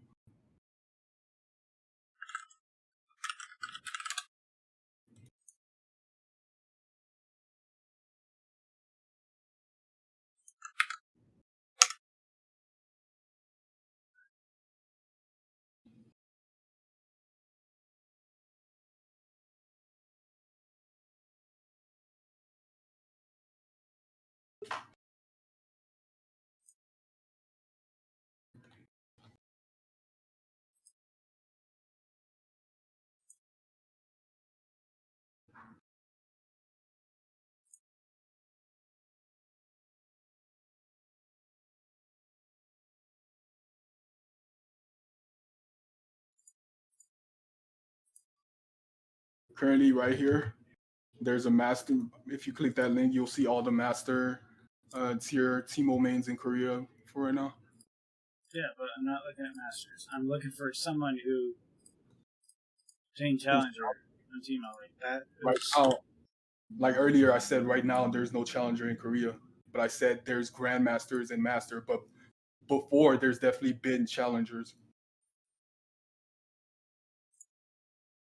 I'm using past tense in my sentences because I would like to know a challenger Korea past tense Teemo. Because I've never seen one. There's Hang Sim. Who? Hang Sim. He's right there on that page. Hang Sim Teemo. Yeah.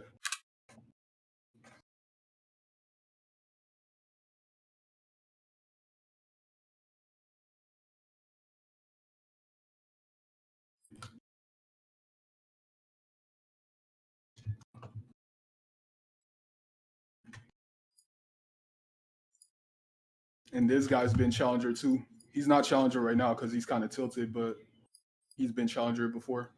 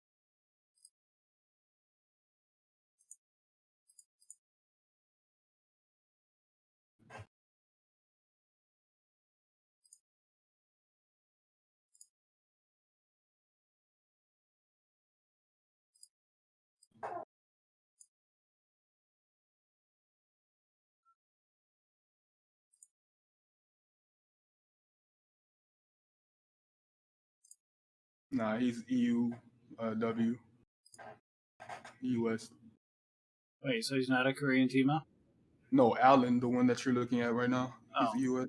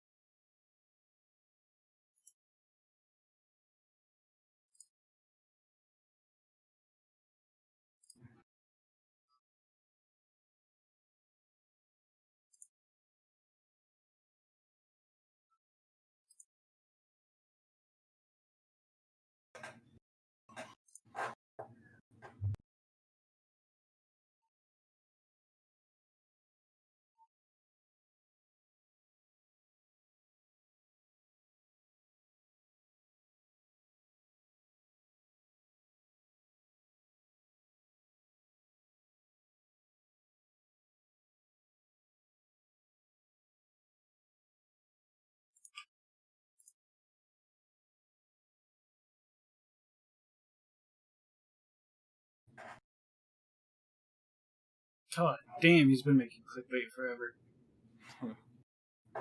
Yeah, that's the YouTube thing.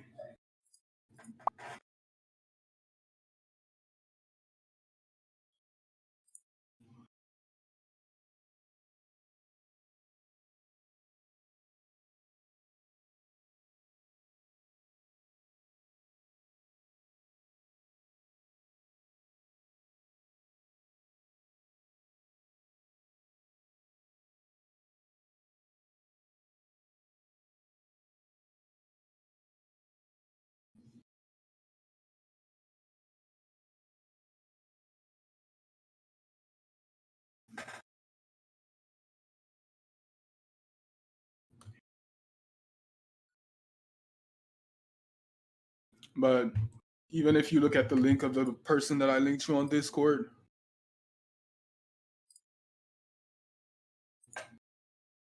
the SKT TMMT, Mm-hmm. he's challenger on the Chinese server, but on Korea he's peaked at Grandmaster.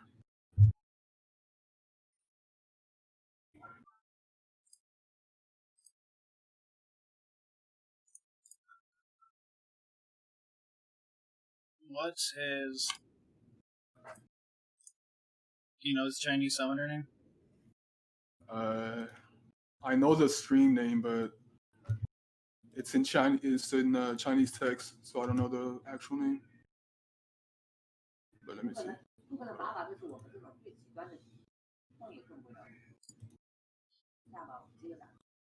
I think it's this.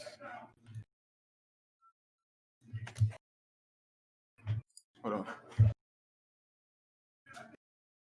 Holy shit. Any heart stuck in the chat? God damn. So what? What'd you say? Dude's match history is redder than a period. Yeah, right now he's tilted, but he's been in Grandmaster before. Yeah, I was ranked 36 before doesn't mean. No, but I'm saying because you're looking for a Grandmaster Teemo. I'm just showing you. No, I was never looking for Grandmaster. I was looking for Challenger. There's a huge skill difference between Challenger and Grandmaster. And he's the challenger in the Chinese server. That's what I'm saying. It's him. I don't think he's on the Ionia server in Challenger. I mean, I posted his stream, but I posted the link to his stream. That's him. Do you? Yeah.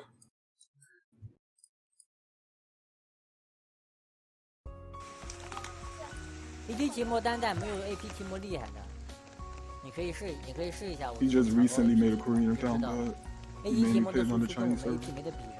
Holy shit! There's so many icons. Yeah, I don't watch this.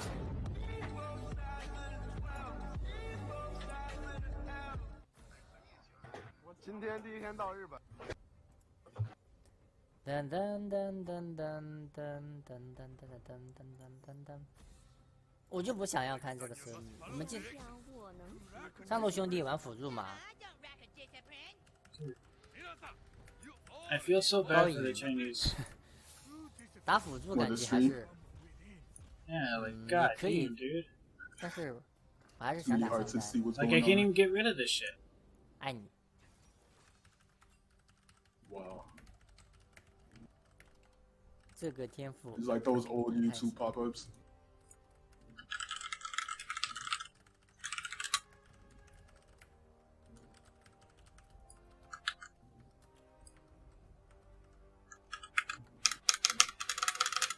Yeah, I don't know. 会干嘛 Usually it tells.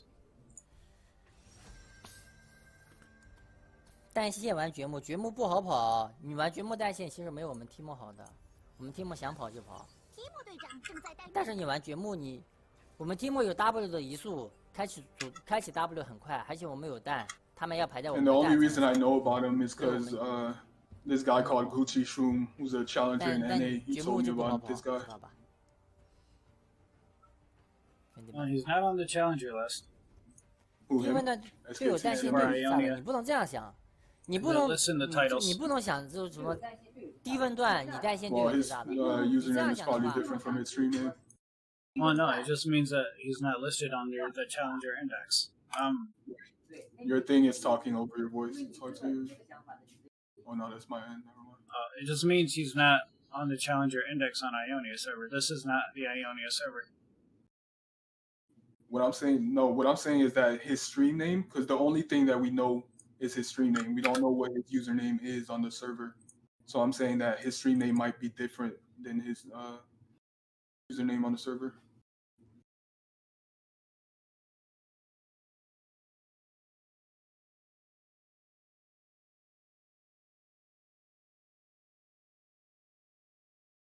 But he's definitely there. He's not challenger. He's on the Ionian server, but he's not on the challenger index. When you go to the LOL stream, you can see the people that are challenger. It shows on Chinese. Probably not right now, but he's been there before. He's been 1000 LP.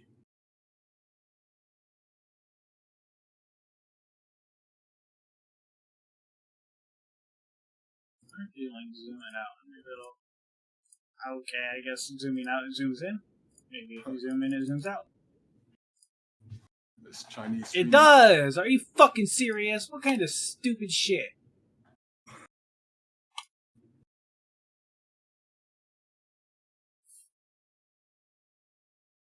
Yeah, Twitch is like 10 times better than this.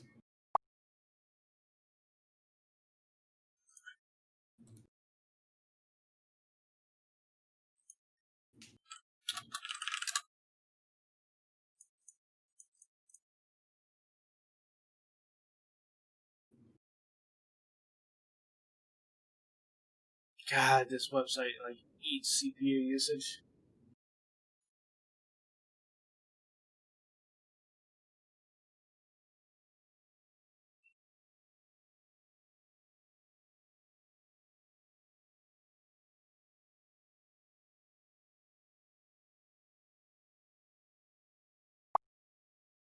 But this is the server he's on. Yeah, I can't understand any of that. But I think, does that say he's 1200 LP? Right? He's 1200 LP, but he's on the.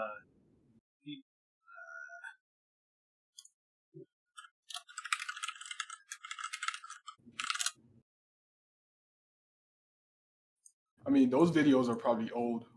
This is a live stream. Oh, he's live right now. Look, see? Oh.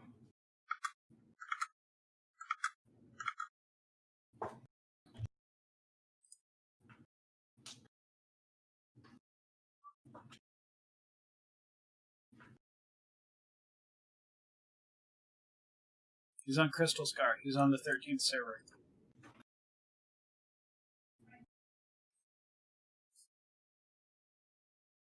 I don't know what that's compared to, but in the rank from 1 to 20, he's on the 13th server.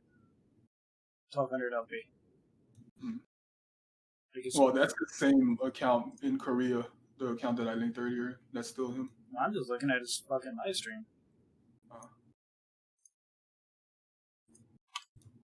So. Definitely ain't on the super server.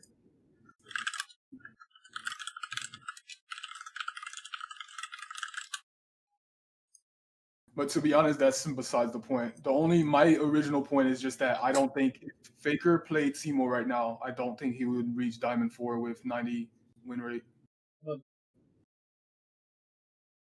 looking at longevity, it's complete fucking coin flip. Wait, what? Can you repeat that? Players that get 90% win rate in one account will not have 90% win rate on another account. That's true. That's completely true. Because solo queue still has RNG factors. You can get lucky and get 90%. You can get unlucky and get 80%. It is no way, shape, or form a way to grade someone's performance or skill set. That's completely true, but I feel like Cloud and I went to Challenger with 90% win rate, but we're not fucking 90% win rate Challenger players. We just got lucky long enough that we face rolled all the way to Challenger. It doesn't mean we're good. It doesn't mean that we're better. Like, I have like fucking 10,000 Callista games. And I'm insanely dominant in lane, and I always get fed, and I never get ganked, but that I will never even consider saying that my Callistus is better than a 5-time champion. Then what? Oh, then Fakers? Like, Diamond... I can't tell you the last Diamond game I didn't shit on someone. There's a difference, though, because I feel like Callista and champions that aren't as bad as teemo, it's easy to do the basic and still do well. But with teemo, where you literally lose with everyone unless you know what you're doing exactly, it's kind of different. Because Callista, But you don't. Like, a challenger player without comfortable vibes on their champion is still gonna smash any player. So would you say that? Player. Yeah, that's true. But I'm talking for about every time you beat Faker once, he'll beat you 10 times. That's how. I don't think so. Works. And keep in mind, when I say beat, I'm not talking about like win a game against them. I'm talking about like getting kills on them. That's what I mean when I say for beat. every time you kill Faker once, he'd probably kill you 10 times, just like he would me. It depends on the champion he's playing. If he's playing Fiora, then I have a chance, in my opinion. Whatever. If I'm playing teemo and he's playing Fiora. And then if he buys Merc Treads, you just still think you'll beat him? Fiora automatically outscales, that's true, but I'm talking about early game. Early game, as in, he could just buy Merc Treads and stack Dorian Blades. What do you do? PTA counter is magic resistance. That's why I take it. What? PTA counter is magic resistance. If she takes Merc Treads, that's not going to do much. Why does it counter magic resistance? because of the exposure damage is true damage, and No, you it's get not. extra damage. It's pretty much true damage. No, It it's doesn't. not. It's adaptive. What? If you build MR, you're not gonna reduce the the PTA damage. The exposure. Yes, you do. What? I'm talking about the exposure damage, not the The damage. debuff that makes you deal 8% bonus damage? No, not the debuff. I'm talking about the exposure damage. The proc. Yeah. The third proc. Yeah, that's what I'm talking about. Yeah, that's magic damage. It's adaptive. It's not true damage. What the fuck? If that was true, oh my god, could you imagine? Oh, well, 180 true damage just running around fucking procking that shit. Yeah. It's never done true damage. It's always been adaptive. I'll admit I'm wrong about that, but I still think that if she builds MR, the fact that I have PTA won't really mean much. Especially if she just gets Merc Treads.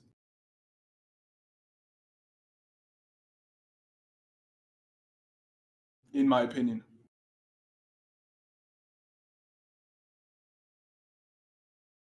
But we can test this out if you want. Sense.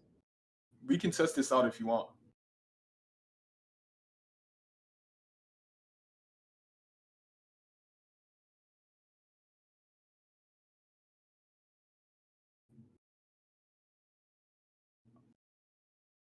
I'm just talking about the Fiora matchup specifically, because I know the ins and outs of that matchup, and I don't think she's a hard matchup for Teemo.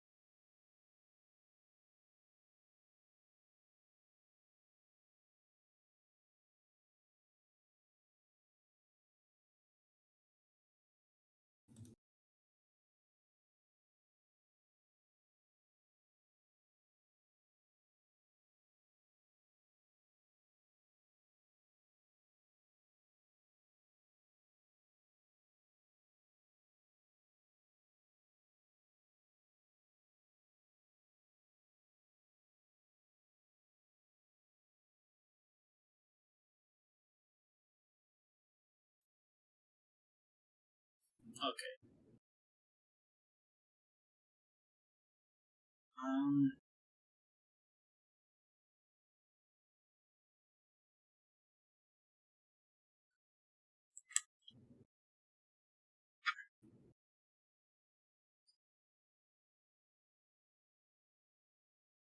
All right, let me put it like this. So what you're saying is that Faker would win lane phase 100% of the time if he goes. I didn't say lane phase. I said Faker is going to beat you. You No, can mitigate. When I said beat, you can reduce the time it takes to scale. You can reduce. I never said I would beat Faker. I said when I said beat, I'm talking about getting kills on him. I'm not saying beating him in a game. Of course, he can beat me in a game. I'm saying I'm gonna get a lot of kills on him. Yeah, but those don't even fucking matter. But that's my original argument, Faker, and I've said it. The thing about getting kills is you're only gonna get kills if the player makes a mistake of going in on teemo, because teemo does you're not gonna hit him with your stun. You're not gonna hit him with your execute. You're fucking teemo. You don't have those. The reason that the only kills that you get on teemo is the same reason why why laning Shakos get kills on their laners. Your opponent has to be dumb enough to go in, but to say that you're going to kill Faker means that Faker has to be dumb enough to fight when you're stronger. And to say that you would kill him is just disregarding, just a blatant disregard for his foresight, his micro, and his overall understanding of lane knowledge. So what you're saying is that if Faker plays Fiora, it's going to be impossible for me to get a hit on him. Is that what you're saying? I said it's going to be impossible for you to kill him. Because there's zero fucking chance that you would ever kill Faker. Because Faker would not be stupid enough to just run into a teemo and just stay in and just make sure that he dies to a teemo.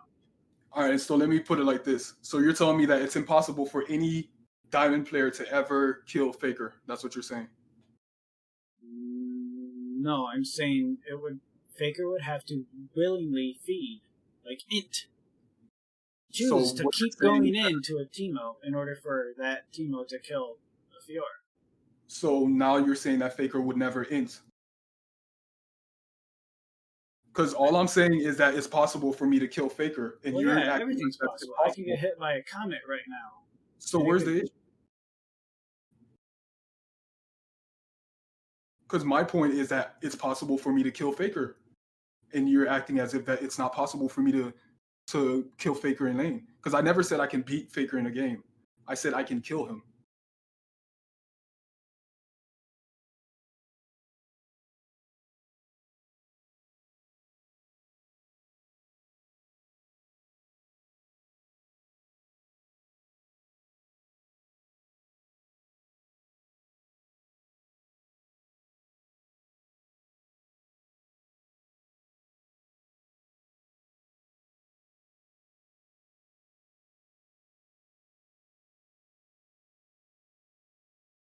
I don't know. To me, that just sounds like someone saying I can bench 6,000 pounds. That's not. It's just unrealistic expectations of yourself. I mean, you literally just contradicted yourself. No, the statement, to me, is so impossible. Like, probability and plausibility matter. It's a strategy game. I don't think Faker would go full retard long enough for a champion that relies on auto attacks to somehow kill it. Not to mention the blinding dart won't even apply. And then you're not just going to be able to outrun him. It's All right, so so basically what you're saying right now is it's impossible for Faker to ever die to teemo. That's what you're saying. saying you'd have to fucking disconnect to die to a teemo. So You would have to literally touch a hot stove and touch a hot stove and touch a hot stove repeatedly so many times to the point where someone is able to kill you. So no teemo player should ever get any kill against a challenger player. No, I didn't say that. I said Faker. Because after that, you Don't said include challenger and put them on the same level as a Okay, fine. professional player. They're completely different. okay, fine. No teemo player should ever be able to get a solo kill on Faker, ever. That's what you're saying. On any professional player, really. And Like, you unless actually you're looking at like the bottom tier, like a freak of freaks. Like, so you actually believe that it's impossible for any pro player to ever die to a teemo? Because you know there are actually pro teemo players, right? It's not common, but there are a lot of pro teemo games. And you're saying it's impossible define a for lot. any player. If there's a lot, they should be easy to obtain. Regardless of how easy it is, you're saying it's impossible for them to ever die to a teemo pro player. That's what you're saying. There are no teemo pro players. There's many teemo games, pro games. Teemo pro games, like a grandmaster getting put up a challenger, is one thing, but There's multiple pro teemo games, and you're saying no pro player should ever even solo die to a teemo player. That's what you're saying. So how do pro players get kills on teemo? How does that happen? you just kill him. But you Teemo said it doesn't was have high enough base damage. He doesn't have the high enough AP scaling. No, he how do doesn't. I'm saying how do the pro players that play teemo get kills? Pro players don't play teemo. But there's multiple pro teemo games. If there's a professional player that locks in teemo, what usually happens is the entire game gets griefed, and you'll get someone running down your lane. Like that's what happens in competitive games when, if you and your boys want to go play basketball, and then someone puts on clown shoes, puts on a clown mask, and goes around going, the other 4 people won't play because Clearly, So someone now- doesn't want to play the game at a high level. All right, so let me get this straight. So now what you're saying is that every single pro teemo game, the pro player that locks in teemo is always trolling. That's what you're saying now. Oh, definitely. There's no fucking justification for you to lock in teemo on a competitive game. All right, let me show you this list.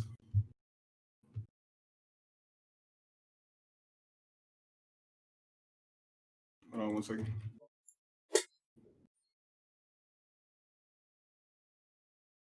All right, this is a list of every single pro teemo games, which you claim every single one of them should be troll games. Yeah, they should be.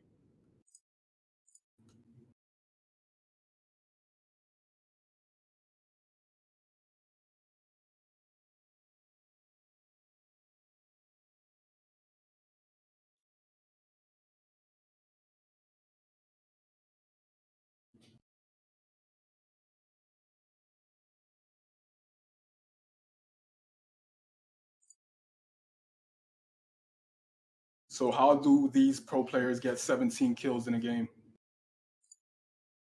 You said the majority. You didn't say.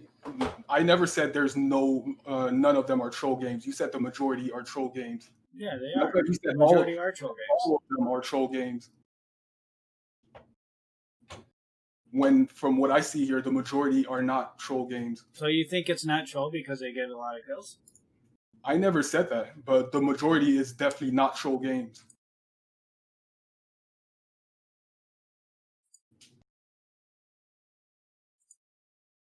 So there's no way to check a summoner name? You just say? Okay, hold on. It's a troll game. Not really.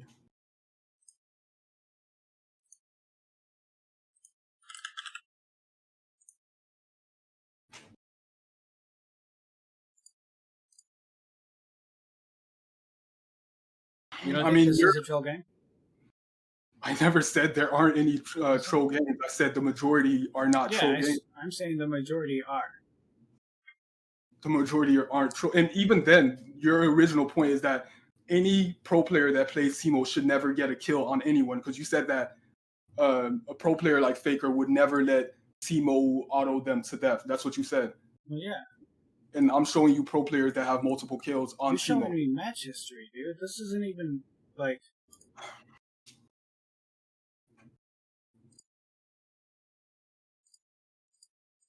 How the fuck? Kasing isn't even in Korea. Why is he even here? Oh, I get it. Look. I mean, this isn't the website that I showed you. This is your own website that you. Well, this is because I can actually see the match. Like, I can click on the Yeah, I'm not match. saying they're not pro games, but I'm just saying this is your website right now. What are these games? Are these supposed to be professional games, or are these solo queue games? All of them are professional games. Okay. Professional where? What do you mean? LEC? LCS? Or It doesn't matter. Masters? It's professional players. That's what you said.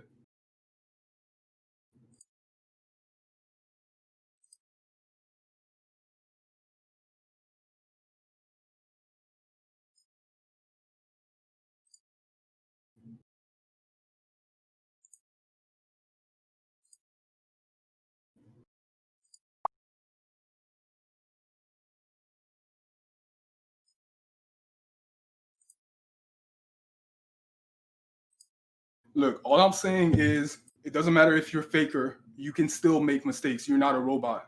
You can definitely still make mistakes. And I think if Faker played Fiora and I played teemo, I do have a chance at getting kills against them. Yeah, like I said, possible. But you'd have to do some next level dumb shit. Not true. I wouldn't say that. You don't think Faker would have to make a compounding quantities of mistakes to die to you? It doesn't have to be a huge mistake. I can even get an advantage on him on just simple mistakes. Anybody can do that. It doesn't have to be huge mistakes and stuff like that. I mean, to kill someone, you gotta make some big fucking mistakes. Like, with You all the have to- sustain and built-in healing in the game, you gotta make some big fucking mistakes to die to somebody. I don't. Like, You can definitely make You can kill someone with them making a bunch of tiny mistakes. It doesn't have to be a big mistake.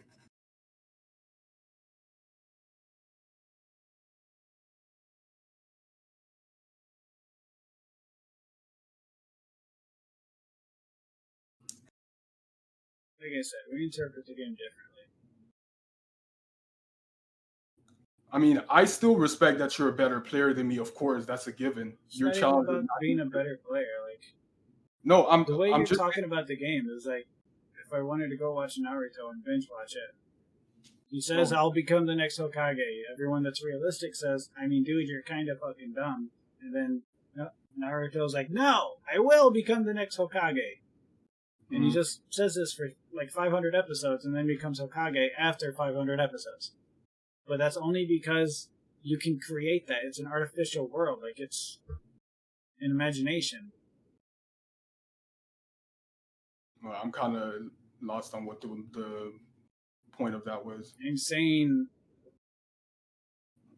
that the way you interpret the game is very imaginary and very opinionated. But I wasn't even talking about the game though. I was talking about just simple. Not even. I even said specifically, I don't think I can beat Faker in a game. If we're talking about like just just winning against him, I don't think I can consistently do that. He's challenger and I'm not challenger, so of course he's way better. I think that in a lane environment, I can definitely get a few kills on him.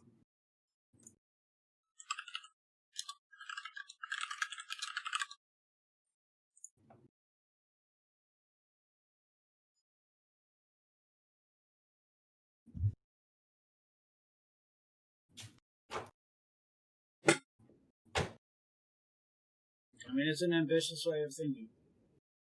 It goes around in NA a lot. Most people would rather just go for the bigger, like, medals. Yeah, but that was never my initial point. My initial point, or your initial point, was that if you said that Fiora is a hard matchup for Teemo, and I'm saying that she's on the easier side, and then you gave the example that if I Yeah, think you can just force yourself to scale, whereas Teemo can't force himself to scale. So Teemo And then- can stat check a Fiora that just stacks Thorin blades. And then after I gave the example that you said that if I think Fiora's on the easy side, then I'm not facing good enough Fioras. And I'm telling you, and I tried to prove to you why that wasn't the case. Well, you can't prove that. Like, it's just a fact. Fiora is an overall better design. Fiora has overall built-in sustain. She has built-in true damage. She has built-in scaling. Teemo doesn't have any of those. I mean, if you look at the facts, regardless of the elo, Teemo has a high win rate against Fiora. That's just looking at the numbers. There is no statistic on Teemo Fiora challenger matches because it doesn't happen. Like, there's no where are you even coming up with a statistic to even say that's a statistic? Let me link you 1 second. Not challenger, but you were saying that I'm not facing. Okay, then you're looking at dogshit players playing that generalized matchup. I mean, challengers challengers players don't know what they're doing. Which brings us back to the whole Faker point that I had. Yeah, dogshit players don't know what they're doing. We're dogshit players. Like, in reality, we are dogshit players. The goal of this game is to become as less dogshit as we possibly can. That's true. I agree. We don't know what the fuck we're doing in game, and that's reality. To look at a professional player and say that you can just do that is it's the same thing as saying you can bench press 6,000 pounds. There's multiple times that a professional player has died to even a platinum player. It's happened before.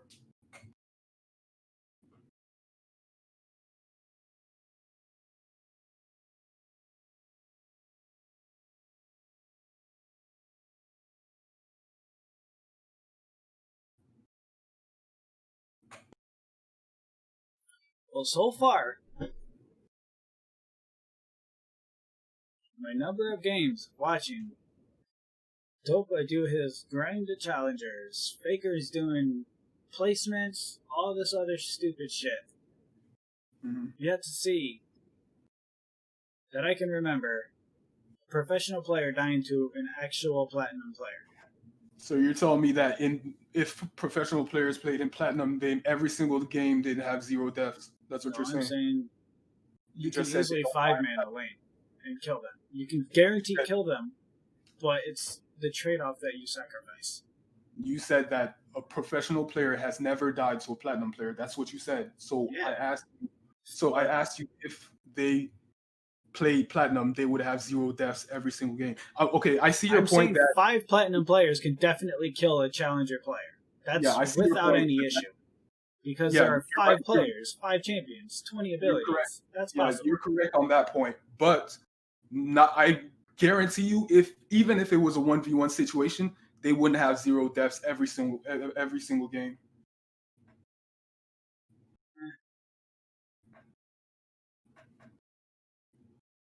I think looking at the 1 in a million possibility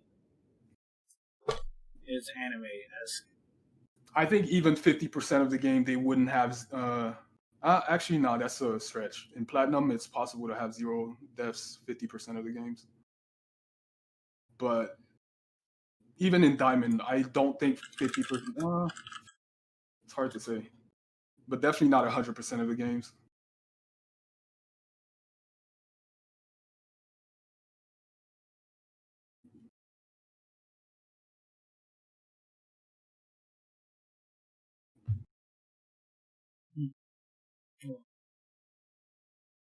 Well, I appreciate the coaching session regardless, but I don't want to take more time out of your day. So Yeah, the whole reasoning or logic behind like the let the stars align, assuming that a player does this and this and this, like it's the exact reason why I stopped coaching NA players.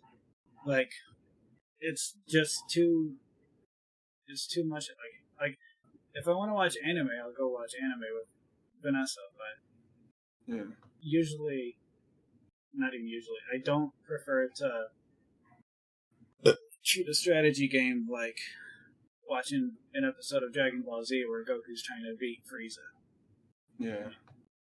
That's the exact reason why I stopped coaching NA players. It was like NALCS, CLG, C9, Equifax. It was a fucking joke.